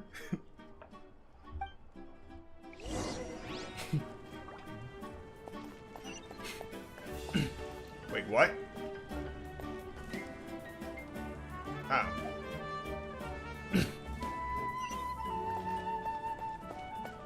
Optional directives, okay.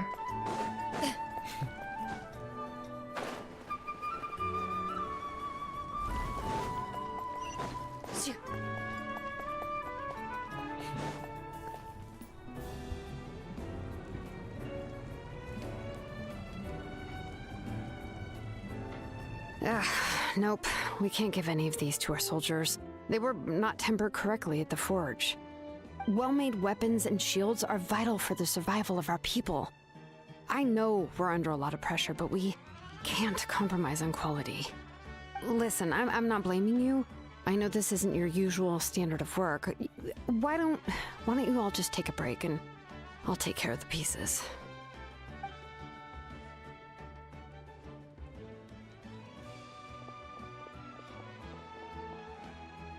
Hey, Xilonen?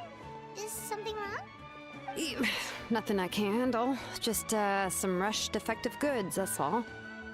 Even the most skilled craftsmen make mistakes under pressure, and if you two want to avoid the same fate, you should really get some rest. You must be exhausted too. Don't worry. I like it that way.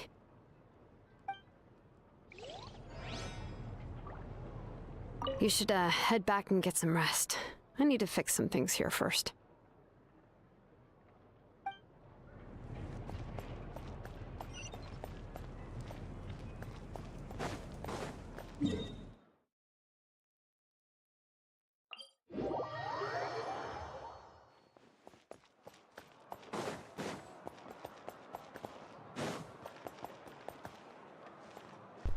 And we're long past the 99-minute mark. Oh right, no flour.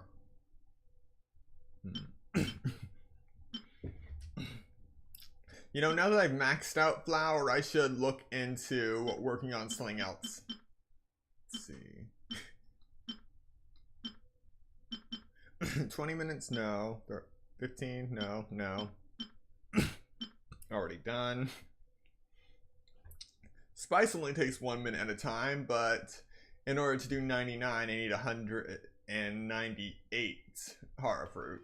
And I want to see if I can max out horror fruit before I go for 9,999 spice. Let's see.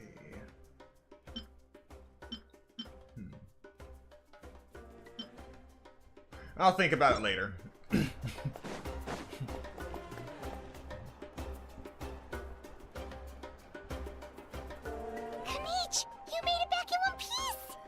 Oh, these must be friends of yours. Well, head out then. See you later. Got to see a How from the side. He isn't just a flat PNG.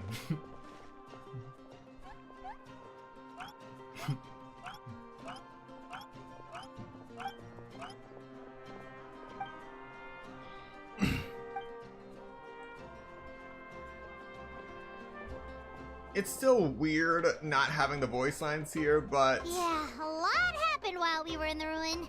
We'll tell you about it some other time. a break from a How is welcome.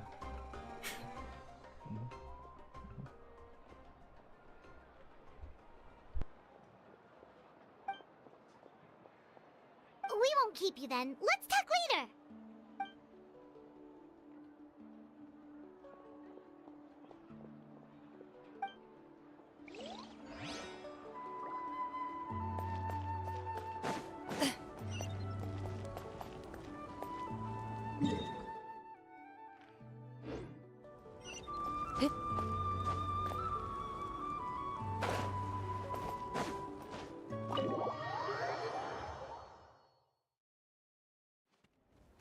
Auroron. Granny? What's wrong, Granny? It looks like you have something to say. You know exactly what you did. You need some sense knocked into you, that's what I think. Now, where do I even begin? Break his legs. I'm sorry. Now that you have nowhere to run, that's when you apologize? You couldn't wait to run off last time, and the time before that. Pretty sure I apologized those times too. What exactly were you thinking? Being a wanted criminal is one thing, but then you also tried to pull off that whole thing in the ancient ruin. I'm not the one who needs an apology. Apologize to yourself for risking your life. Okay. I'm sorry. I don't have anything to say for myself, Granny. Yell at me all you want. I know I messed up. You better be sincere. This is an incredibly serious matter. I'm being sincere, I promise. I've seriously reflected on my actions. I know what I did was risky, and I know I made some bad choices. But I don't regret it. I just had to do something.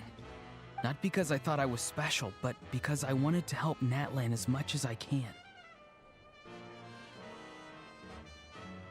Of course, in the end, I just ended up causing more trouble, so you're right. My apology doesn't mean much, but I don't know what else I can say. You even had Aoife bring me that gem. A simple thank you isn't enough, but still. Thank you, Granny. You're welcome. Just make sure to thank Aoife sometime. I will. Anyway, don't feel too grateful. I tampered with the bag to copy a portion of your memories. Oh, I didn't notice. Of course you didn't. You forget how many years I have on you. Like you could uncover one of my tricks. Anyway, I have something else to tell you. The Pyro Archon has discussed your case with the others. Many of your actions violated the rules of Natlan. And you should understand you'll have to take responsibility for that. I understand. But your efforts weren't entirely meaningless in the end. In addition to giving us another failsafe, you saved yourself with sheer force of will and managed to become a hero. Huh. Not too shabby, grandson. Did the Traveler in Paimon tell you to say that? What? No! I said that because I mean it! I can't believe you're complimenting me at a time like this. You normally let your fists do the talking. You're not off the hook just yet. I told the Traveler I was going to break your legs, and I meant every part of it. See? Could you not? I still need them to walk. Yeah, you should have thought about that before you ran from her 3 times. Trying to negotiate, are you? Alright. Make me an offer. Given all the good things that I managed to accomplish, can you let me off the hook this one time? I promise to do better in the future. Make an offer for the use of your legs. Fine. I can let this slide for now. But I'll be watching. We'll see if I change my mind. Oh, Traveler, Paimon. Didn't expect to see you here. Hello! Yes. Looking after these little rascals is rather exhausting. Taking care of the Traveler isn't easy either. Paimon's life is an uphill battle. Oh, I just got an idea.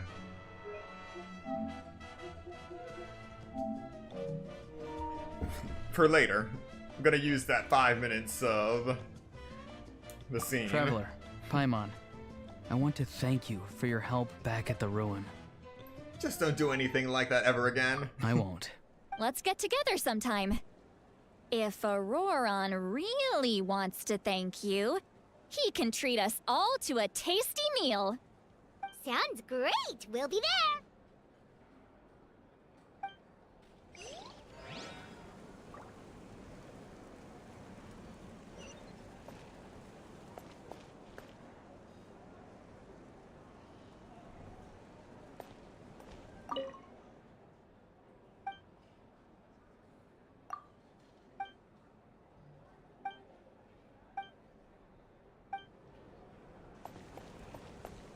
Time trial. It's worth a shot.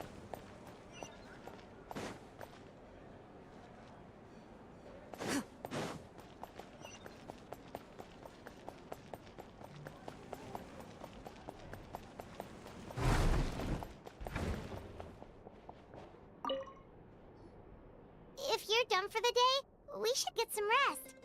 Paimon has a feeling we'll need it for tomorrow.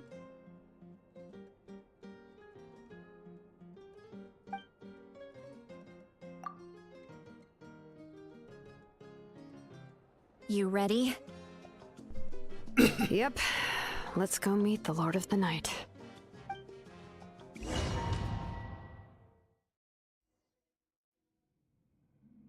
So, this is where you heard the Lord of the Night?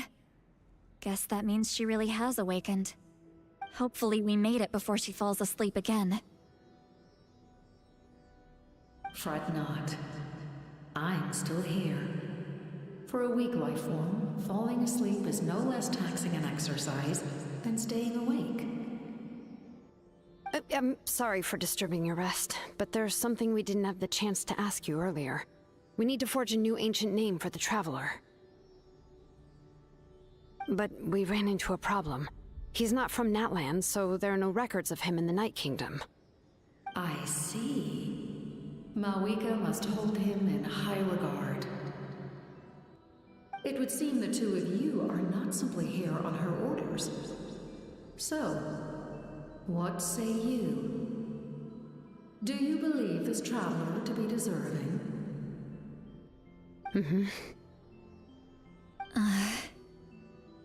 Speak your mind. There are no others here.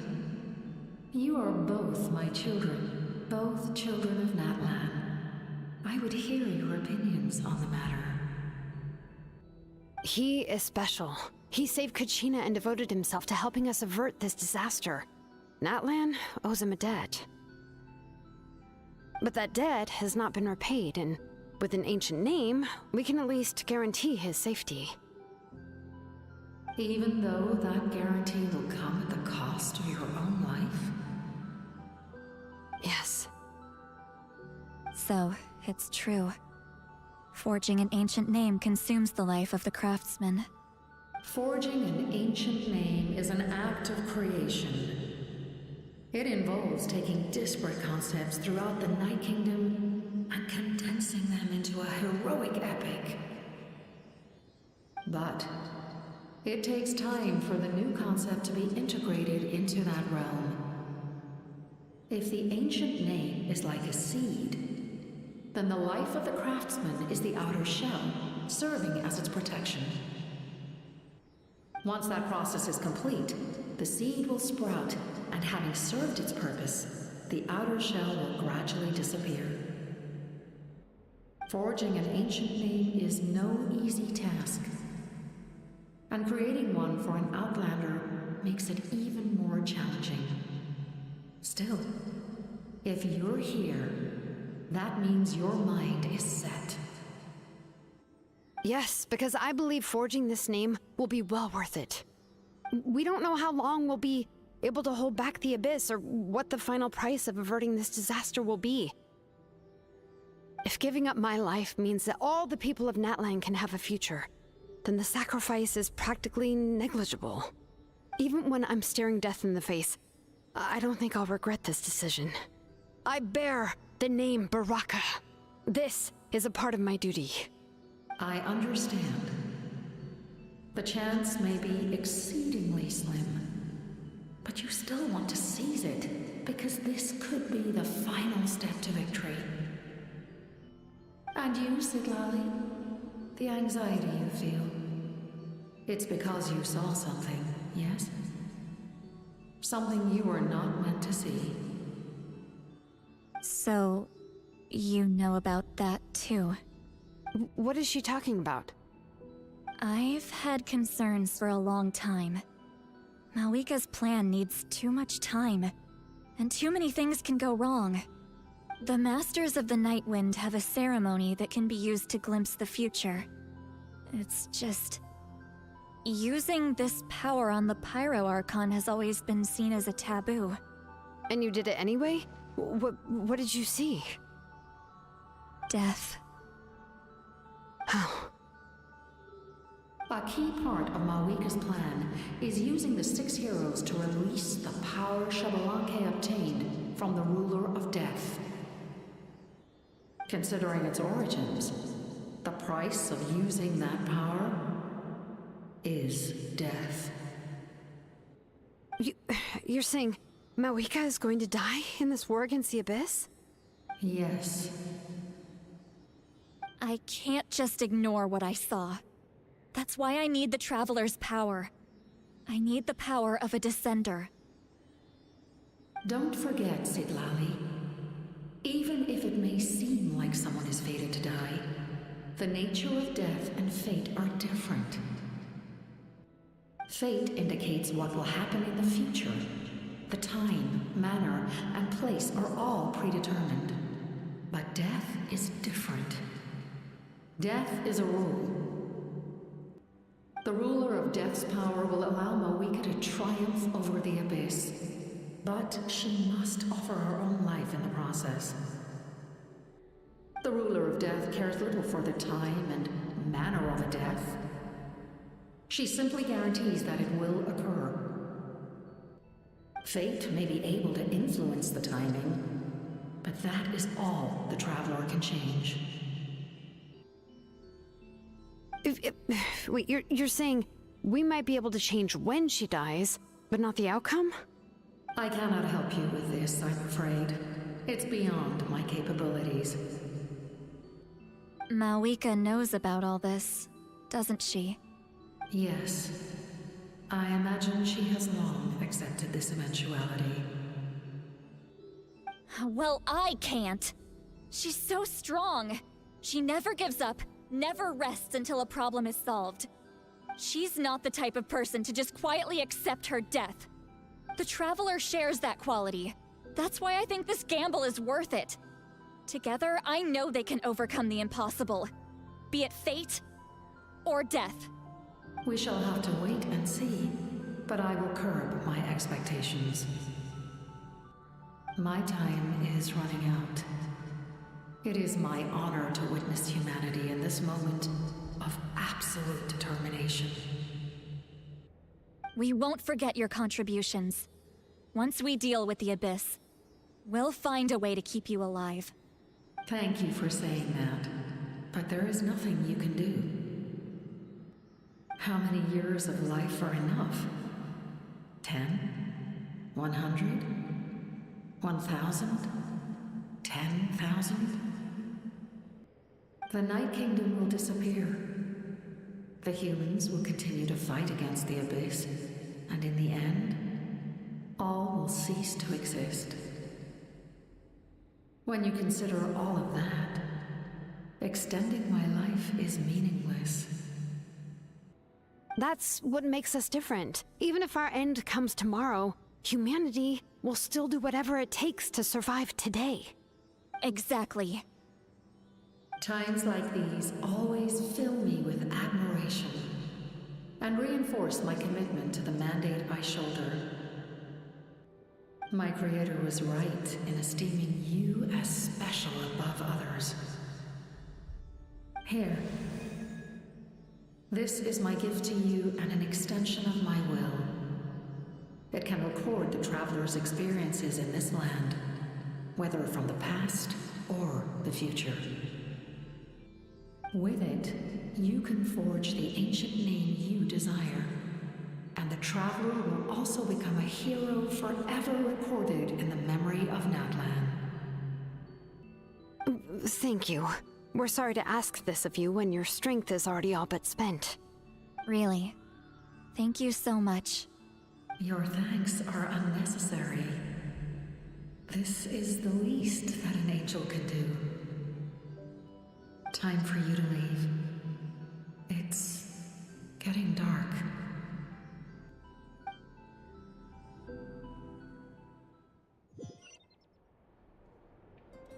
I can't sleep with all the noise outside! Oh, forget it, let's go check it out. Deja vu.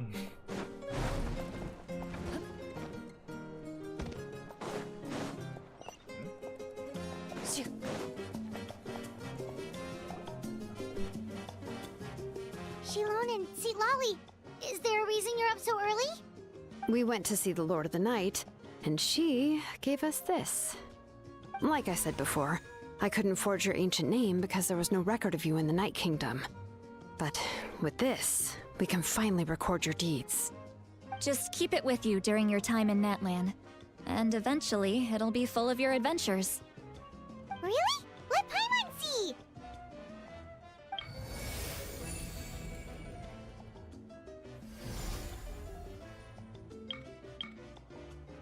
Whoa.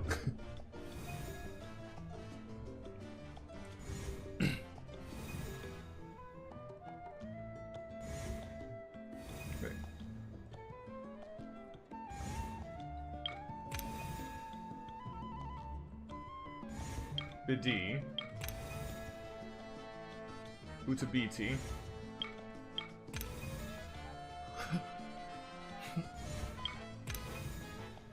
The star that transcends destiny and the greatest companion.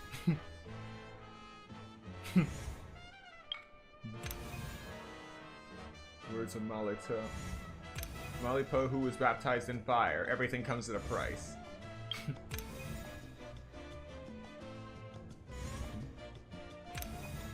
Umoja.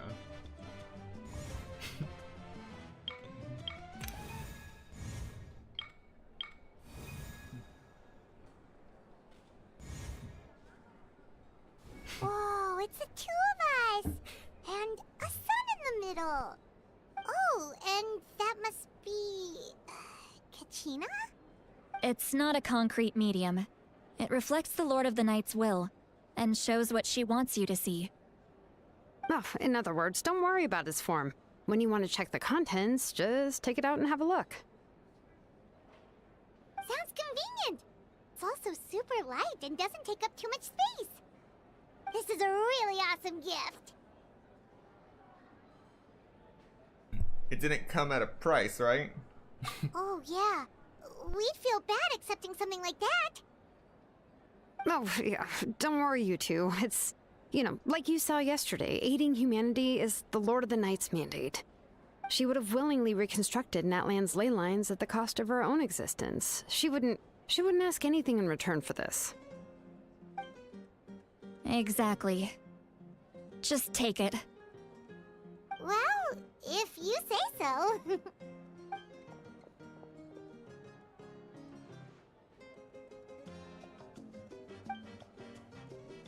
So soon?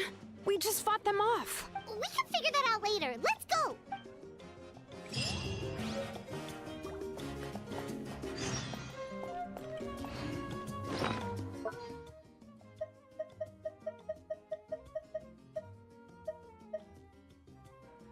Now we got the Pilgrim's Chronicle.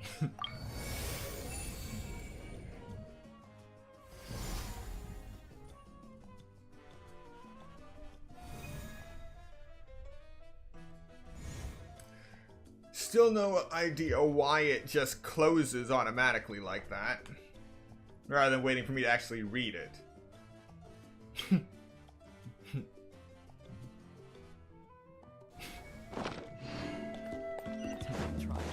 It's worth a shot.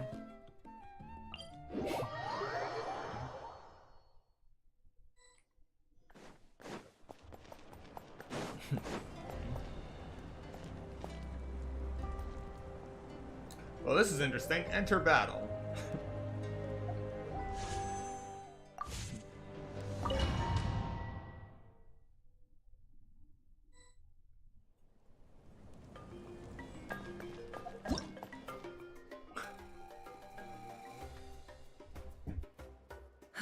I see. I'll send reinforcements to those 2 locations. This other one is too dangerous. I'll handle it myself. The remaining locations are remote with no inhabitants. Let's bring our warriors back and make sure they're careful on the retreat. Understood. I'll spread the word.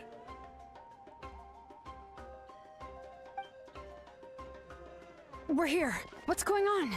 Kachina said the Abyss attacked again? Yes, it's not looking good. Our forces have always been able to handle the sporadic attacks, but now, there are more monsters than ever, and the attacks are more frequent. What about the scale? What areas are they targeting? All of Natlan. Not just around the stadium, but even the remote areas of the Collective of Plenty are reporting attacks. Could this also be some kind of omen? If things continue like this, then... We won't last much longer, I know. What we're seeing now is the desperation of the Abyss. It knows we're only one hero short. I don't have the strength to fight it right now. This is its best opportunity and its final chance. You're saying we just have to hold out for as long as we can? It'll be a long fight. Our current focus needs to be on protecting civilians and conserving manpower. There are caravans and adventurers trapped in the wild. Many of our warriors have already left to rescue them, but they'll need reinforcements.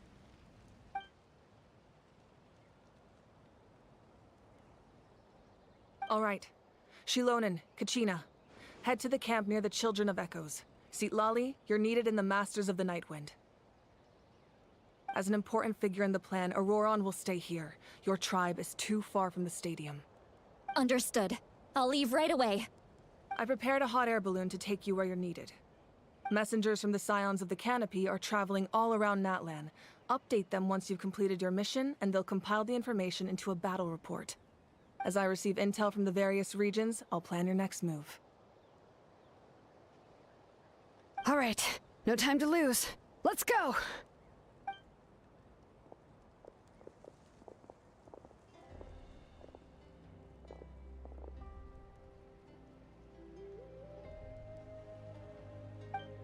What about us? Where should we go? I received word that a small team escorting civilians back to the stadium was attacked. They won't be able to hold out for long. Can I leave them to you? Thank you. The hot air balloon is over there.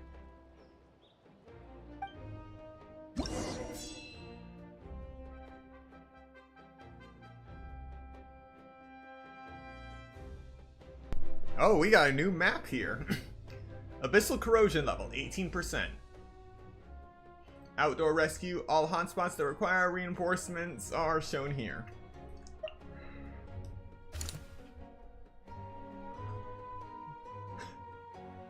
Simple enough.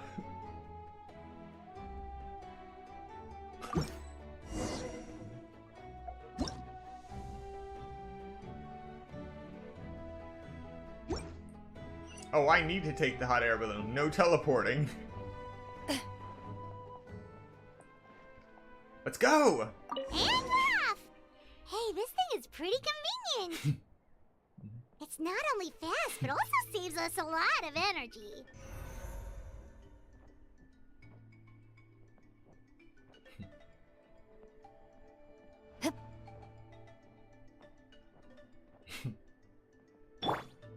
Rise! Whoa. There are warriors fighting everywhere. Seems like chaos in the making. Good thing for those battle reports.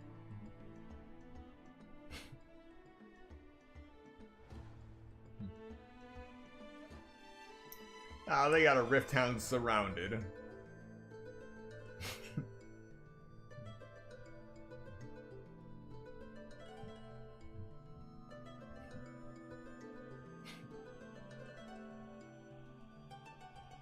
There's the target.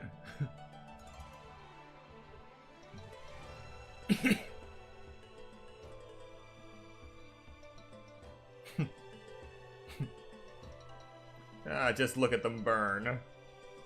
Look, they must be trapped. Let's go help. Oh, I can't jump off this thing. Reinforcements, thank goodness. Now, if only that was OG burning damage. I see everything.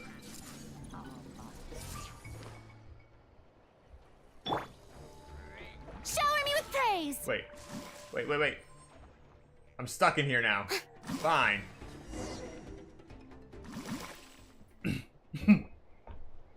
That was barely a fight. Thank you for coming. We were almost at the breaking point. There were just too many monsters. They just kept coming, wave after wave. I've never seen it this bad. At least we got here in time. You all should get going. I know, but it's not that easy. A lot of people were hurt in the battle just now. Our cart was also attacked, and now our supplies are scattered everywhere.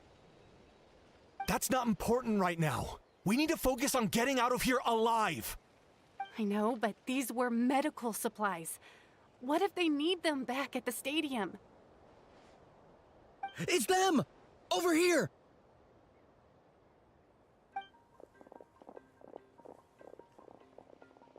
We came to help, but looks like you don't need it. Nice job making it through. Now we can head straight to the next location. What other areas need help? Here, take a look at the latest battle report. Messengers from the Scions of the Canopy are traveling all around Natlan to pass along the latest intel. If you see a messenger from the Scions of the Canopy, feel free to ask them about the latest battle situation. Thanks! Now where should we go next? Seems like you can hold your own in a fight, so let's split up. Choose where you want to go and we'll take the rest. Still looks like they could use some help here, though. These supplies are really important. What should we do? It's all right. Don't delay your rescue efforts on our account. But if we stay here too long, the monsters might come back. What do you think, Traveler? Should we stay and help? Paimon will do whatever you decide.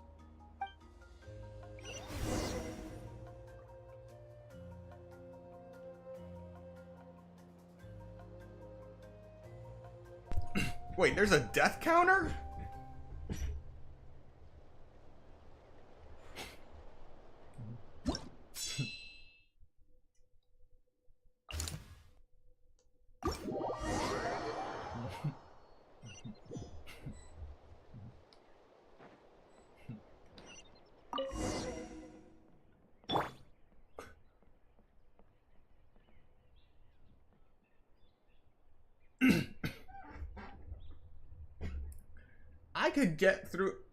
I could go along this path faster with a combination of Wanderer, Sayu, and Xilonen. I don't need a hot air balloon. Crumble! Rise! Hey, Kanice just ran past. He must be busy delivering messages. At least he didn't look hurt.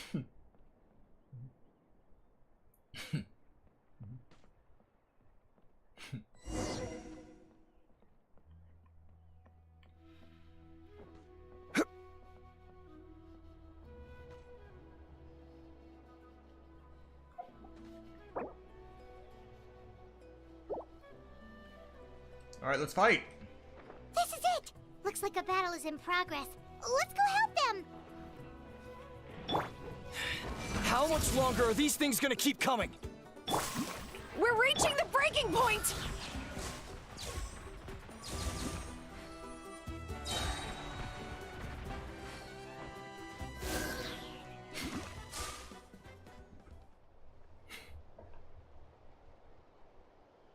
Oh, thank you so much. You came just in time. What's going on? Were other places hit? Yeah, seems like it. The Pyro Archon told us to be ready to evacuate. She warned us something like this could happen. But I never thought there would be this many monsters. You got here just in time. But what should we do about the wounded? Wounded? This area was hit bad. We're housing the wounded in this house for now, but we're short on medicine. It's not easy for them to get around either. We don't know what to do next. We're sitting ducks if we stay here, but we can't just leave them behind. Thank goodness you're here, though. You saved us all. You're right. The monsters are gone, so it should be safe for now. Some of my men can escort them. That will take time, though. And some of the wounded can't walk. They might have to stay here. Don't worry. Once we escort the first group, I'll call for reinforcements. That way, everyone can evacuate. Let's help them out here for now. Then we can head to the next area. Oh, there's a messenger over there. Don't forget, we can get the latest intel from them.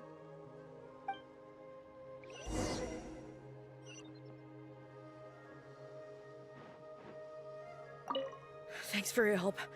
I've updated the intel on this area. I'll start spreading the word. Hang in there, you two. A lot of places still need your help.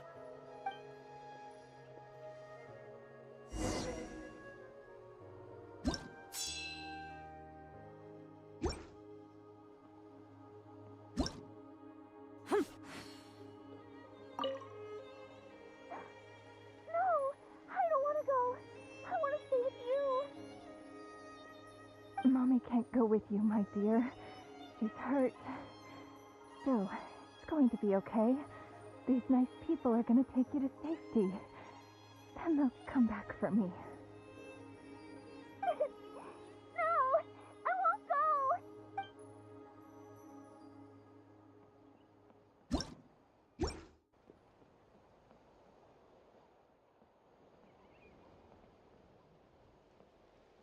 What's the situation at the tribal camp? Safe for now. Although most people are out delivering intel.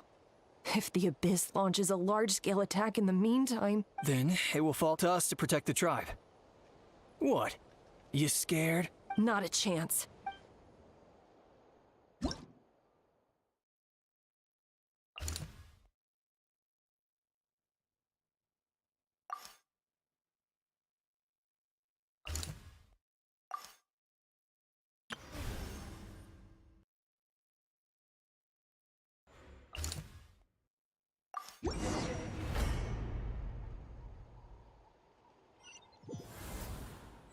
place! Let's go help! Alright, just fast travel.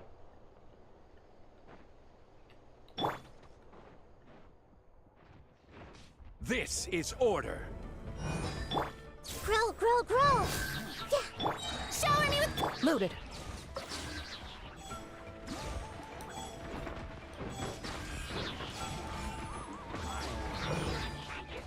Time to testify. Is it just me or are a lot of sound effects missing? Into the shadows.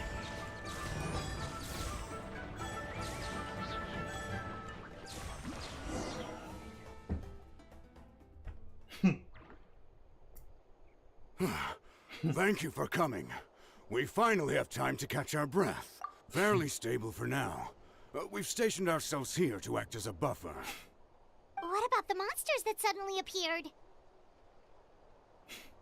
Based on my experience, the monsters are attracted to two things: the presence of living beings and combat. That's why we set up our front line of defense so far from the tribe. The civilians are more isolated from combat that way. Ah, the messenger's here. Perfect! We were just waiting for the latest battle report. We'll stay here and continue to guard the tribe. There's so much that needs to be done after that last battle. But we're short on manpower. If you're not in a hurry to leave, would you be willing to help out? That's a decision for the Traveler.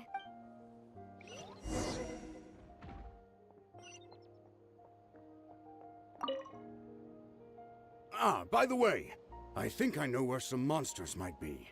If you've got some time, I'd appreciate the backup. All right,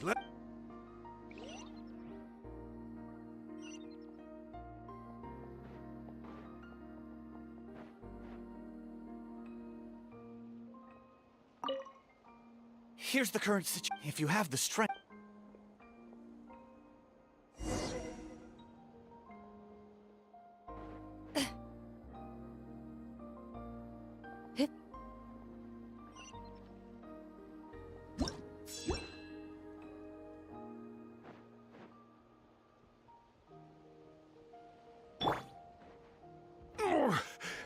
I'm feeling a little off.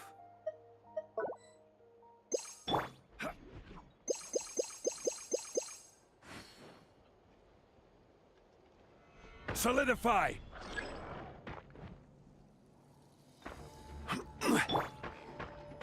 Strike a pop!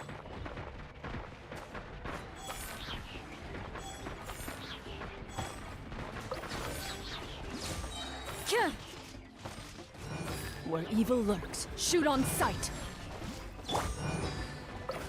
Committed to memory. Shower me with... Thanks to you, we managed to clear out the threats in the surrounding area. Let's head back.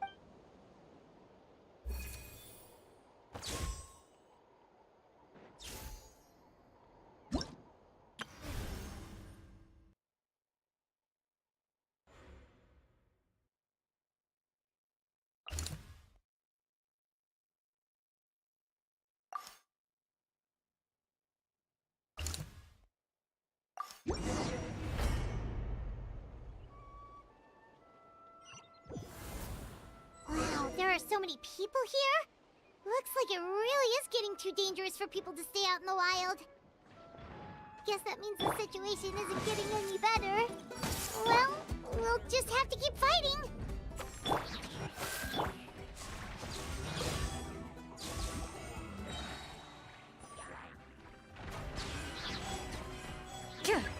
Hunt them down. This might hurt a little. Make yourselves at home. Let the world come alive! Quake! Loaded.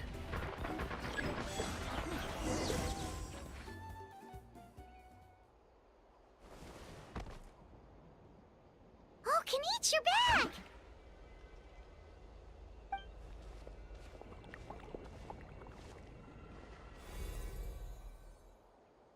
Yeah, it really feels like we're running short on people everywhere. It's so dangerous out there. Just when we think everything's under control, another thing goes off the deep end. Not that Paimon's complaining, it's just... What if things get even worse?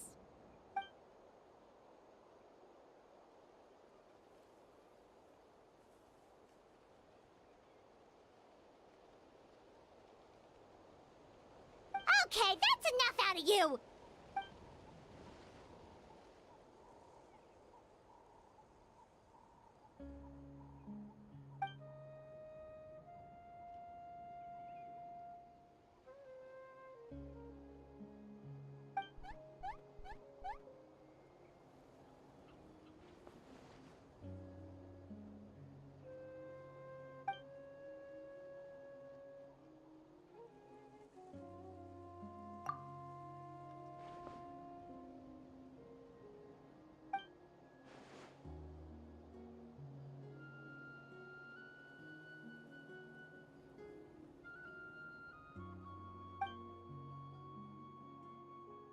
Yeah, she always seems so confident. Plus, she told us you can only become the Archon by proving your strength.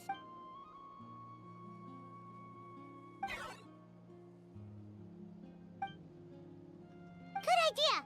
Maybe we can see if the people around here need anything in the meantime. Looks like we're on the same page. There are a lot of people in here. Could they all be refugees?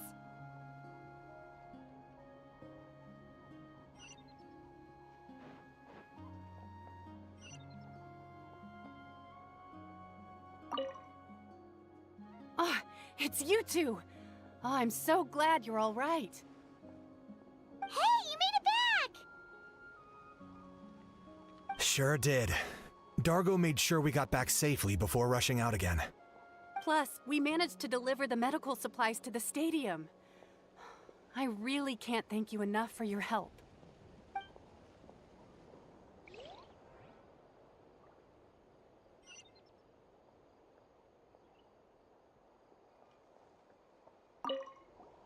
Want to get some rest, Traveler? We have to head out again in a bit.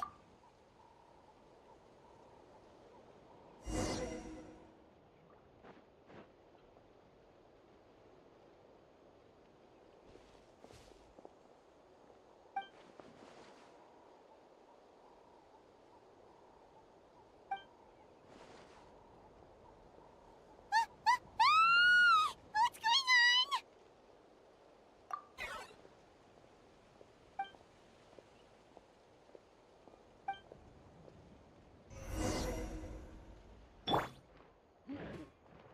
Hey! Strike a pose! I will have order.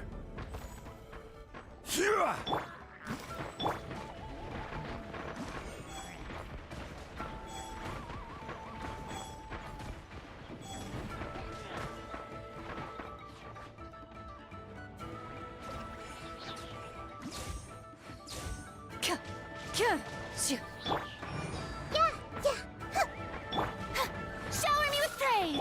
Yeah! The Temple of Wisdom! Time to testify. Ready.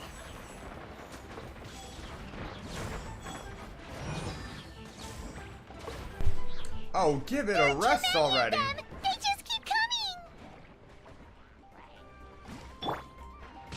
Stabilize. You shouldn't see me like this. Of course, why not? Everyone hold hands! How brilliant! Yeah.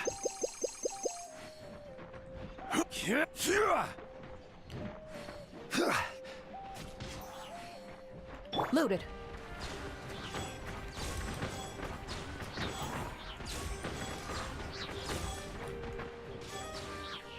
Let my name echo in song! I see everything! May I present? Target acquired.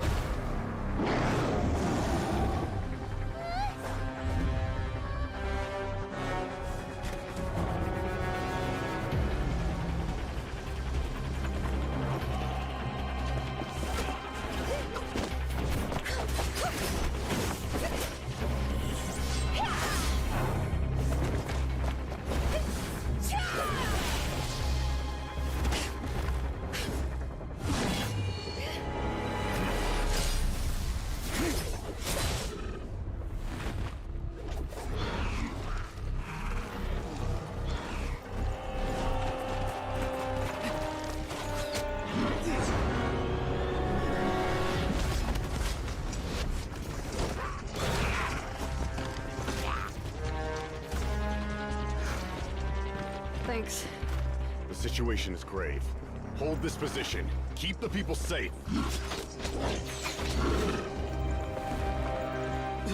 Chaos and emptiness. So that's the abyss. And it knows that now is its best chance. But the sacred flame! Archon's on the case.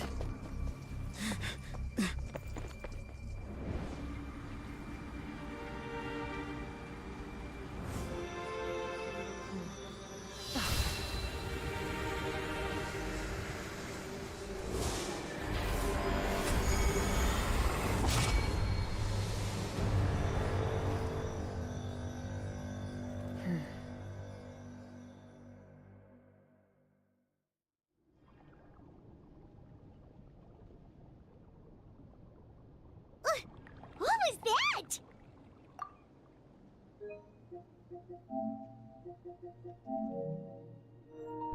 That was a giant hole opening up in the sky to another dimension.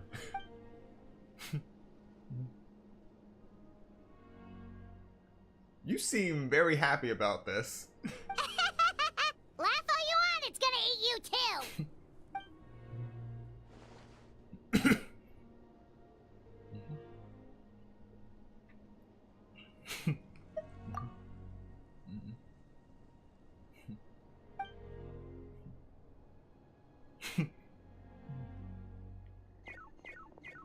The fact that Deadpan Kenichi is this nervous just goes to show how serious this really is. Oh, let's go. The disaster's really happening.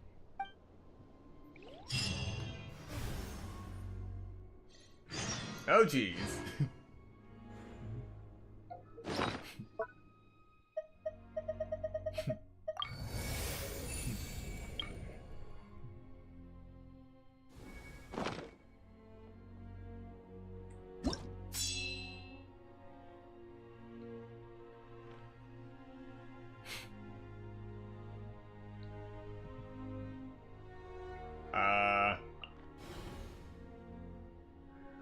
The abyssal creatures have broken through the Flower Feather Clan's defensive line, with the civilians yet to evacuate, with brutal implications for the battle. This place is wholly consumed by abyssal power. No life can endure here, and none dare approach.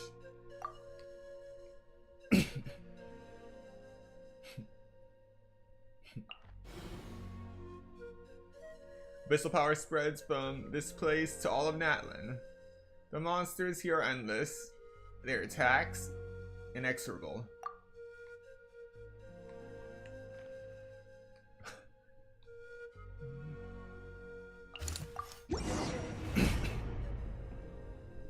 Alright, let's do this. There are monsters everywhere. But the battle report said there are still people here who could use our help. So let's wipe the monsters out! Uh-oh. Everyone hold hands! The show begins! Ready.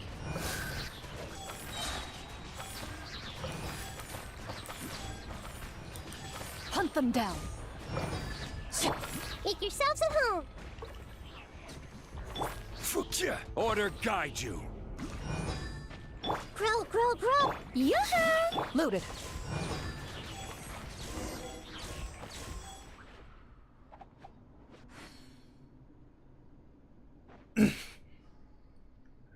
Survivors. Over here! Come on, quick! Wake up! You gotta wake up!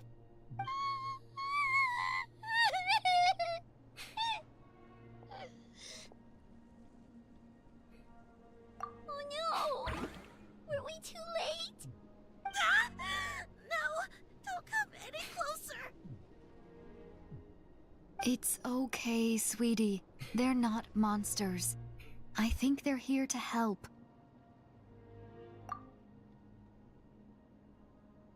Thank you. What happened here? The Abyss had us surrounded. Luckily, these Fatui came to our rescue, and we started evacuating. But then that black fire shot out of the stadium, and that huge monstrosity appeared in the sky. Right after that, monsters suddenly appeared everywhere. They couldn't fight them off, so they hit us here.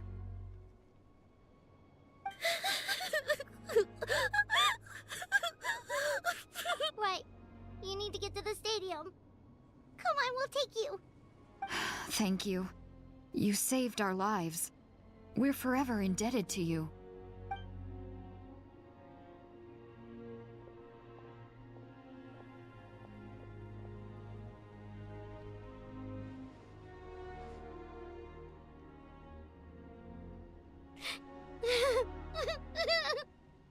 Huh?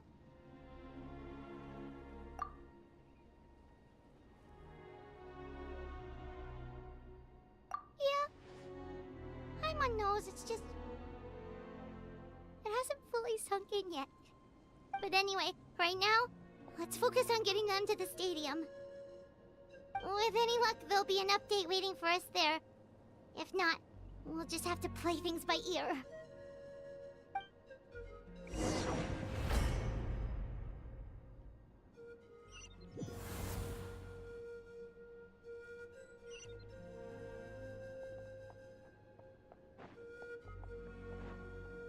Need the latest battle report? We don't have too much information since so few messengers are making it back here. But as I understand, the folks at the Scions of the Canopy outpost suffered a large-scale abyss attack as they were trying to evacuate civilians to the stadium. If you're free, please head there immediately.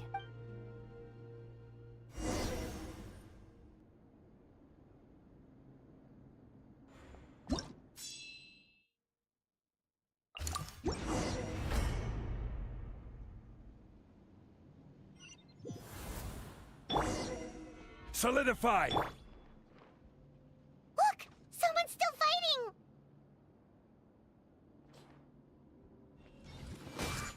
Shower me with...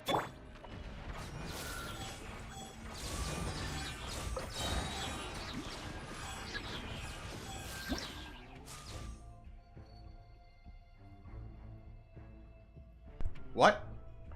Void Ward. The power of the Abyss descends upon the world, displaying a rejection of all that is. Targets protected by Void Wards cannot be damaged while defended by it. Only by attacking with elemental attacks a certain number of times can it be destroyed. Additionally, Night Soul aligned elemental attacks seem to destroy Void Wards with greater ease. Brings us back to Phlogiston and Elements. Time to testify. This is order. This might hurt a little. Into the shadows.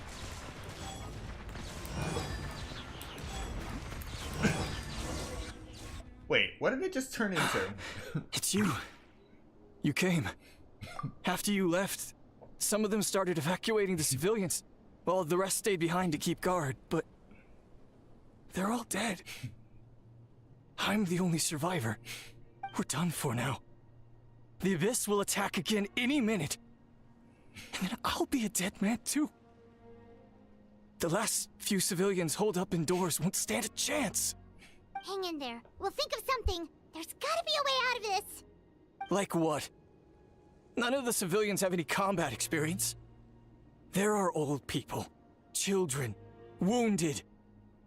They can't defend themselves. The monsters are gone for now, right? Get back inside. It's too dangerous out here. I know it's dangerous. That's why I came out. Same. Huh? What is this? Can you spare some equipment for us? I've never been in a battle before, but I'm young and I can hold a weapon. That's gotta count for something. And I used to fight in the pilgrimage when I was a younger man. Admittedly, I never made it very far. But if you hand me a spear, I think the old muscle memory will kick in. There are others willing to join us as well.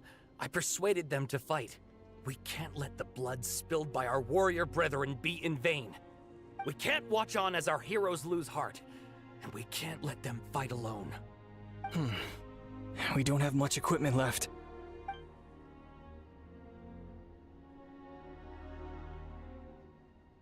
Okay, take these. With a few extra fighters, we should just about be able to hold our own. It'll be a slow advance, but that's better than being stuck here. Everyone who's fighting, be prepared to follow my orders to the letter. Yes, sir! Got it. Take our hot air balloon. You can use it to get to the stadium. No need. You'll have other people to save. We're taking up arms so that you can focus on more important things. You're the heroes, after all. Okay, well, try going that way. That's the route we came from, and there weren't too many monsters. Thank you, both. You've been a huge help. I am devastated by the deaths of my brothers in arms. But if their sacrifice means anything, I have to live on. We're not going down without a fight. Thanks. We will. Now, go. There are other people to save out there.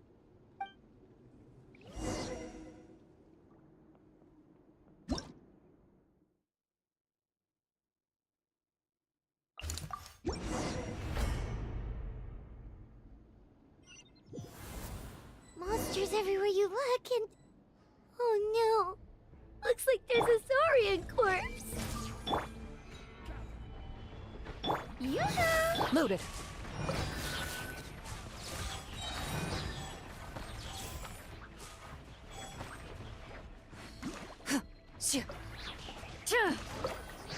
Grow, grow, grow! I see everything. Strike a pose! Ready.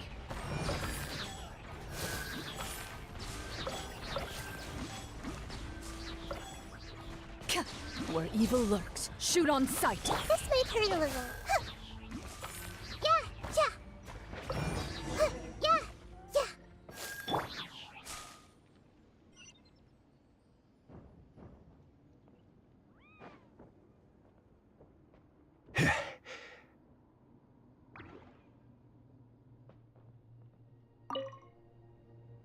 Guess you're the sole survivor, huh, buddy? There. Don't be scared. Head to the stadium, you'll be safe there. It's that way. You're upset, and nothing Paimon says can make it better. But you have to go right away, okay? Yeah, you're right. We have to keep going. The latest intel said the Children of Echoes need support too. Let's head over.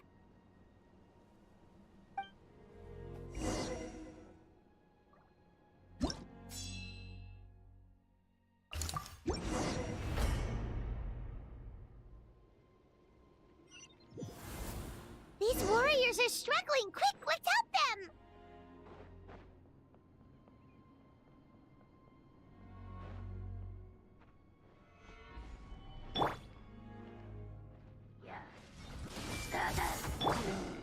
Yoo-hoo! Order guide you.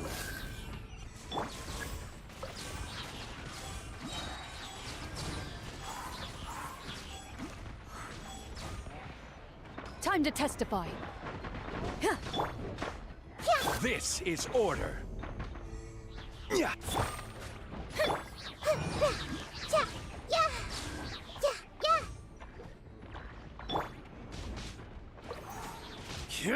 Committed to memory. Into the shadows.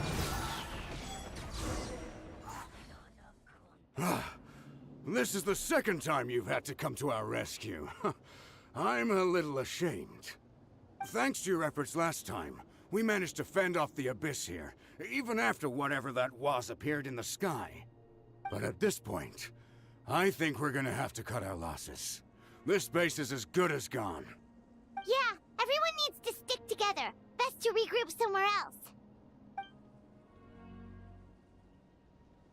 All right, time to evacuate. There's a volunteer unit here too, so first I need to ask them what they want to do next. For anyone who still wants to fight on the front lines, the Children of Echo's front is the closest to here. Anyone who wants to leave will likely also see action as they evacuate, but will be afforded safety at the stadium. Those are the options. We're abandoning this base, and you're free to stay with the group or leave. As of this moment, the Children of Echoes are reasonably well defended, so please, Weigh the risks and consider your family's safety before you make a decision. Now then, anyone who wishes to keep fighting, show me how serious you are.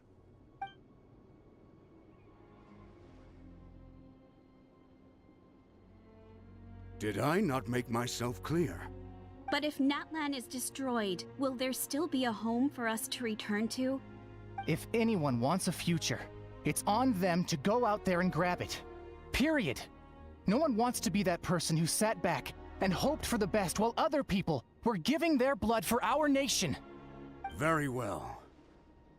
For Natlan. For Natlan. You heard them. This means we'll all be going to support the children of Echo's garrison. Great! Well, you all seem in good spirits, so that's encouraging. But still, please be careful. Don't worry. It'll be just like another Night Warden war. We'll force the Abyss back if it's the last thing we do. Huh?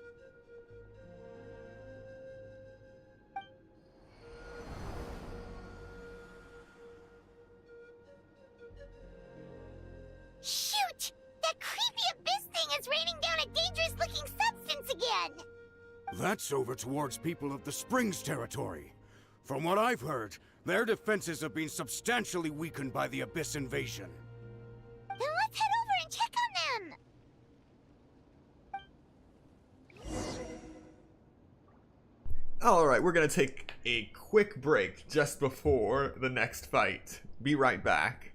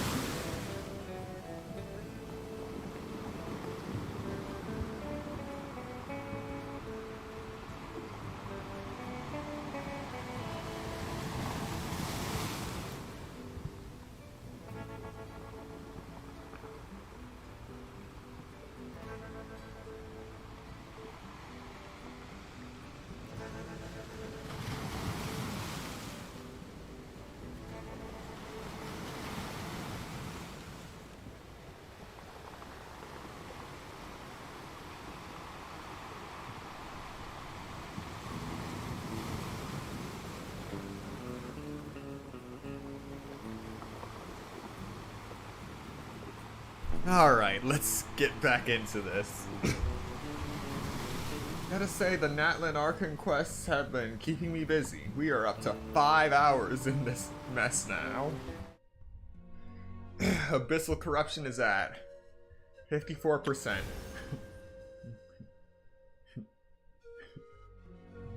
Leyline status, damaged, abyssal activity, severe. This is severe?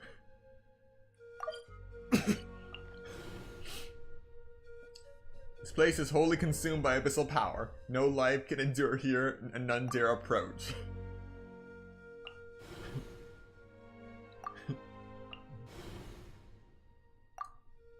Yeah, it's closing in on the scions of the canopy.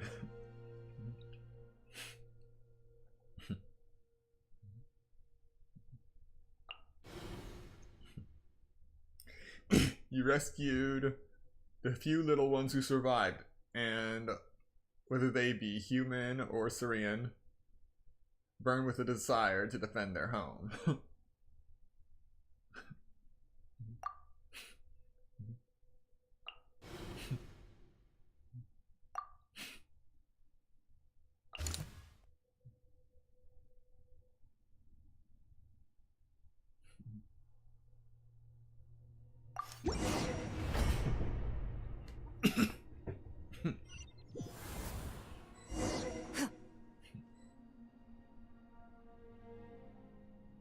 What the? I can't believe it! Hey! Strike a pose! Loaded.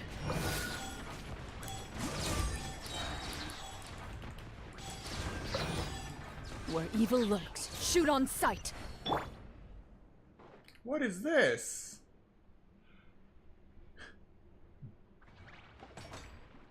It's too darn strong, our attacks are useless!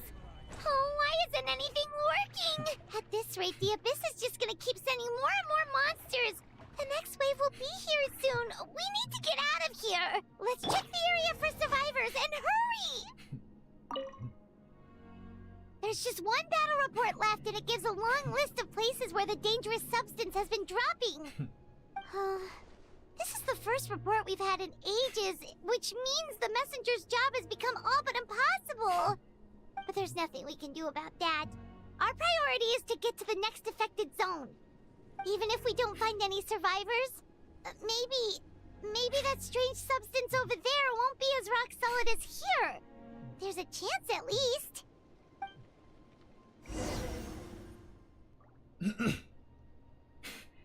Oh boy. Abyssal activity dire, 75%. Leyline status disordered. Okay, so it can get worse. Joy. And the signs of the canopy are now screwed. Wait. I just got shifted right over. Wait. Oh no, it isn't a shift this time. I actually have to ride the hot air balloon to see the madness. Hopefully I don't get shot out of the sky.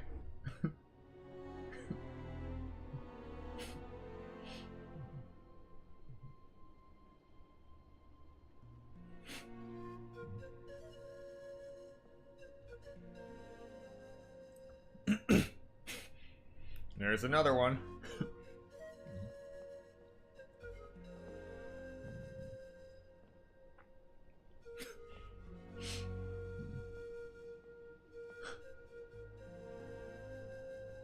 There are too many monsters. There are just too many. It's beyond anything we've seen before.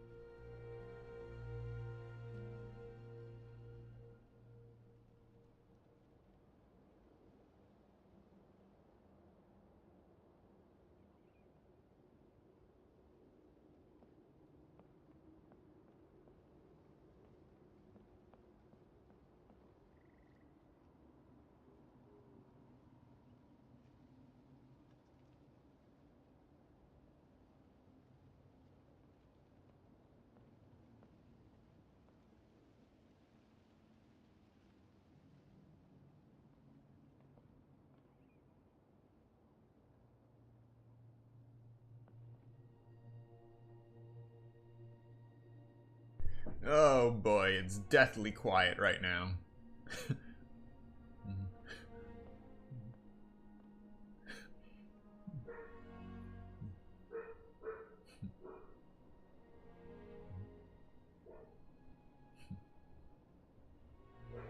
Yep. They're in the town.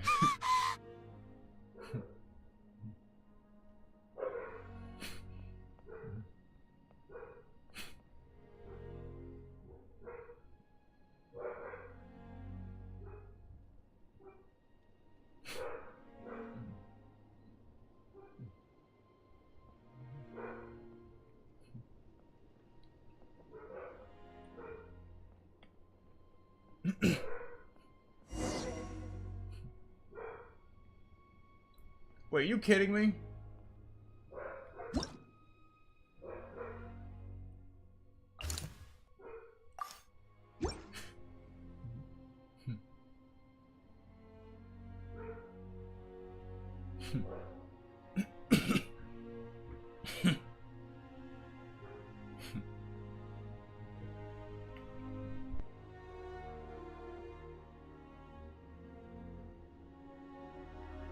Traveler, this war's getting too much for Paimon to take.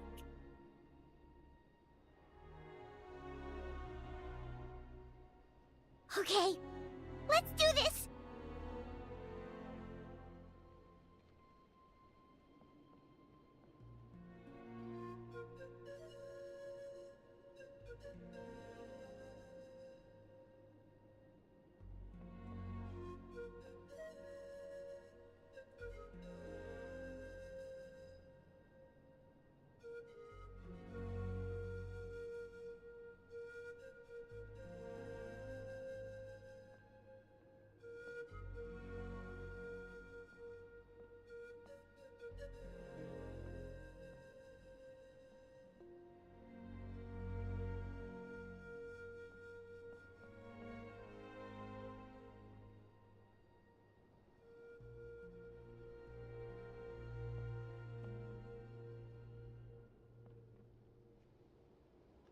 Oh, thank goodness, those people are still standing!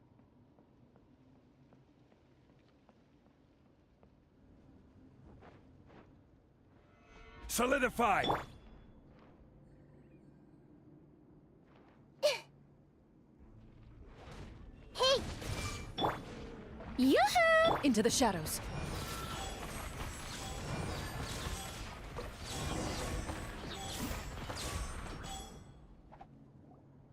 Move out! You've got to get out of here!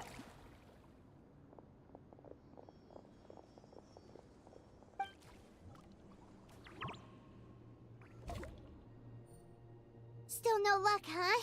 What on earth are these things? How are they invulnerable to attack?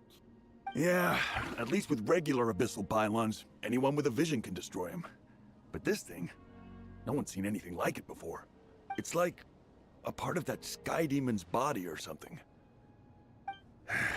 Whatever it is, it seems like it can spawn abyssal pylons, and with them, a never-ending stream of abyss monsters. We're just no match for it. At this point, retreat looks like our best option. We're fighting a losing battle here. The stadium is our only hope. That's where the sacred flame is, which seems to be the one thing that well of abyssal energy is afraid of. The Pyro Archon is guarding the flame. As long as that continues, we still have hope. What's this? Water, and some snacks. You look like you need it. I'm guessing you've been supporting the fight all over the map? Sounds like you need a breather. We got enough people to hold our own here, and it's high time you took a break. Why don't you sit down and gather your strength for a minute? It's true. We've been fighting pretty much non-stop. Traveler, you must be exhausted. What do you think? What is it? As long as that dark monstrosity remains unbeaten, gathering together might actually put a target on the Children of Echo's back. Oh, you're right. Well, then guess we'd better go warn them. It's your decision. If you want to set off right away, Paimon will come with you. I got plenty of provisions.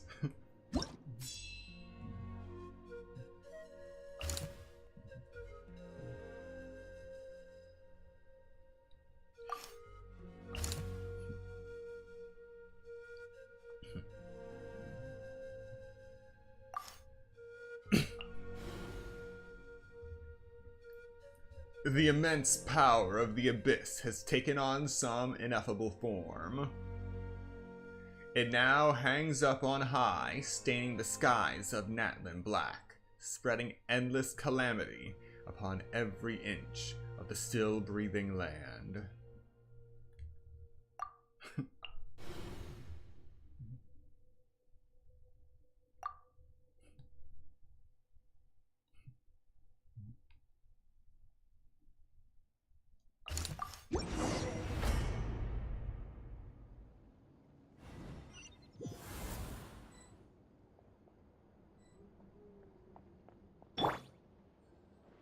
Gather!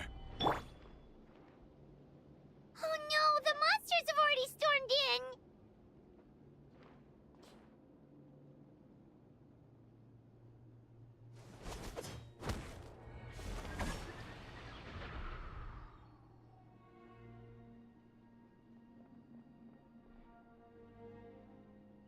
Oh, it's you guys. Things are bad here. Something fell out of the sky that's impervious to our attacks.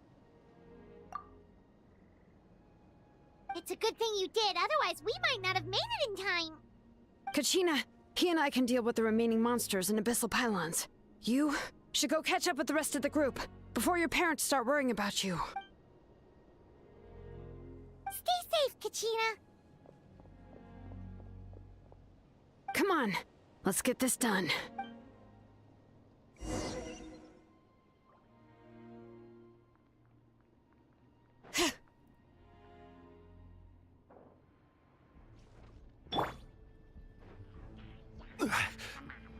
Stabilize! Strike a pose! Ready.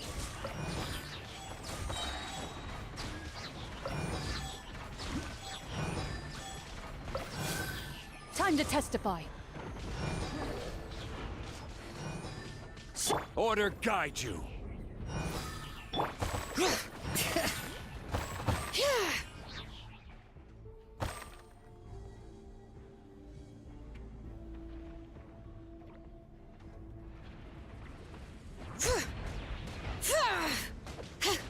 Yoo-hoo!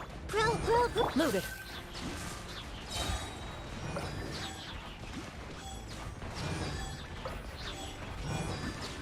Hunt them down. Time to shine! Share my knowledge. Bring it! Hear the echoes of the valley!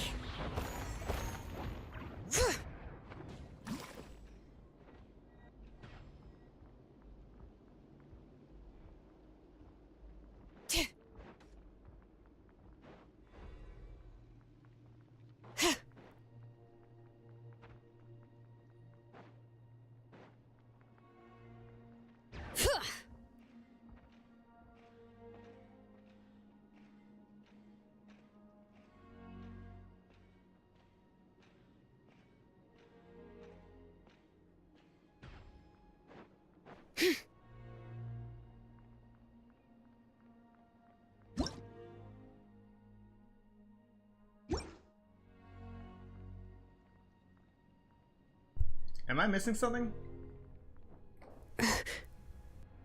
Oh, there.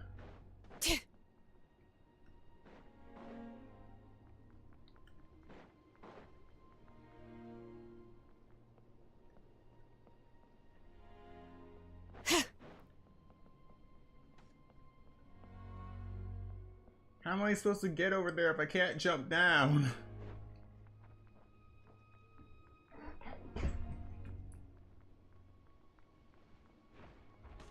Oh. That's what's wrong. Okay. Into the shadows.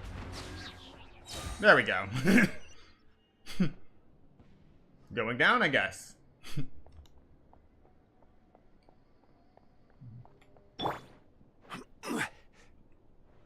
Solidify!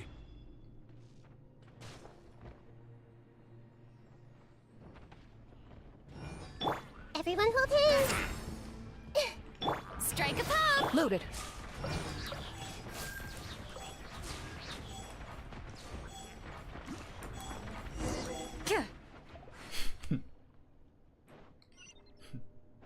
Evac complete.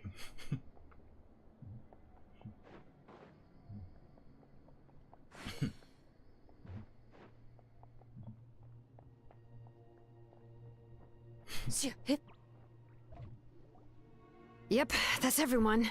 And no more casualties by the look of things. Yeah, this is, good. We can evacuate shortly. I appreciate your help. How are things out there? Pretty dire, I bet. Some of the things I've seen, I don't know if I'll ever be able to get them out of my mind. Are we in Natlan doomed to this fate? I've never witnessed a full-scale abyss evasion before. I mean, I'd heard stories about the sky being painted black, but I always thought that was an exaggeration. Mawika has witnessed this all before, so she knew better than anyone the terror and despair an abyss evasion would bring. Yeah, and despite that, she's still facing it head-on. We've had to abandon our homes and chase the dying light of day. And maybe the only time we'll see the dawn again is in our dreams. But as long as there's even a sliver of hope, I am not gonna give up. We should catch up with the group. Let's go!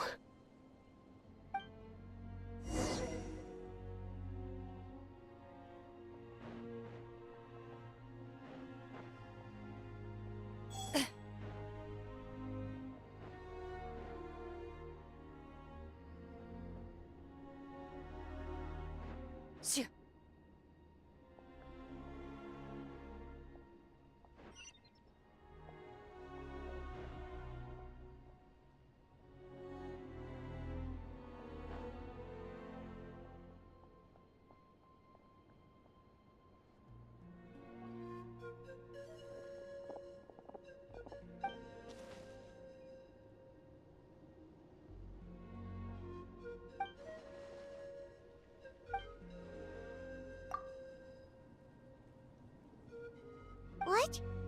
Isn't that Chaska's tribe? She said she was gonna take Koichi home to rest for a while.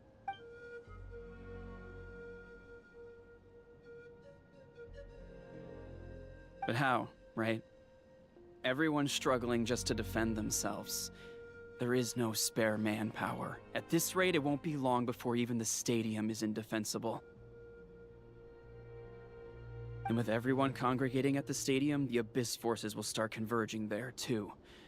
Then there'll be a battle on a scale much larger than anything we've seen so far. On the bright side, at least my old injuries aren't playing up at the moment.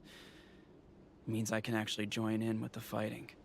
The crux of the issue is that the heart of the Abyss itself has joined the invasion. That's a power we just can't match. I have every faith in the courage of our people. The Natlanese will never give in to despair. But still, the fact is, our lives are more fragile than our spirits. Traveler Paimon knows what you're about to say. We have to go to the Flower Feather clan. Yeah, Paimon's sure is getting tired from all this flying, but it doesn't matter. Wherever you go, Paimon's going too. Until the Pyro Archon succeeds in her plan, every life we save is worth it. Yep, we'll leave the Children of Echoes to you guys. Flower Feather clan, hang in there. We're coming. If there was ever a time to push ourselves to the limit, that time is now.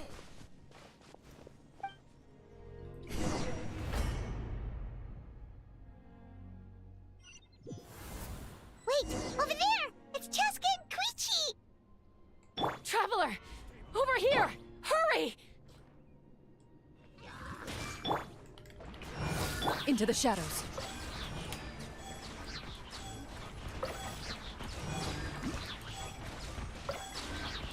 Time to testify. Solidify! This might hurt a little. Shower me with... Loaded.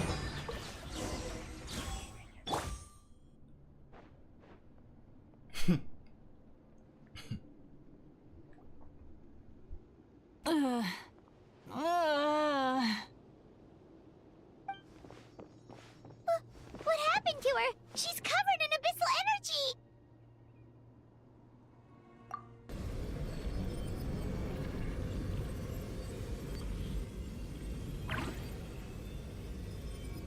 Please, save her.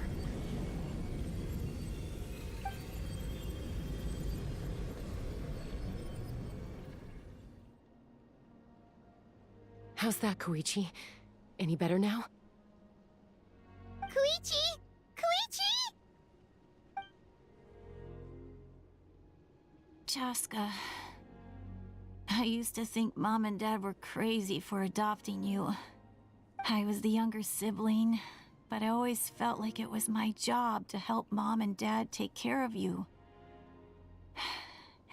I thought I could set you free from the abyssal energy you struggled with. I guess I was pretty full of myself, huh? Thinking I could fix you when... well, we were always the same. Hush, Koichi. Put those thoughts right out of your mind. We'll be at the stadium in no time, okay? I'll carry you there. The abyssal contamination is gone now. Just rest, and you'll get better. I was always nagging you to slow down. Stop rushing headlong into things. I just didn't want anything to happen to you, or to anyone else because of you. I worried about you so much. But now, I realize I never really understood what it's like for you. The fact that you survived an abyssal contamination was a miracle.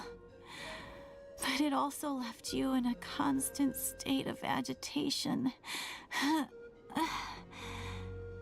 The fact that we became family was another miracle.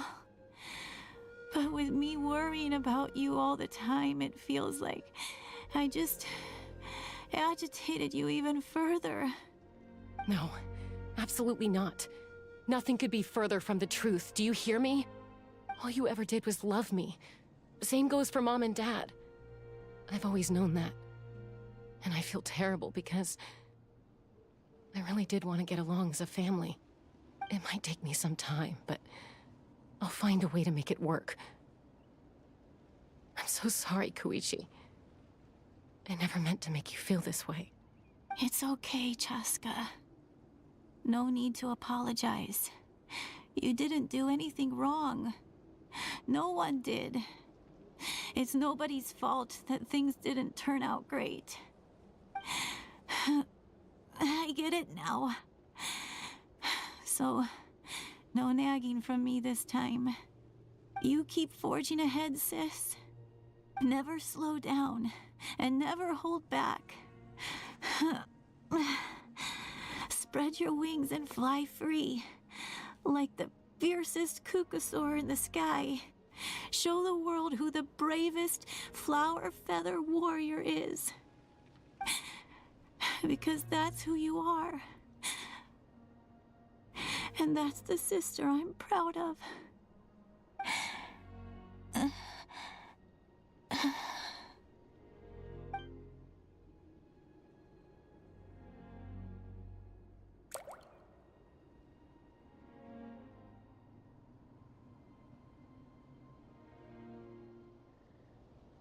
Koichi! Koichi!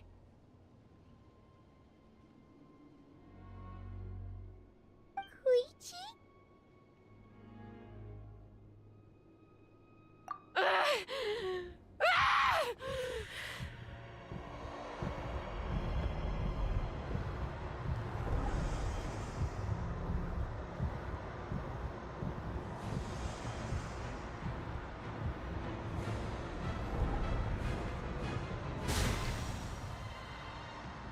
Chaska?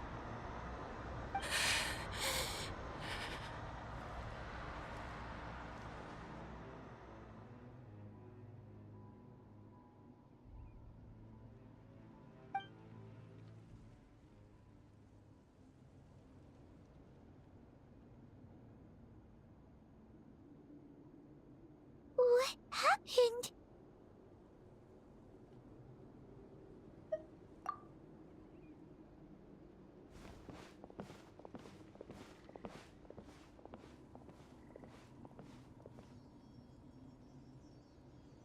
What was that just now? It looked like abyssal energy was flowing out of her, but then a split second later, it disappeared. Koichi did say that Chaska needs to let off steam now and then, or she'll end up losing herself. But this time she wrestled back control. If only we were faster! Dealing with abyssal contamination is a piece of cake for you! We could have gotten to her earlier, then you could have treated her before it was too...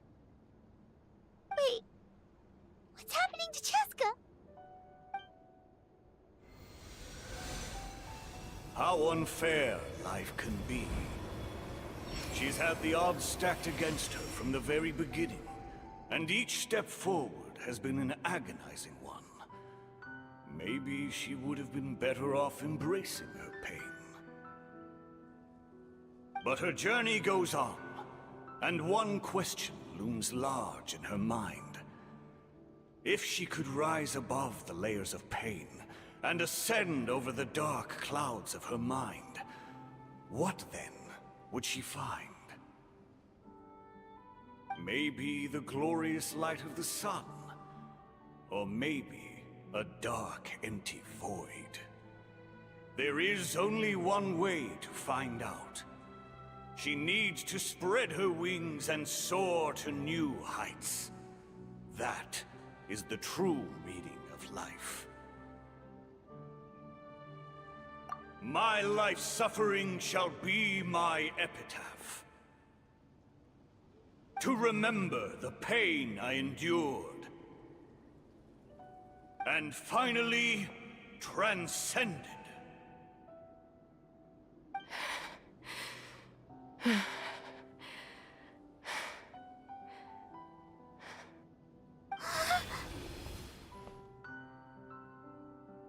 Let's take Koichi somewhere safer.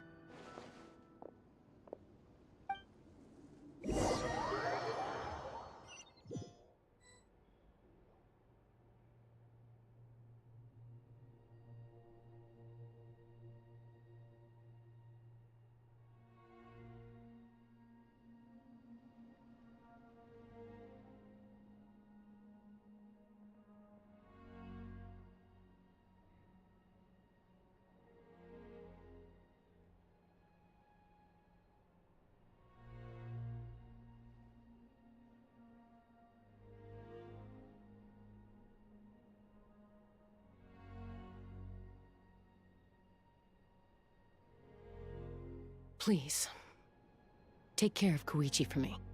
I still have more important things to do. Of course. We are grateful for her service. Yes. She served selflessly. I'm sorry, Chaska.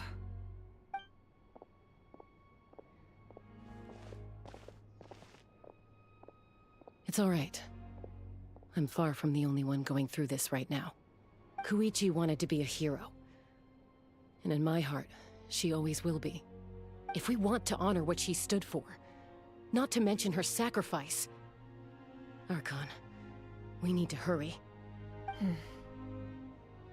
Time for this war to end.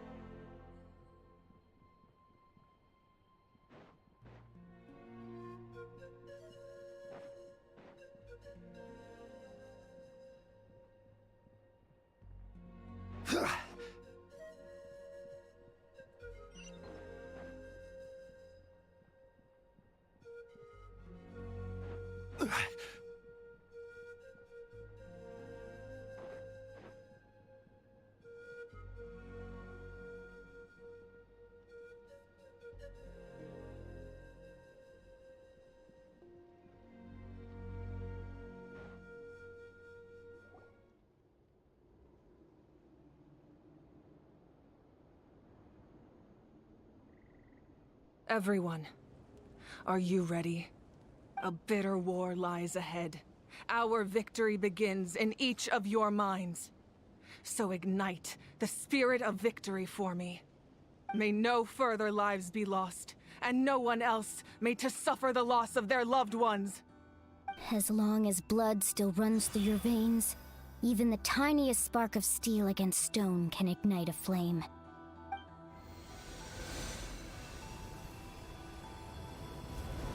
Its blaze will become one with the gaze of all Natlan. Even amid everlasting darkness, our bonds remain eternal.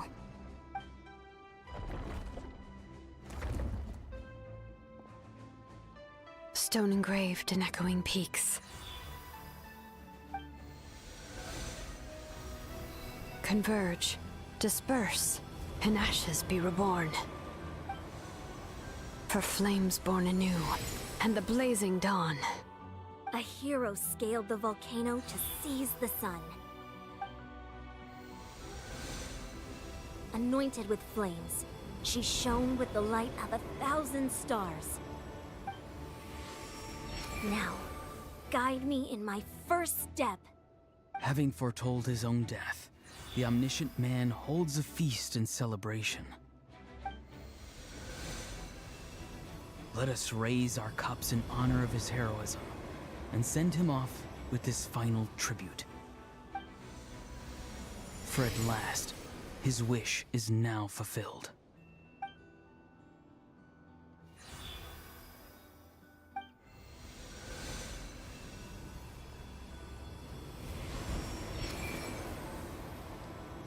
My life's suffering shall be my epitaph. To remember the pain I endured, and finally, transcend it. Heroes of the ages! Our moment has finally come!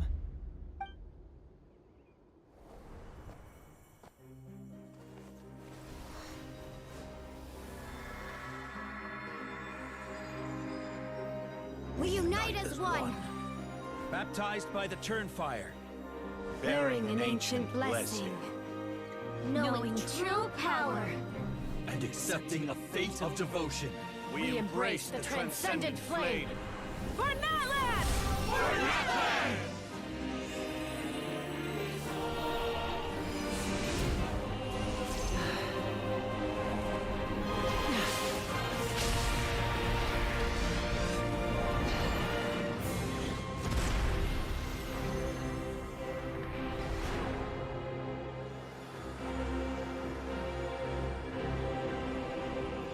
In the name of the Pyro Archon Xilonen, I declare the Night Wars underway!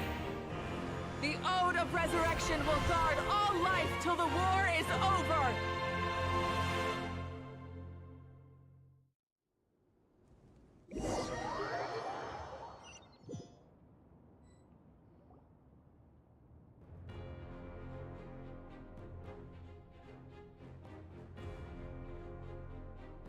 That is an outright scary level of power. So, from now on, all warriors will be able to resurrect themselves using the sacred flame. That's right.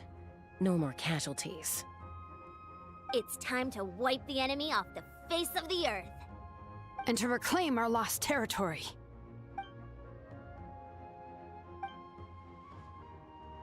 We'll come with you. Paimon, traveler. I'm so grateful you got to us when you did. You gave Koichi the chance to say those words to me before the end. If I'd lost control out there in the wild, this counterattack might never have been possible. Probably best not to think about that. More importantly, how are you feeling now? Any better? Not really. But now's not the time to deal with it. In the spirit of VUCA, I have to rise above it.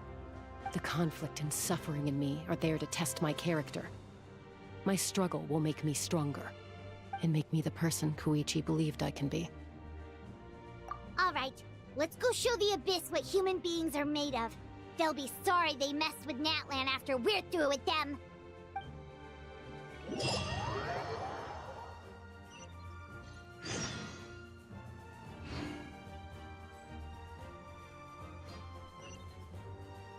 So we are fighting an abyssal tumor. Gather! Yoo-hoo! Ready.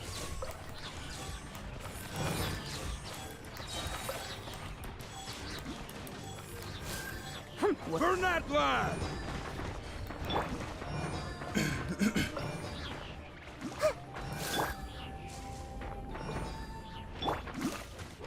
Let the world come alive! Grow! Whoa, what the?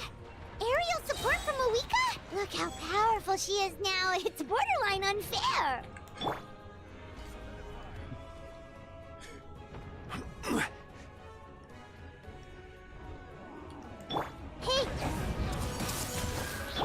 Strike a pop! Into the shadows.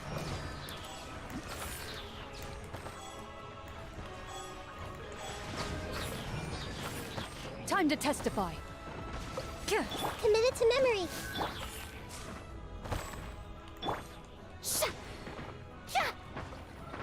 Loaded. Use my power to destroy the Abyss tumors. Got it! Thanks for the backup!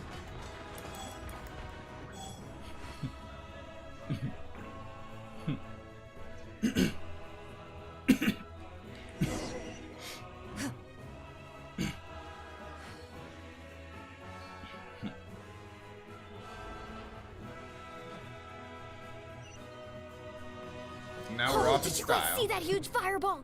It exploded right above my head! Sorry, Mualani. I'll adjust my aim. No, you're good, Archon. It didn't hurt at all. Plus, it was freaking cool! Not great for your eyesight, though. Oh yeah, fair point. Ugh, Ahal's coming in way too hot! Is it possible to mute him? Done. Thank you, Malika. I guess we have the Pyro Archon to thank for Ahal's muting.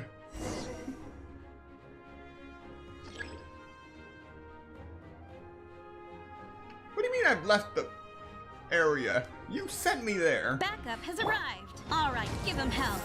Vengeance for Koichi.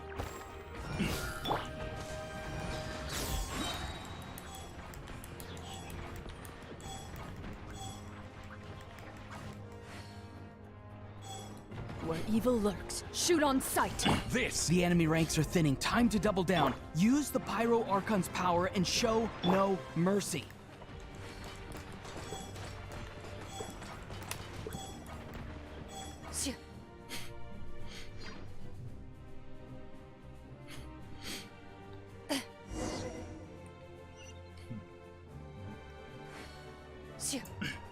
All right, next on the list.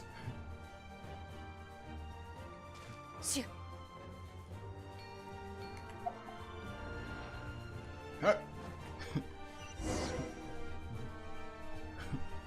Kachina, over here! I'll send you up, it'll be quicker!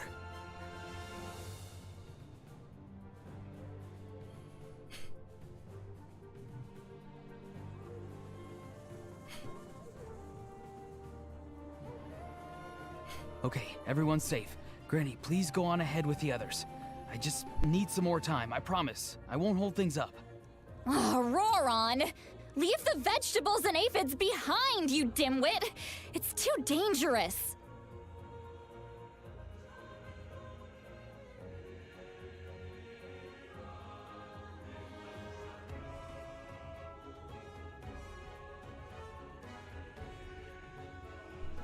Here we go.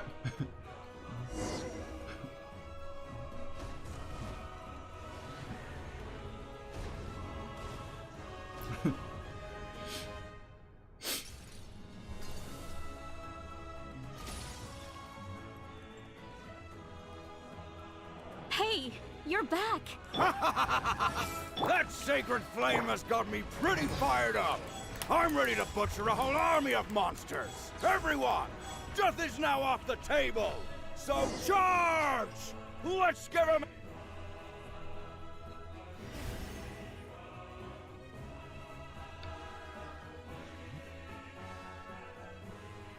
All right, we're at 26%.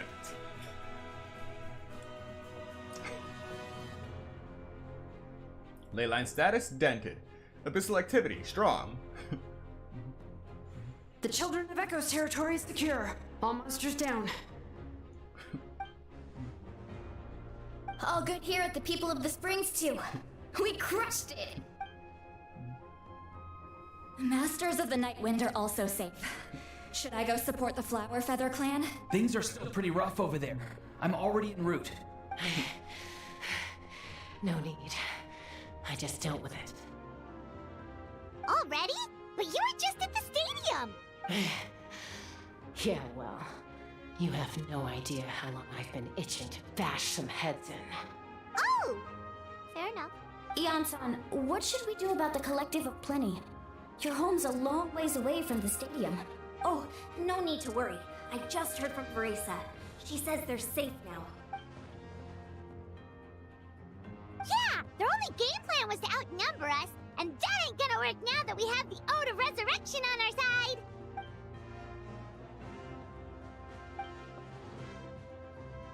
We ain't gonna let them get away with that! Friends, let's gather at the stadium! More abyss tumors have descended, all near the stadium. Let's split up and take them out. We need someone to guard the main entrance. Alright, this is the final battle!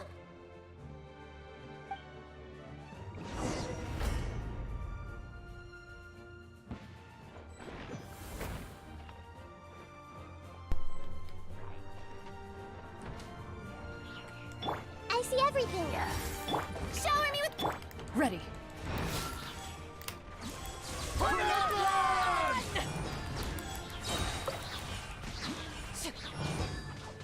Right!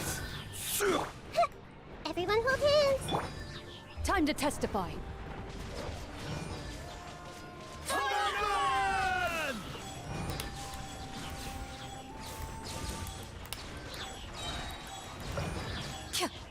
I will have order.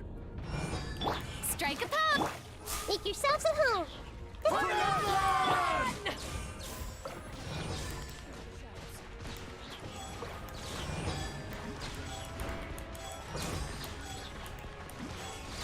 Hey!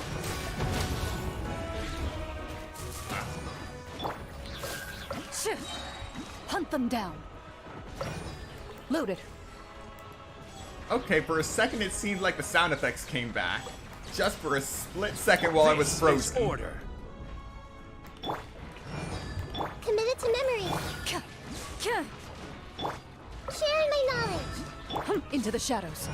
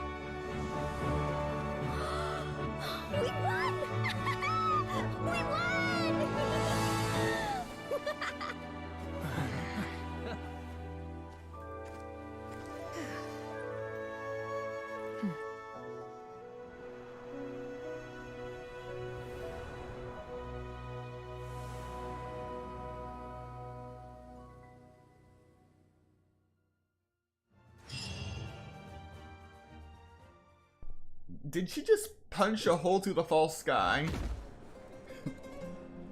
Everyone, we are gathered here to celebrate a glorious victory. It is a victory forged by each and every one of us, and we should all be proud of what we have accomplished.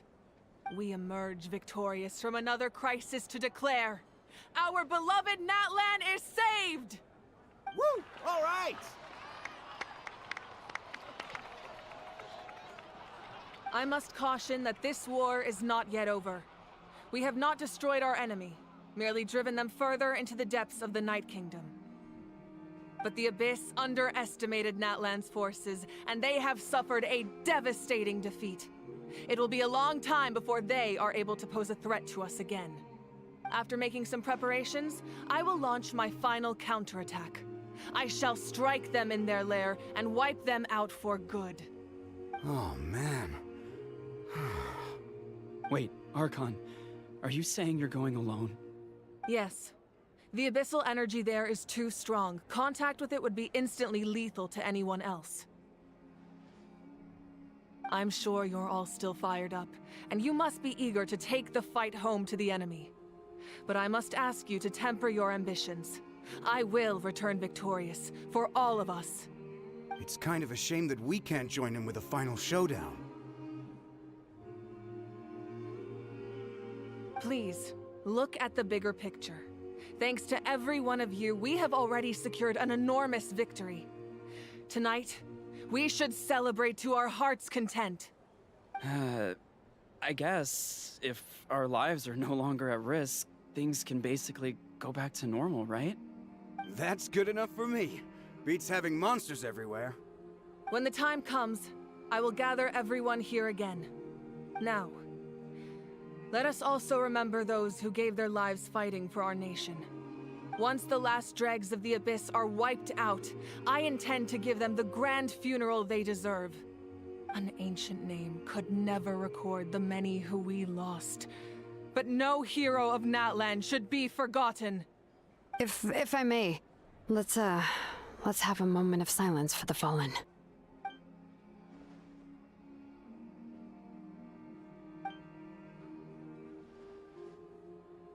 Lastly, there is one more person I must thank for his extraordinary support in our time of need, and that is the Captain. Speaking in a personal capacity, I should like to offer my sincere congratulations on your victory. Well, everyone, please enjoy the victory feast. I hope it's a chance to relax your minds and rekindle your spirits, so that we may face what lies ahead with renewed vigor.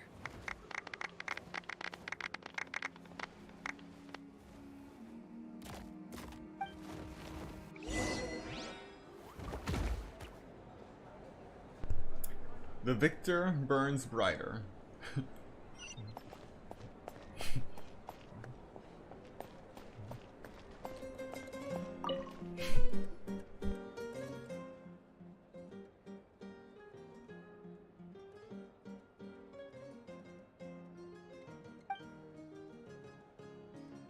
Unless you want to get punched in the face. What is it with you, Ahau? Why are you so incapable of being nice?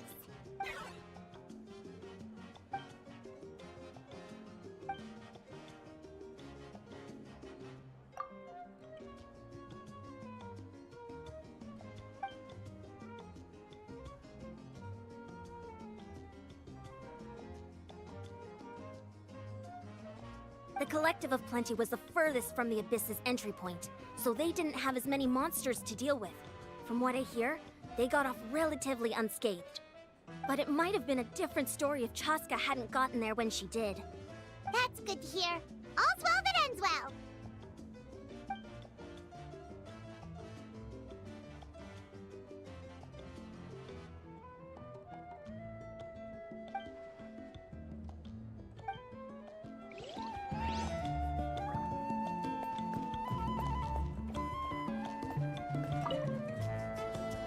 You did a great job, Kachina. Oh, you're much more confident now. Seems like winning the pilgrimage gave you a real boost.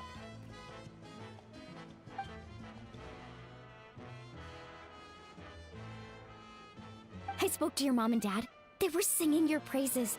They said the world's your oyster now. How are things at the people of the Springs base? There are some casualties, but the overall mood is very positive. I reckon they'll start rebuilding pretty soon. Same situation for the Children of Echoes.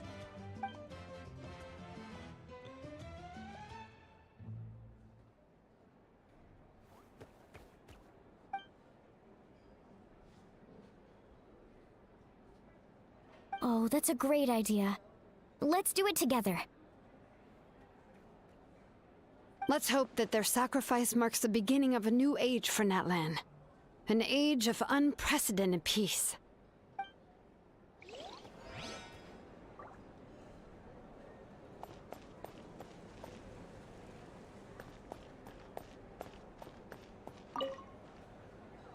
I must congratulate you on your efforts during this war. I'm told you have proven yourself to be an outstanding adventurer and warrior. You remind me of the princess. Similarities in your approach are striking, especially when you told me you wanted to win. I hope you will see her soon. Hey, Auroron! How are the Masters of the Nightwind doing? Granny Xilolen's been there the whole time, and she's a tough one. I think we should be fine. I'm sure there'll be some patching up to do, though. That's a job for the young folks. I should probably head back so I can pitch in. Do you need support from the Fatui? Probably not. There are a lot of older folks in our tribe, and I suspect they would find your comrade's presence a little distressing. Right, because often they look like a bunch of intimidating thugs. Well, also in my tribe, excessive use of elemental energy is bad for your eyesight. Oh, right. Okay. I'm still somewhat in disbelief that a united people prevailed against the Abyss. Do I sense some regret in your words? A degree of regret is inevitable. But above all, I feel profound admiration.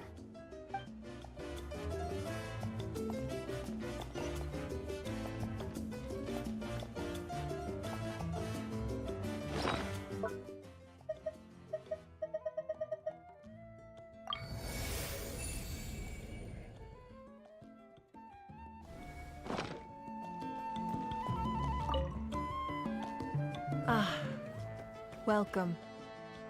You seem a little out of sorts. Are you just tired, or...? I guess I am. You know, when I was up there in the sky, I could see all of Natlan stretching out below me. People everywhere, giving everything they had for a chance at victory. I just... If only I'd been quicker.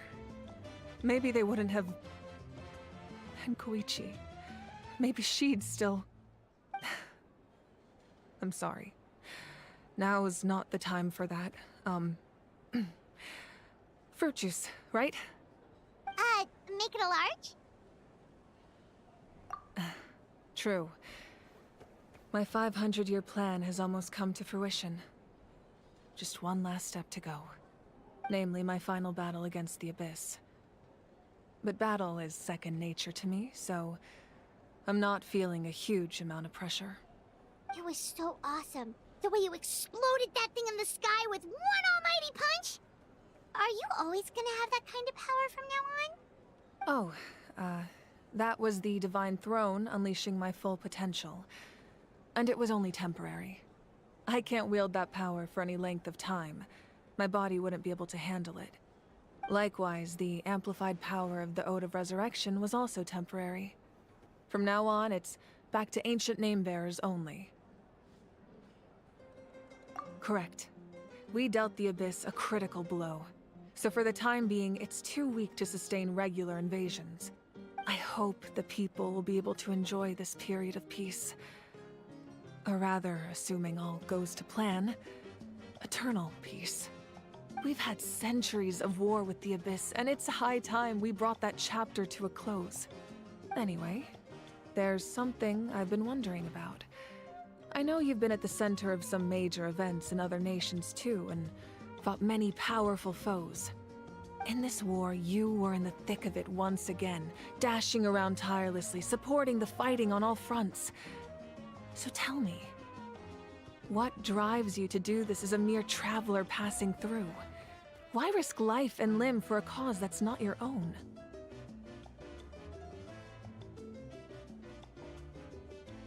A clear conscience. Great answer. That's how life should be lived, to the fullest, with no regrets. What I'm really trying to say is, I would love for you, with your extraordinary talent and your sense of justice, to join me in this final step.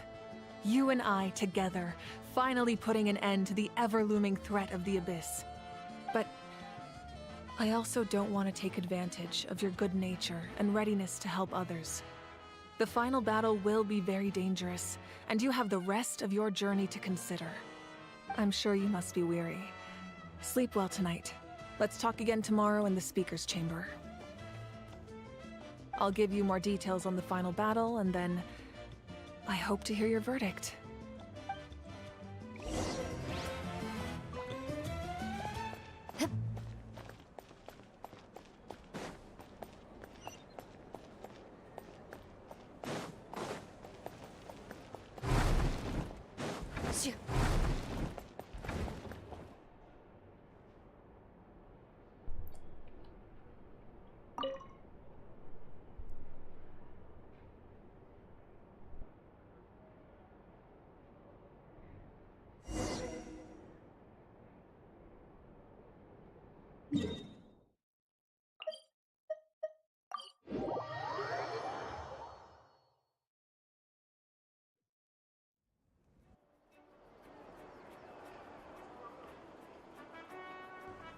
Hey, Traveler, Paimon.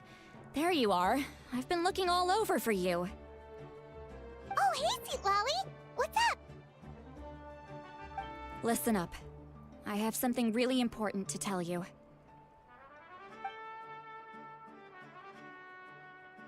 What? Are you serious? Natlan must pay the price for Mawika's use of the Ruler of Death's power.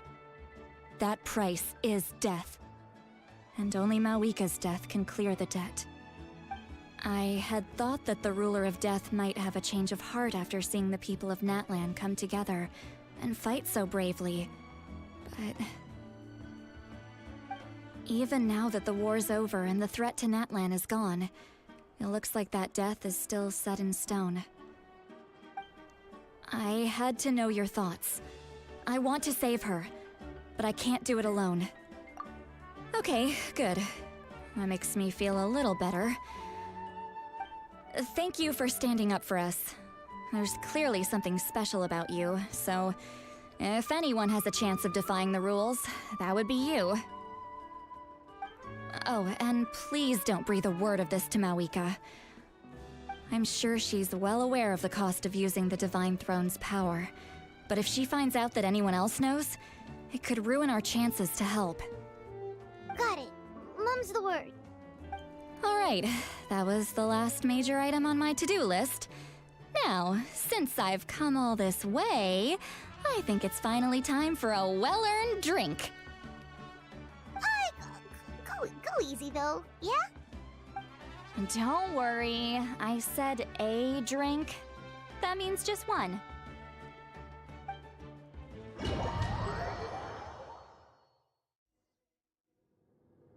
All right, you little munchkin. If you keep pestering me, I'm gonna have to get serious. I get 100 kids a day telling me they want to be the next Pyro Archon.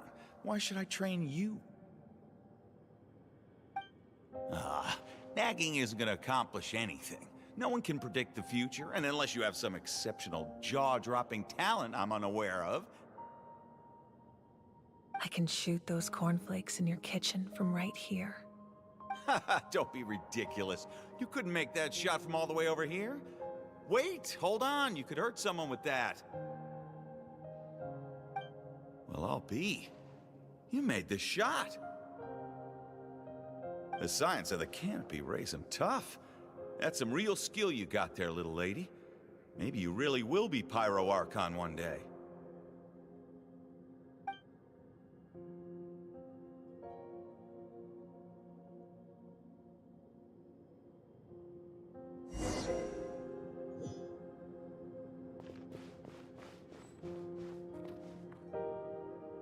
See this?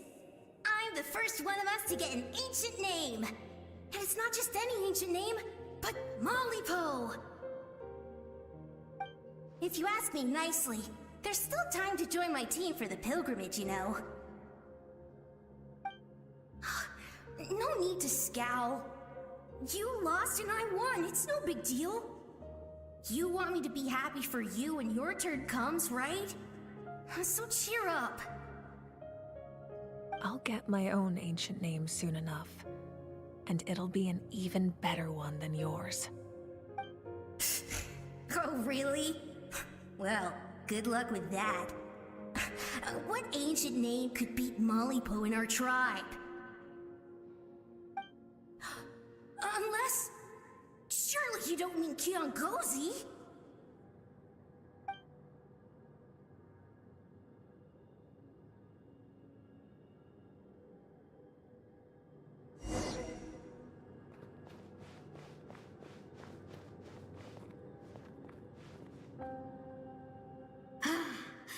That was fantastic.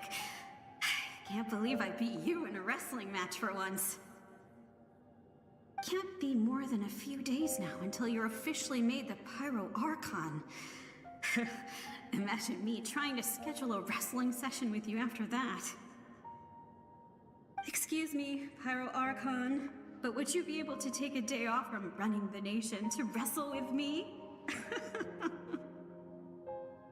I heard that the Pyro Archon inherits the knowledge stored in the Sacred Flame. And apparently it can change your personality. I can't help but feel a little worried. Worried that you won't be able to beat me in a wrestling match anymore? Why would I be worried about that? Never mind. Clearly I'm just overthinking things. Why would you forget about me just because of some new job? Even if that job happens to be Archon. Come on, one more round.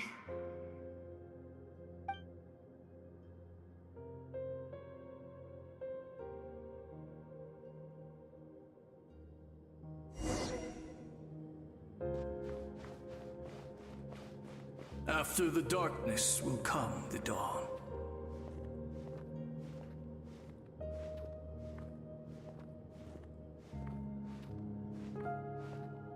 No one fights alone.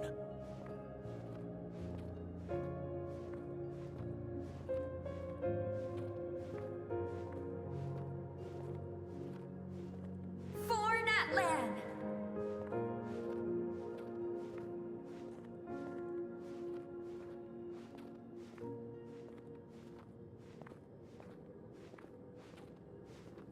Look at the sky! It's getting brighter at last!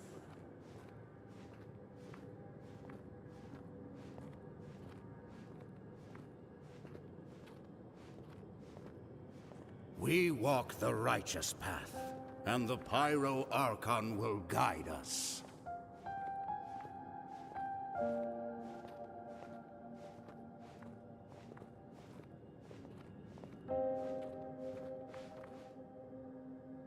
The victors shall burn bright, while the losers must turn to ash.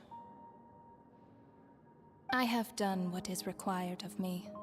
The rules are now written into the Night Kingdom, and this will help you to stand against the Abyss. It is still not enough. All this can do is give my people courage. It will not see us through a true catastrophe. If you are to make the Natlanese alone bear the consequences of a broken world, you will have to bring more to the bargaining table. You are the greediest human I have ever met, and the fiercest negotiator. No other would seriously ask to borrow my power. My domain is death, and its power comes at a great price. The question is, are you prepared to pay? I need that power. Only a hero can truly wield it, and heroes are not afraid of dying. No.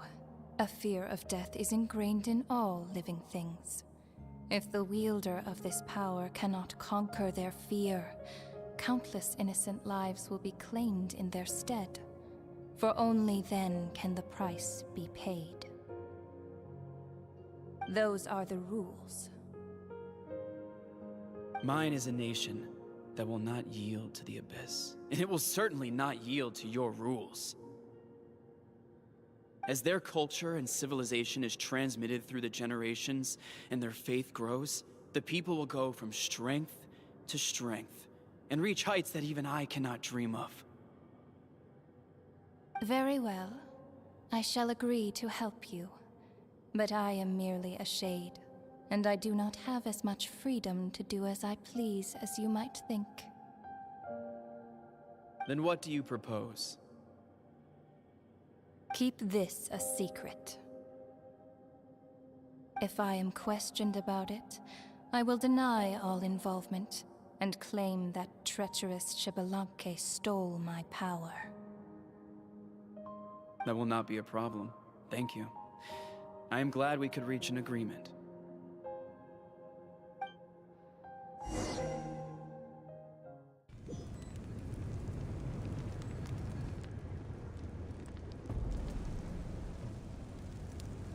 Come in. As you know, I've asked you to come here to discuss the task of wiping out the Abyss. Oh, but first, any progress on the ancient name?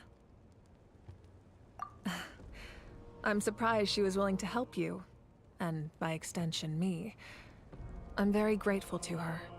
Wait, hold on. Wasn't the whole point of the ancient names for winning that huge battle? Why would the Traveler still need one by this point? That's right. The Abyss has retreated to the depths of the Night Kingdom, a place that has long since been corrupted by abyssal energy. If we don't finish them off and restore the ley lines, the threat they pose to Natlan will remain. The battle we fought yesterday, we may one day have to fight again. This is the fate Natlan has always been resigned to. For thousands of years, we have struggled on the brink of a looming darkness and never known true peace. But this time, I want to break the cycle and free us from this fate for good. With the sacred flame, I can protect myself from the abyssal corruption, but beyond that, you are the only other person who can resist it. If your ancient name can't be forged, I will go alone. But if it can, I'd really love your help. Not completely. After all, the Night Kingdom is still plagued by abyssal corruption. But when I used the power of the Divine Throne, it dispelled a lot of that corruption. Plus, your ancient name is a special case, so the Lord of the Night will take special care of you. In short, the Ode of Resurrection still has a number of limitations, but I can promise that it will work reliably on you. Whoa! Are we forgetting something here? What about Paimon? What's her place in all this? What? You mean we'll be separated? The Abyss is extremely devious. If you two go there together, you can bet they'll make Paimon their primary target just to put us in an impossible position. Paimon wasn't that worried, but now she's petrified. What will you do without me? Okay, well, Paimon needs to think about this because you're really asking a lot of her, but give Paimon some time and she'll do her best to rise to the challenge. I greatly appreciate it. Everyone in Natlan knows how important this final battle is. You will be remembered and revered long into the future, until the end of time. If you have any other questions, please ask away.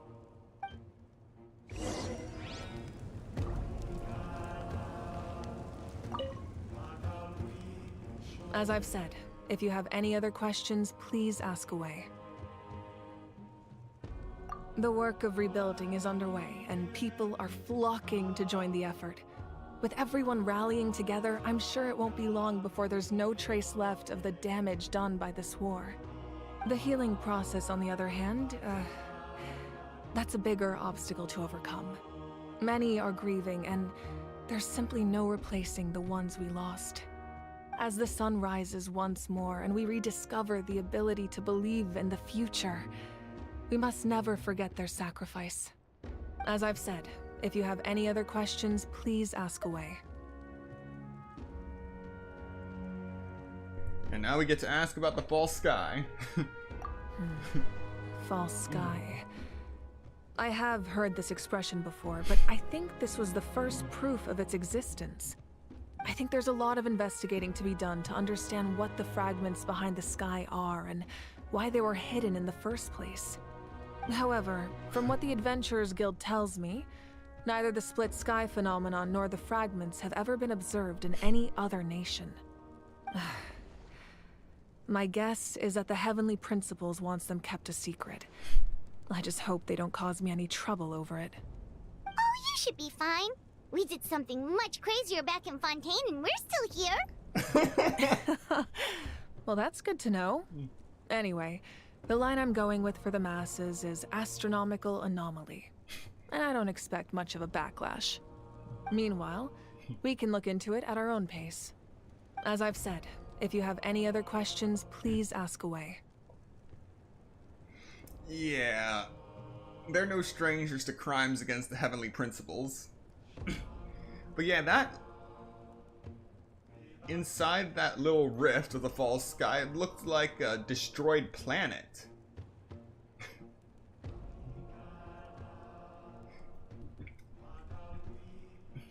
Are we just surrounded by dead worlds?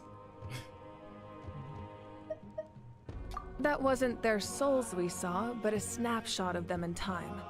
All the work of the ancient name engravers 500 years ago, who made some special modifications to their names. Their souls returned to the Night Kingdom long ago, and will have been reborn in Natlan since, albeit in a different form. For all we know, they may have already lived many new lives by now. And so, even though we will never meet again, they will always be by our side in one way or another. I think that gives another layer of meaning to the phrase, "no one fights alone." As I've said, if you have any other questions, please ask away. We have a temporary alliance, but I can tell that saving Natlan is not his only goal.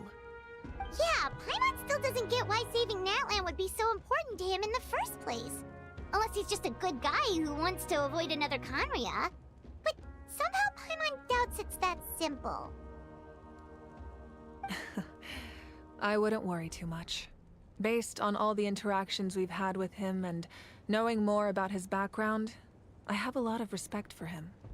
I don't think he has any ill intentions. Now, we should focus on the final battle. As I've said, if you have any other questions, please ask away.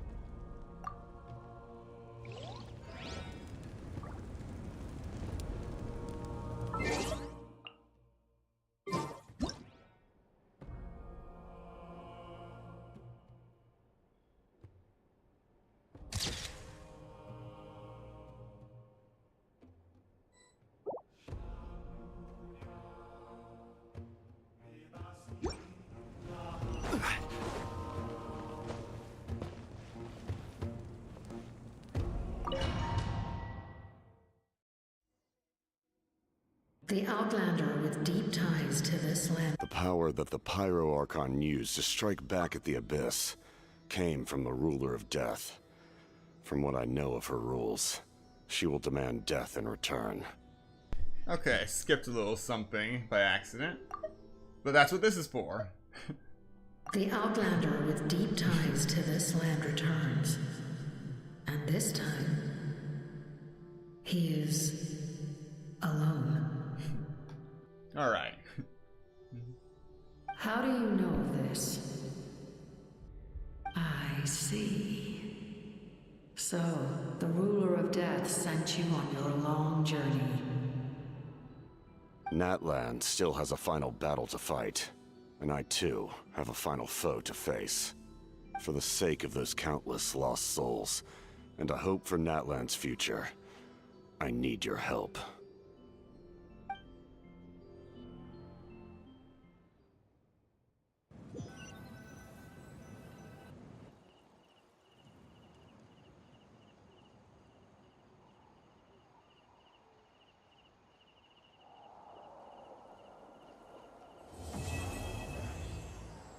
The rainbow destined to burn is finished.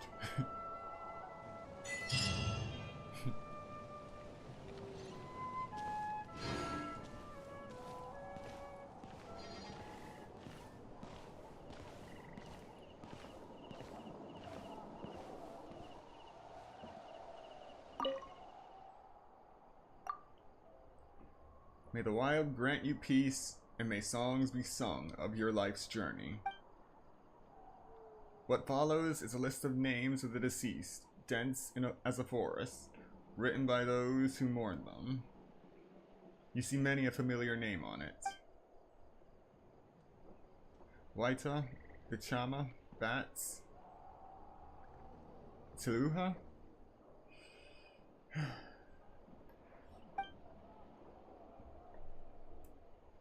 We give thanks for the gift of your life and ours, and we look forward to meeting you again, one day, in a world of wonder and beauty.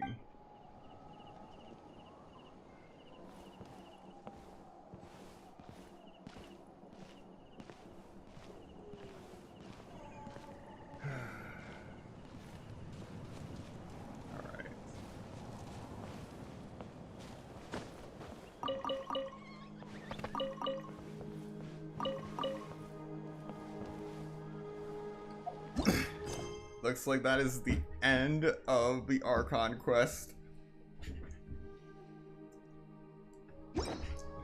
And that will be the end of the stream as well, because once again, I did not expect this to go on for 6 hours and 35 minutes. Wow.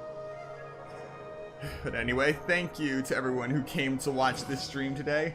And those who come to watch the playback later, be sure to like, comment, subscribe, and turn on notifications so you are notified of the next Genshin Impact stream. Osmanthus wine and I will see you next same time. As I remember. But where are those who share the memory?